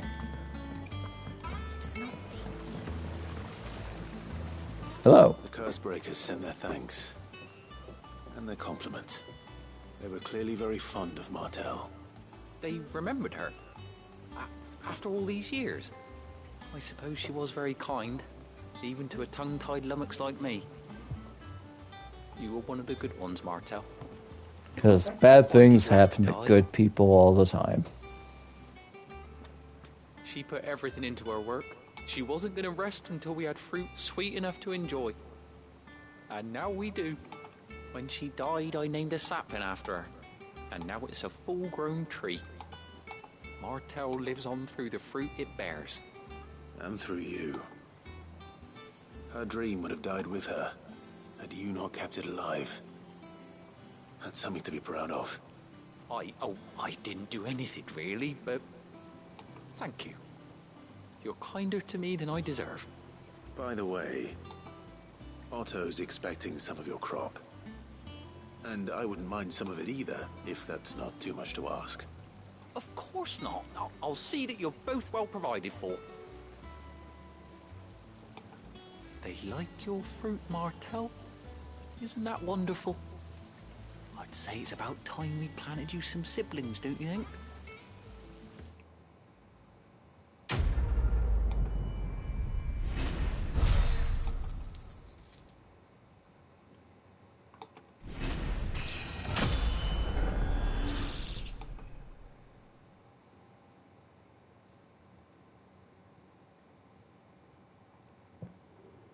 Oh, hey, look at that. We leveled up.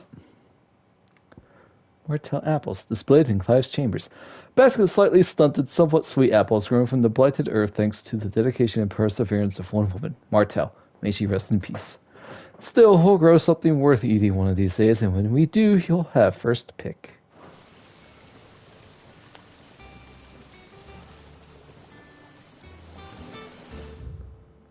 That was a nice quest.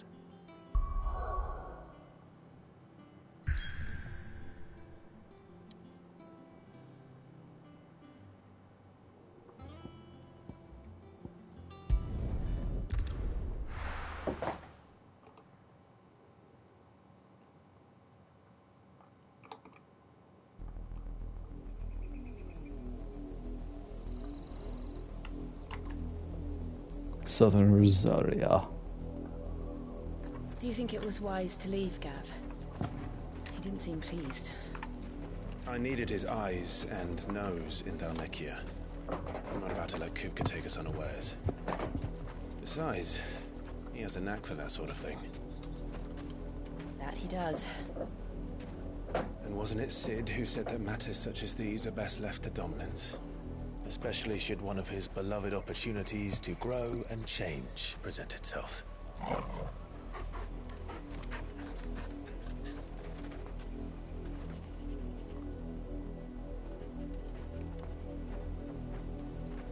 I always knew that I would return one day. Return to Ironhome. For what? After learning the truth, you were given the chance to face your past. If I am to continue at your side, I must do the same.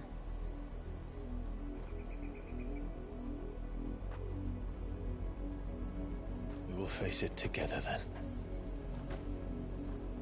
To the end.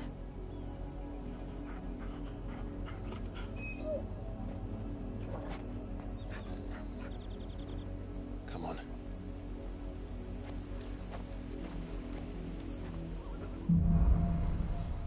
Bloodlines. How far do you think your mother's reach extends? Will we find the same tragedy in the south as we did at Martha's Rest? More than likely. Which is why we should hurry. There are still many settlements between here and Port Isolde. We visit as many as we can and hear their stories. Starting with the village of Amber.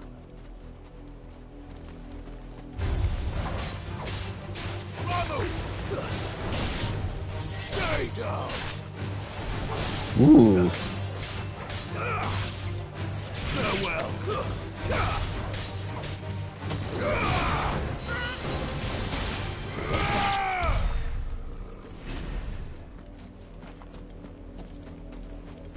Sounds so angry.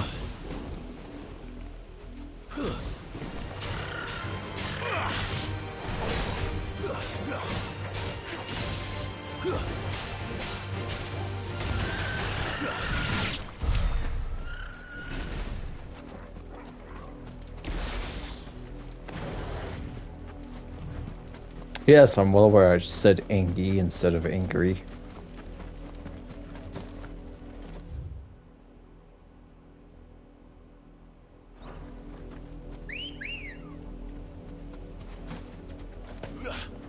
on. Oh, there is the Chocobo theme! Oh, never mind. It's gone. Run like the wind. Bullseye. Sorry.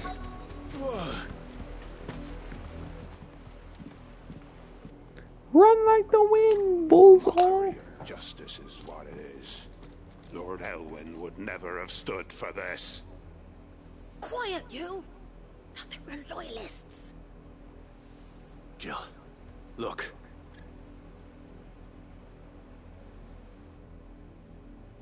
Rosaria must be cleansed of the stain which befouls her, that she might rise once again from the ashes to welcome a new dawn.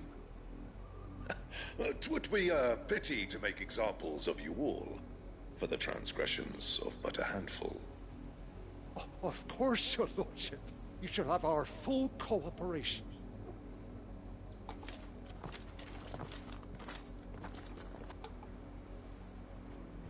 What business could the Black Shields have in a village this small? There's barely room to hide a bearer. Then they must be here for something else. You fancy dancing a gallows jig like the miller's son? All right, I heard you the first time.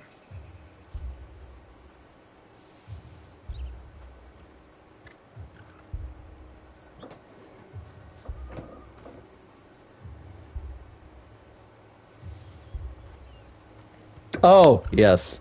You are accurate. You're correct. You're a long way from home, aren't you? You are correct, Caravan. If I had to pick between either a tiefling or a drow, just pull the trigger. I suppose we won't be seeing you again.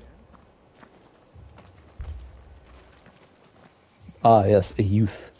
Excuse me, but what was all that about earlier? You haven't heard? We're new. Someone's been stirring up trouble. There've been attacks on the garrison, supplies stolen. They even say a Black Shield was murdered. The Empire wants answers, and what the Empire wants, Empire gets. Don't they just? Keep your ears open, eh? The Black Shields will pay good coin for information on the culprits. You'd have to be dull as a sack of stones to think you could take on the Empire. What with their 100 full legions? 100? Word is, Port Isolde's closed her gates to all but the Highborn, and now a great camp sprung up along the walls. Huh.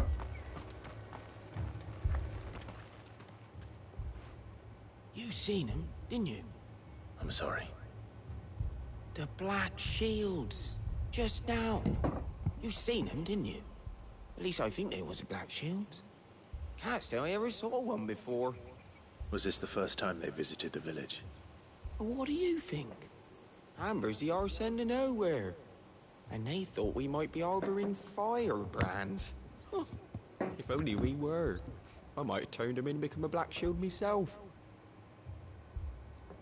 You don't think these firebrands that Empire's looking for could be us, do you? I don't know. But we need to find out. How'd you get this scar on your face? I accidentally hit myself with a poker of a fireplace. Oh. Ah, it must have been a klutz. The worst. We are travelers. I know that. Yeah, I know. What do you want? Not noticing those Imperial soldiers who were here earlier. Don't you go telling these strangers a thing. I speak for the people of this village, and we have nothing more to say to you. You are to leave Amber and never come back. May I at least ask why? I don't know who you are or what brings you here, but your presence puts us all in grave danger. The Empire is a harsh master. Its demands are great, and its justice swift. But as long as we keep our heads down and pay our tributes, we are left alone. Some might call it submission. But if it will spare my people the Viceroy's wrath, then I will gladly submit. This village will not become another Eastpool. Then we shall be on our way.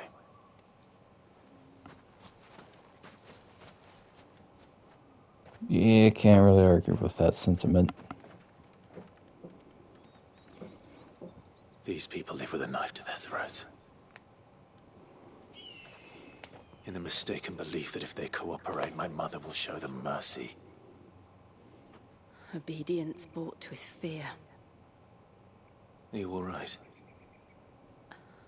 Sorry, it's nothing. Well, considering you were kind of in that exact same position before. Whoever they are, the Imperials deem them worth pursuing to the back of beyond. But other than Martha, who else in Rosari would have the courage to stand against the Empire? A new ally would certainly be welcome. Can we find them before the Imperials do? Perhaps the next village will yield more answers. Perhaps.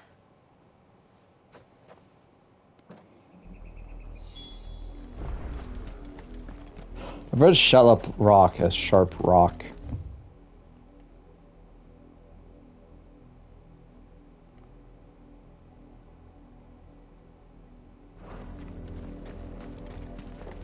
This pass will take us through the mountains. And directly into the path of whoever or whatever lurks here. I'm sure we'll be fine, Jill.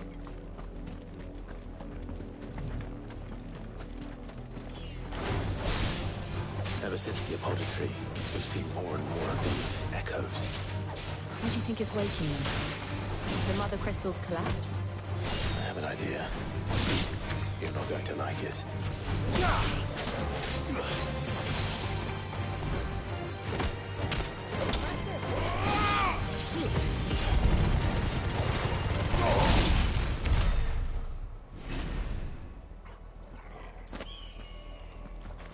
And sit there flying.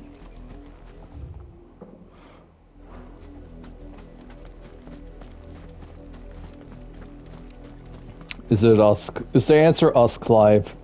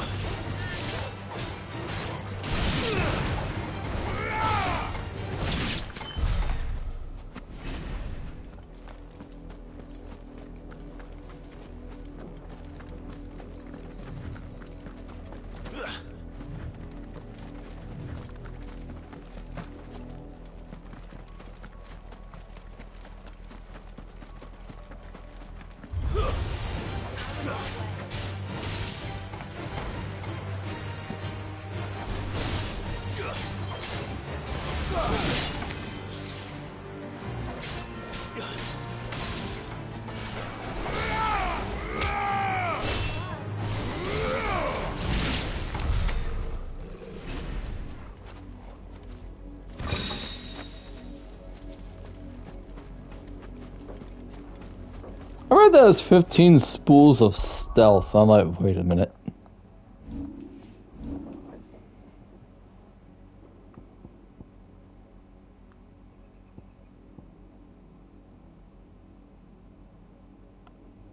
Ball lightning upon being struck chains lightning to the nearby enemies. I want a big epic finishing move. I'm gonna save up till I can finally get one.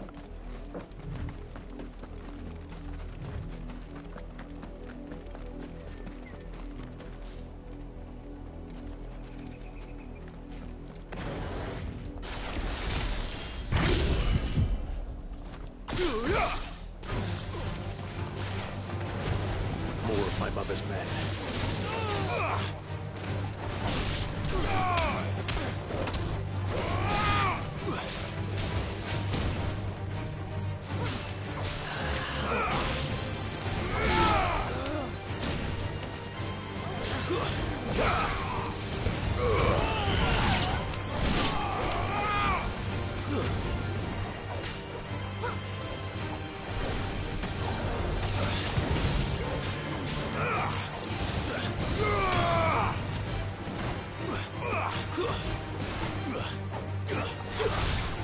Fine then, bring it to me.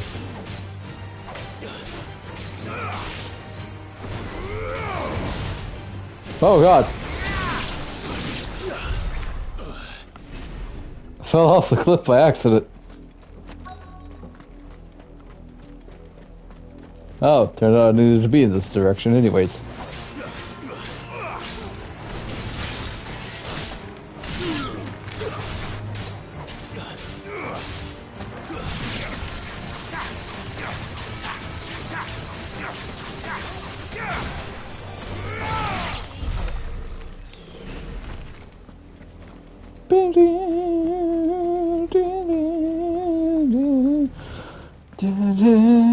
Oh. Blood, Clive. Yep. And still wet.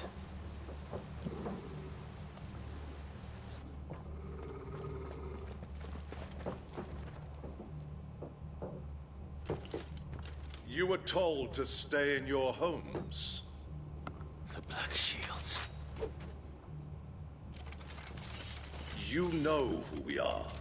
And still, you would bear your steel. Yes. Why then? We owe you our thanks. You have saved us the trouble of an interrogation. To dwell in darkness, that we may purge the night and welcome lasting dawn. On these, our swords we swear. Mage in the background. Actually, sir, I wield a staff. I'm assuming that is essentially what Clive swore as a shield of Rosaria.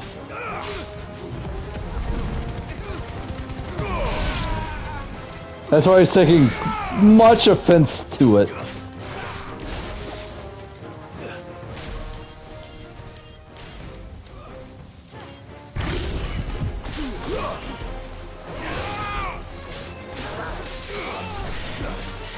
I am the thunder!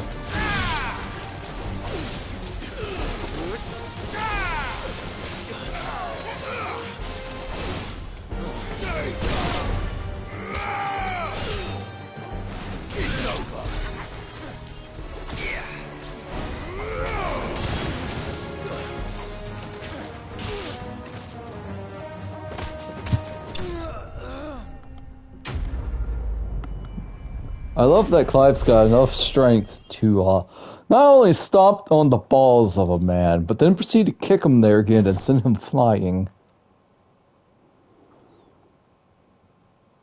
Now it's our turn to interrogate you. Who are you looking for, buddy? Tell me what I want and the end will be swift. Who are you looking for? Why, you. We come bearing a message. Your friends have been found. The branded you freed from our camps. They await you in Aldil. Guardians of the Flame. Who's that? Those are Old Hill's gates. Then we hurry.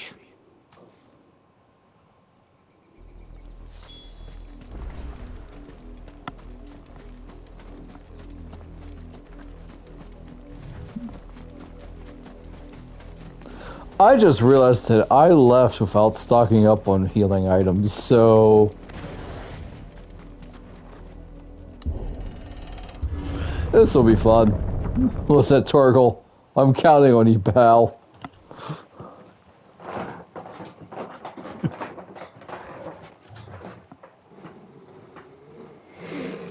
Find something, boy. Death. Oh, that ain't good.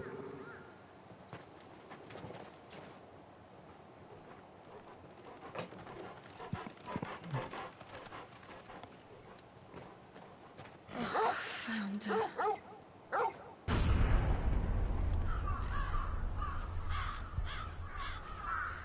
And the dark just keeps on coming.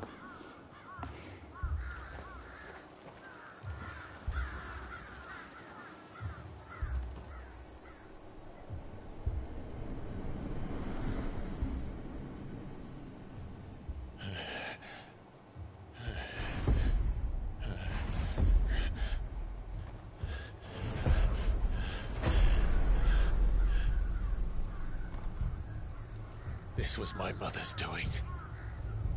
We need to stop her. But why? Why would anyone... I don't know. I never truly understood her. But this... Oh, Clive.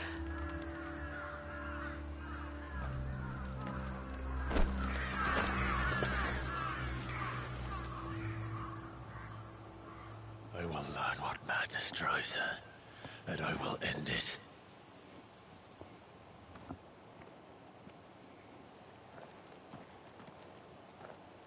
We should go. Jill, I think Clive needs a hug. Yes.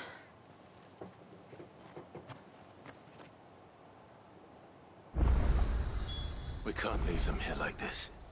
We won't. But if the Black Shields have made it this far south, they may already be in Port Isolde.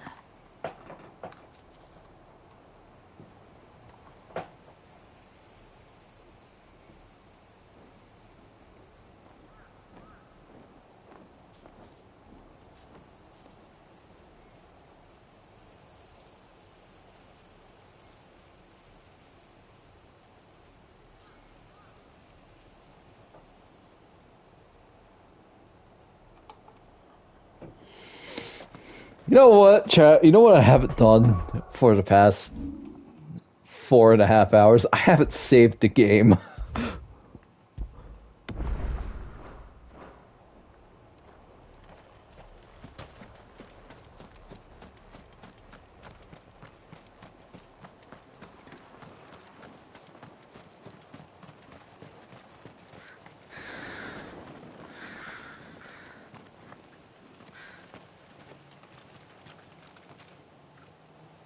Oh man, they just wiped out the entire village. We're approaching Buick Bridge.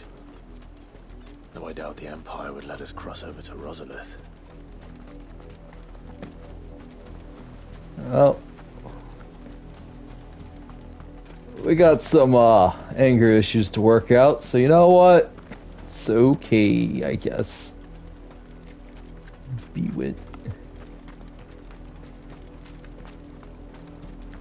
I did, Mummy. I could hear him shouting from down the road. They're all Rosarian. But this is their home.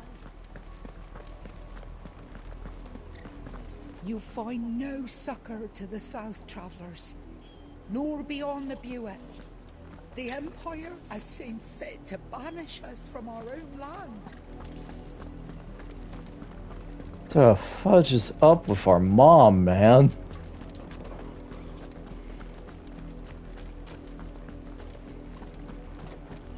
Sad thing is that not one of them was a single merchant. Devil crab.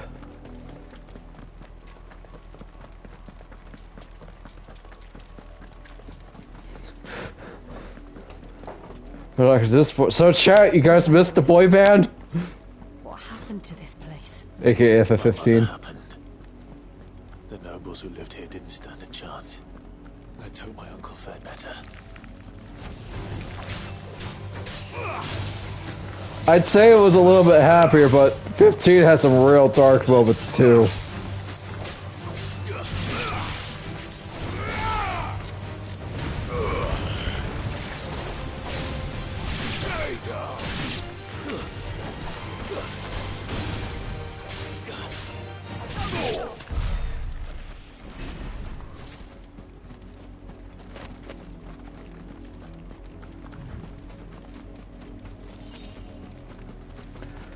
Saw a Twitter post saying, calling it the battle theme for this game. The standard one was And it looks like we're not the only ones hoping to get bland and boring. Seagulls. And some of them was just like, really, but it's not. You must have bad tasted because the FF7 that the person said was not bland and boring, that they really loved, was bland and boring to that person. I'm just like sitting here getting into combat in 16 just so I can hear the theme. I don't think it's that bad. I even found myself humming it at work.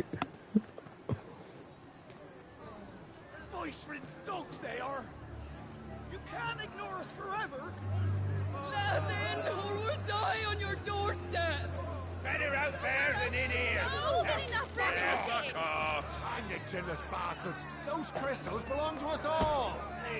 I said, where were you, filth? Back to your stall! Cut you down where you stand! Destroy it!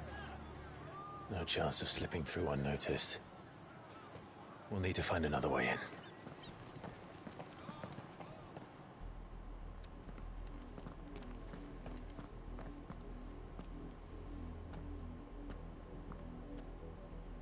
I thought we might be able to reason with the guards. Or at least bribe them. Does not look like it. Crowd thought the same. Was that the only way in? Officially, yes. Strictly speaking, no. My uncle once told me that the nobles had tunnels built, so that they could visit town without having to walk amongst the rabble. Wow. The Lazarus. How gauche of them. We'll find our way into the city there. I don't even know that's the correct word, but it's a word that I picked that sounded appropriate. Do you think it's safe? No. As long as it is abandoned.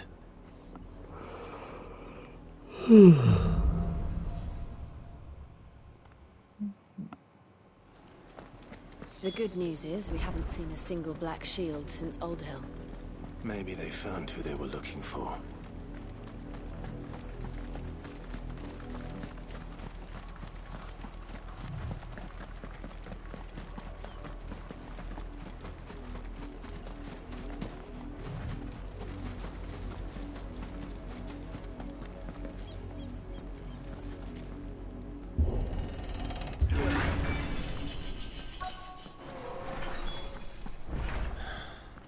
This is nothing like I remember it. How quickly a crown can lose its luster. Well, it has been 18 years since the fall of Phoenix Gate. We have confirmed that.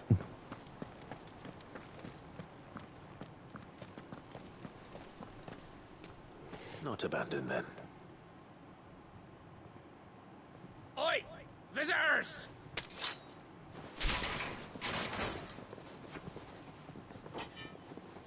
Apologies. We'll show ourselves out.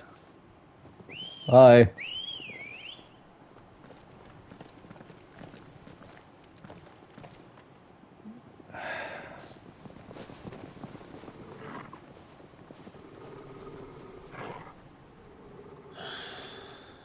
Not.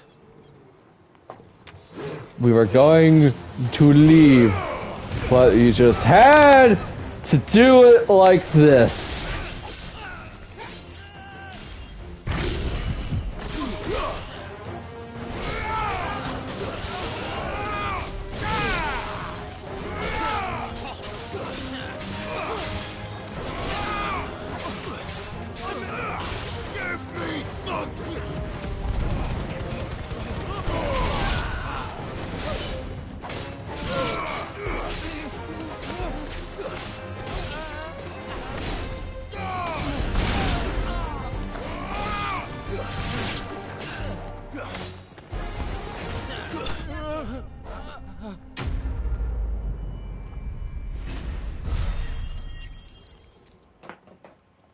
By the way, Yoshi P did say that they had different, like, versions of Torgal I've only ever planned. seen one man fight like that. And he's long dead. Then perhaps it's time you joined him. The blessing of the Phoenix. It can't be. I was there when you died. Wade? You're alive?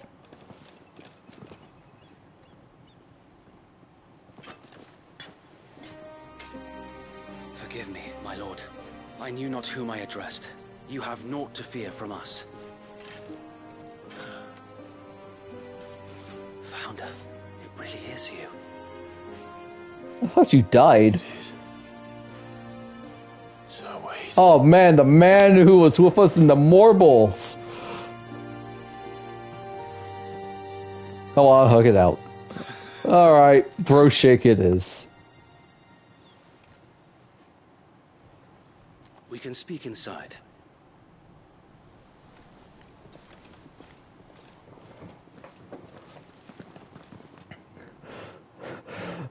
Wait, none of the enemies died? Oh, ain't that appropriate then, I guess. Oh, that's good. Whoops. And those who wouldn't bend the knee? Resistance. We left before the Empire could make examples of us, though we didn't go far. And we banded together to form the Guardians of the Flame soon after. Alas, there is only so much a handful of aging shields can do against the might of an empire. But we've seen to it that their stay has been anything but pleasant.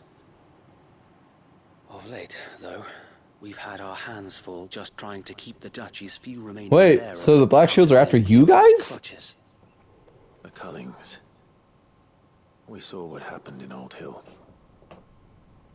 Aye, the foul work of the Black Shields and their mistress. You mean my mother? I'm sorry. But it doesn't make sense. Even knowing what I know about her. Her hatred for bearers was no secret, but she wouldn't have been ignorant of their value to the realm. No offense, my lord, but in case you haven't noticed, the Lady Annabella couldn't care less about the realm. She barely even cares for her own home. That much has been plain since the slaughter at Eastpool. And, since granting the Holy Emperor a new heir, her obsession with bearers only seems to have grown. As to why, I don't know. Maybe she can't bear the thought of anyone having the power to challenge her beloved son. Her son. Sir Wade, the Black Shields have broken camp. They march in full force for Buick Bridge. Then so do we. Make ready.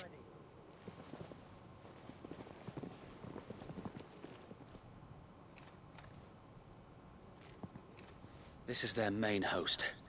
If we remove the head, perhaps we can prevent what happened at the docks from happening somewhere else. If I do nothing, then the blood of their next victims will be on my hands.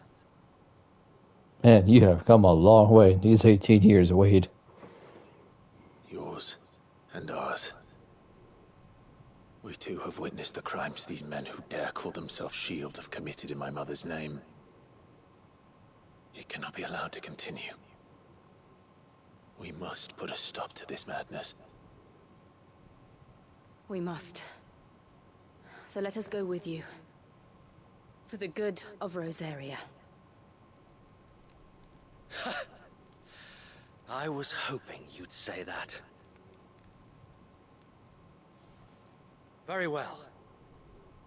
If that is your wish, I would be honored to serve at your side. By the way, I picked up a few new tricks. And we at yours. So did her. So Wade. Or she. Let us do our duty. With pleasure, my lord. And be the shields we were meant to be. Heck yeah, let's go. Also, I'm sorry about your pen. I imagine this endeavor will require more than just our wits. Then let's hope Sir Wade has a good quartermaster. Oh, thank God, please. I need potions. You are welcome to what little we have managed to salvage. Of course, my lord. Thank you. Will that be all? May the blessing of the crystals go with you. About that. Tell us then, Sir Wade. What is your plan? Nothing fancy. You, Lady Jill and I make for Buick Bridge and provoke the main host at their encampment. Sensing an opportunity to end the Guardians, the Black Shields will call for reinforcements, who will be met from the rear by parties of my brothers hidden throughout the surrounding hills. This will allow us to wage battle on the bridge without fear of being overwhelmed. While the Black Shields have an advantage in numbers, you see, they prefer to fight in small units, which we can use to our advantage. How small exactly? Small enough, now that I have you and Lady Jill for company. I doubt I could have done this on my own. But until we arrived, that was your plan. You haven't changed a bit. So Wade, The bearers from Oldale have been laid to rest. Very good. Now make ready for battle. As you command.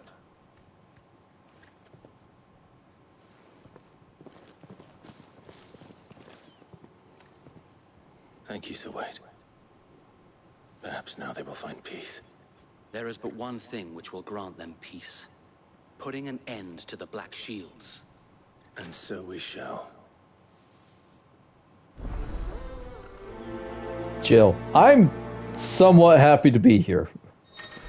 Because it...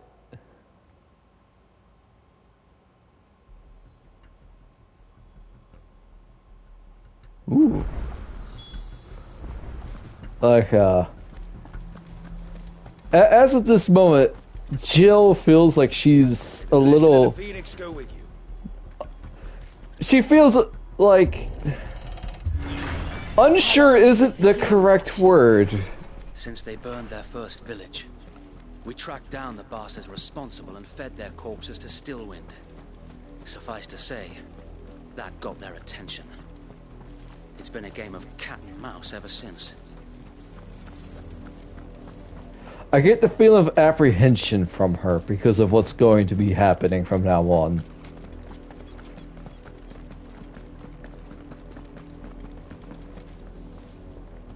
Look at me sideways. How is the place? Come along now. The bastards are lucky I did. There they are. On your command, my lord.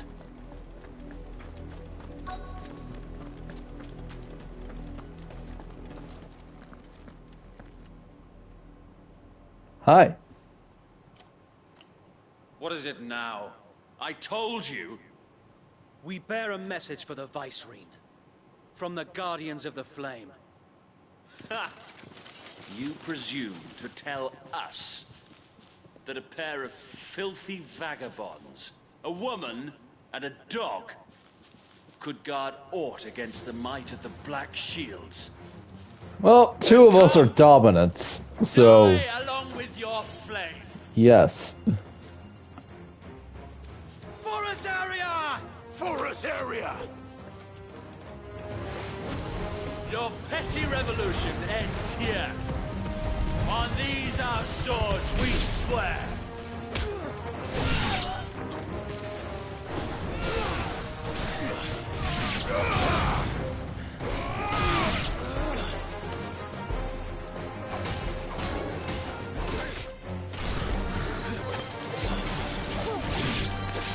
Bloody hell! Reinforcements from the far bank! Another wyvern to fight their battles for them.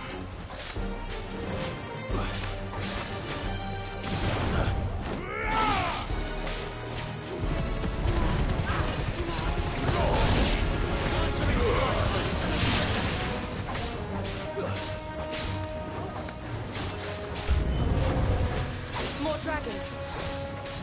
Worse. The Imperials aren't taking any chances. I can't say I'm flattered.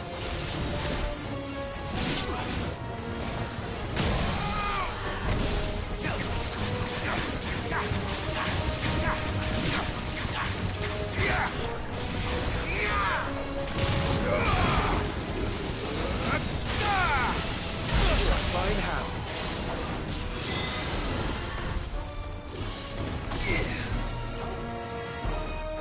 To me, Flame!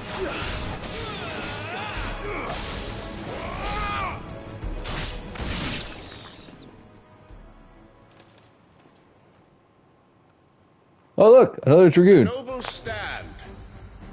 Albeit Night of the Lasting Dark. a misguided one. In taking it, you have but proven our point. That this land is in dire need of cleansing. Oh, he looks really cool.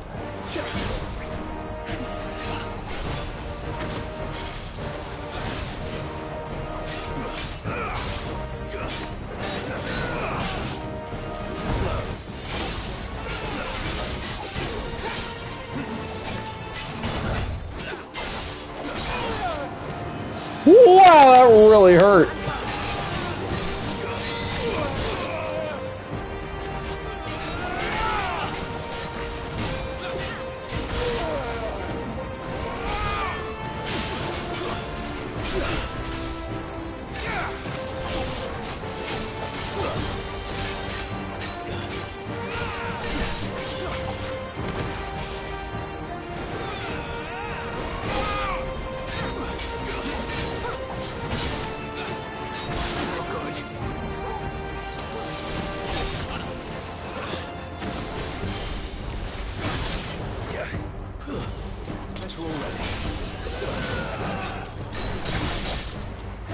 Ow.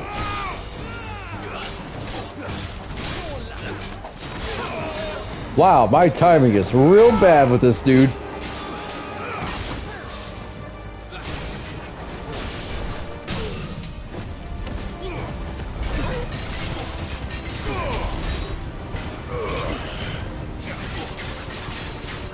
So wait! Found. There's no one left to keep them occupied. We need to finish this. You mean finish him?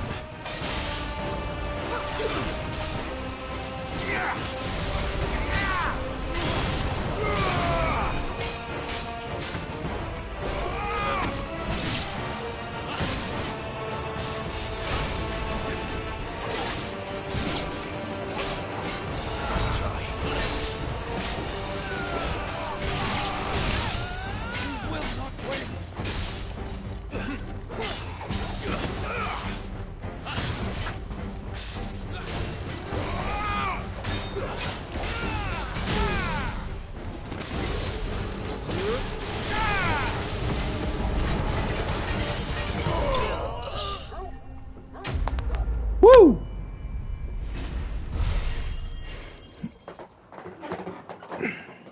Bang, bang, bang. Pull my icon trigger. Imperial ink. Many have tendered explanations to how Imperial Dragoons are... Oh, right, I have read that. And it's a link, not ink. I don't see any more. Nor do I. The plan worked. It did. It bloody worked. Hooray! We sent every last one of the rotten bastards straight to the mud. Lord, perhaps this will be enough to stop the Cullings. For the time being, at least. Perhaps. Though I doubt my mother will take this loss well. She'll move swiftly to see her minions' ranks replenished. And then it will all begin again. I often wonder if the nation we once knew is gone for good. Her fields rot. Her people starve. We battled to preserve the flame that was, but for every foe we fell, another springs up in its place. Yet be that as it may, it is still our home, and we must fight for it. As we always have, and always will. For as long as the Firebird's flame burns in our hearts, the Duchy cannot die. And her loyal subjects may dream of a day when the Rosarian standard flies over Rosalith once more. So wait, Think we should fall back to Port Isolde before the garrison sends reinforcements? A sound strategy, my lord.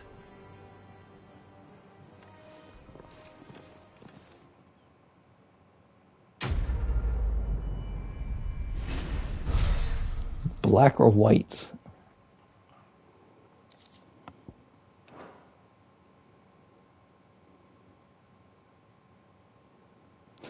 It's like a lot of the crafting materials we get is bloody hides, sharp fangs, meteorites, and magic ash. Keeping it simple. I don't mind that. And how long has my uncle been funding you and your comrades' endeavors?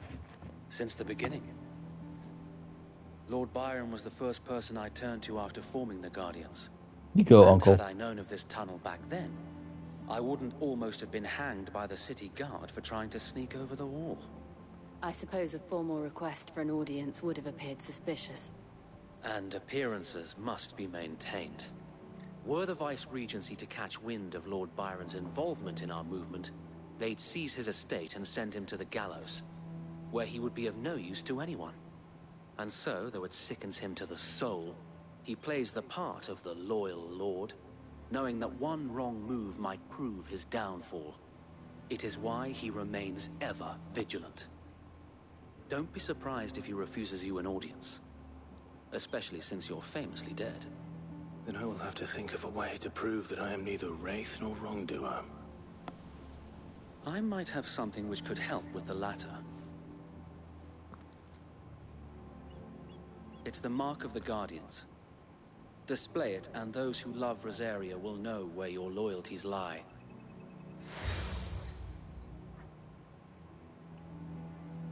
shall wear it with pride. Be sure that you do. I don't want my men attacking you again. Unless you deserve it. If only Sir Tyler could have been here to see you. Or the Lord Commander. Yeah, about the Lord Commander. Thank you, Sir Wade. If there is ever anything you need. I know. Go on now, my lord.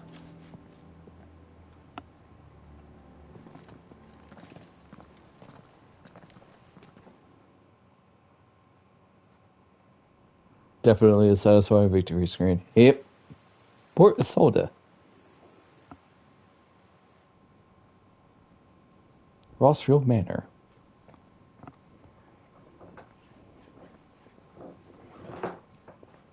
We somehow skipped a lot of tedium and just went straight to here. Do you really think Nice. I believe we are who we say we are? The heck is that thing?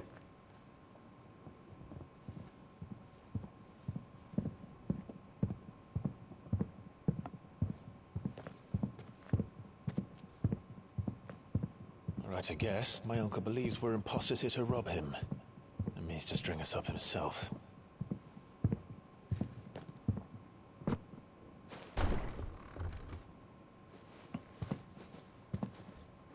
Oh, he's got an axe. Clive, you were not kidding. Oh, it's a panther. Imagine my surprise when I was told my nephew had come to visit. Hi. I'm alive.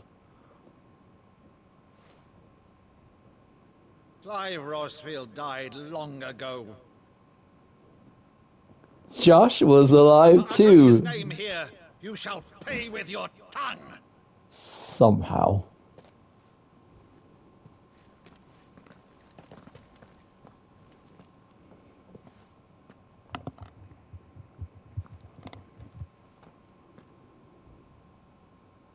You would mock me as well?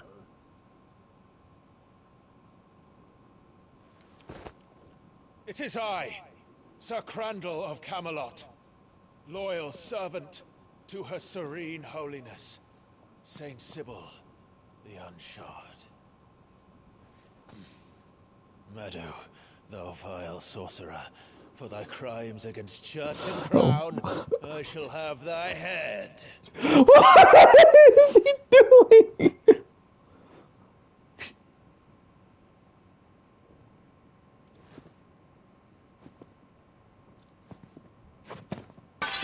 Curse thee, infectious flax wench. Even in death, must thou plague me still? I swear to God, if this is from a play called Loveless, I will lose it. Very well. I shall open the gates of hell, that thou might see thy charge once more.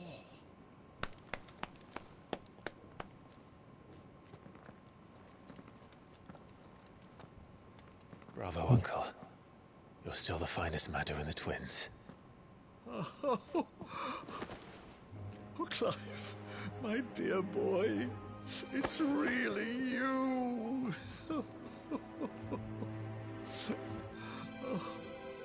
You always were fond of that scene from The Saint and the Sanctuary. Never did let me play Sir Crandall.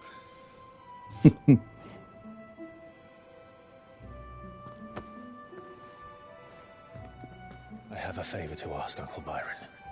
Rutherford, inform the kitchens. There'll be guests. We dine immediately. But, Uncle... No. You can't very well regale me with the tale of your miraculous preservation on an empty... I have not seen you for 18 freaking years! Sit. Let me have this! See that you use the good plates, Rutherford. It's not Loveless. Yeah. Freaking Loveless. Oh, man. So you arrived late to one of her cullings, did you? Since becoming Vicereine, Annabella has been a constant thorn in Rosaria's side, but these atrocities are a new low. Something has changed. Quite what, I don't know, but the woman we knew is gone, and a monster sits in her place. A monster. For better or worse, I've been charged with governing this town, and thus must maintain the illusion of obedience. That's all I can do to aid Wade and his merry band of revolutionaries. So he's told us. You have risked much for Rosaria. Our nation will be forever in your debt.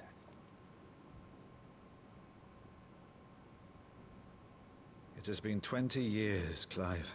Oh, 20. The nation your father and your forefathers fought to defend is no more. Perhaps it would be otherwise had I the courage of my brother.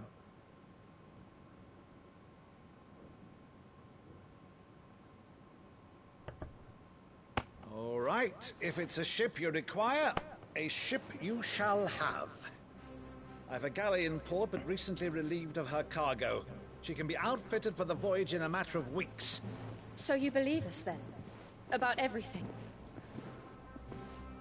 Believe you? Ha! Only a fool would believe even half of the things you claim. Good thing I'm insane. What? Until tonight, only a fool would have believed my nephew still lived. Nephews. And besides, What? I have it on good authority that Clive is telling the truth. Whose authority? On your own, of course. You've always been a terrible liar. Is that true? It's not untrue. Let's say no more about it, eh? It wouldn't do to linger on my nephew's greatest failing. Ah, prelude. The one thing I cannot believe, though, is all this about you being Sid. You were always such a good boy.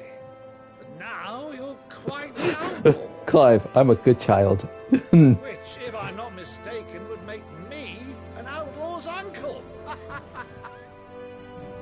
Right then, who shall we pillage first? Rutherford, fetch me my cutlass. Oh, this man is loving this. This will be fun. This man is loving this.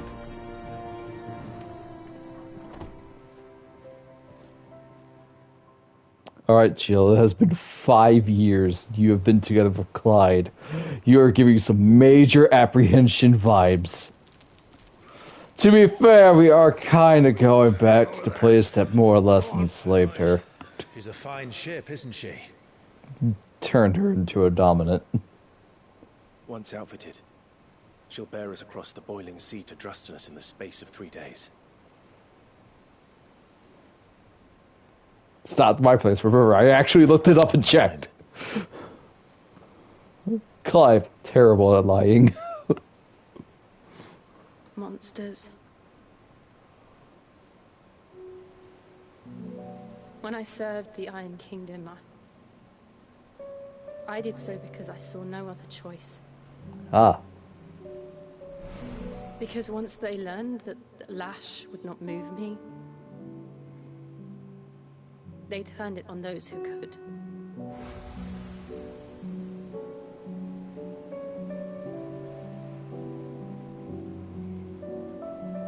And so I became their puppet.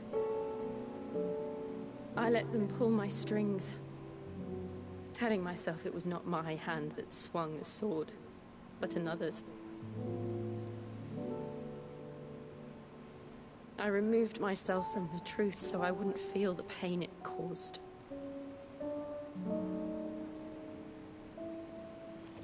And before I knew it, I no longer felt anything. Anything at all.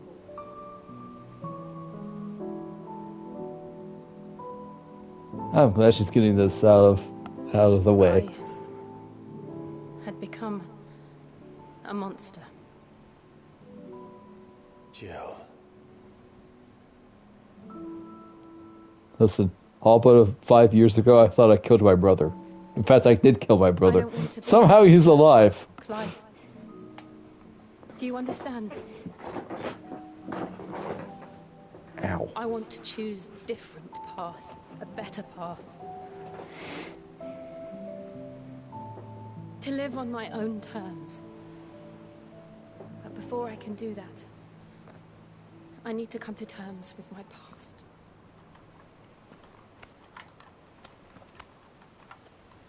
And when you do, I'll be standing there with you, just as you stood with me.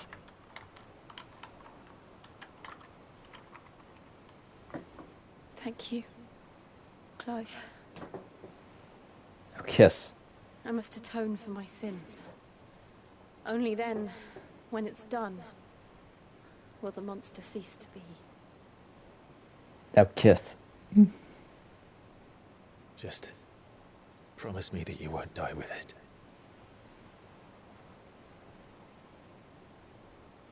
No. God dang it. Oh man, I'm getting blue balled like a smurf over here.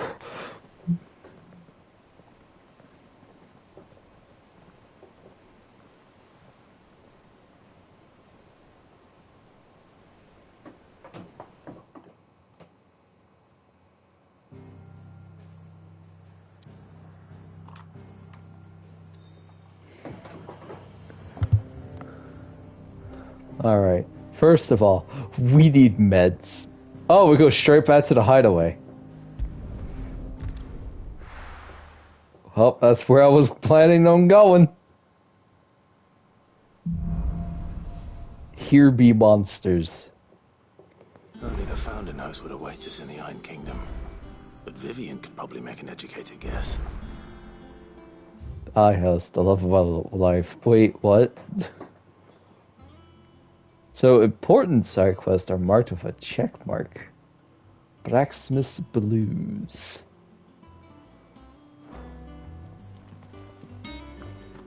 Alright.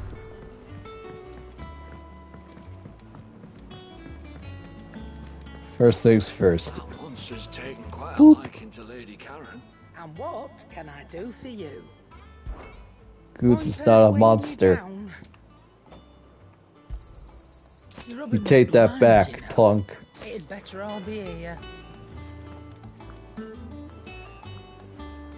Oh, who are you?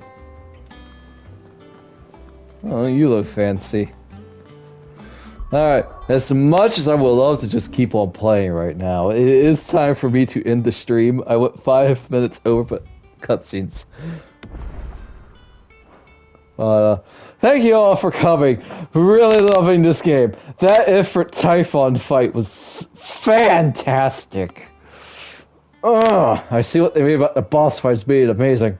Dragon fight was pretty good too. Learned some stuff. Mom has gone insane. Fun. I bet you her new son is a branded.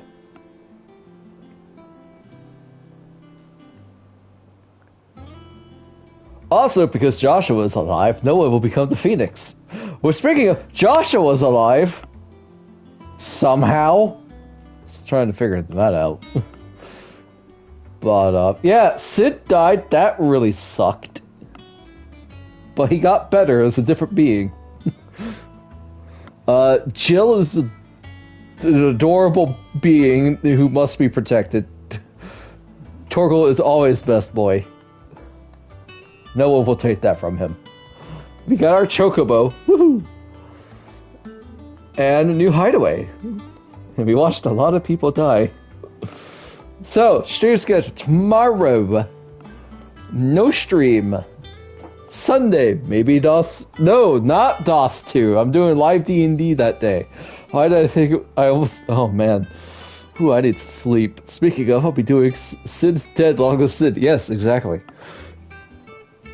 I feel like I might know who his daughter is, so let me tell you, if it is who I think it is, Sid, we need to talk to you about your naming sense.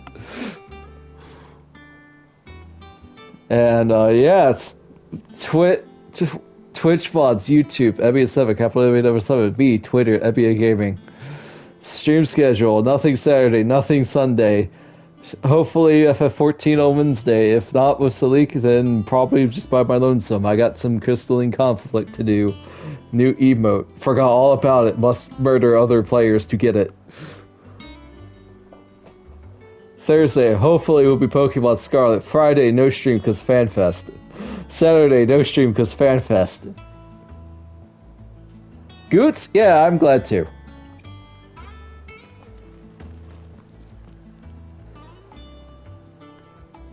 big guy. Like, he's not just tall, he's wide. Pretty sure they used a broken-in model for him. I wouldn't be that surprised if they did. Back, are ya? So, will it be? Anything else? Well, anyways, that's all for tonight. Thank you guys for coming. I'm going to sleep and then use Pokemon Sleep for the first time. Can't see how that goes. Good night, everyone.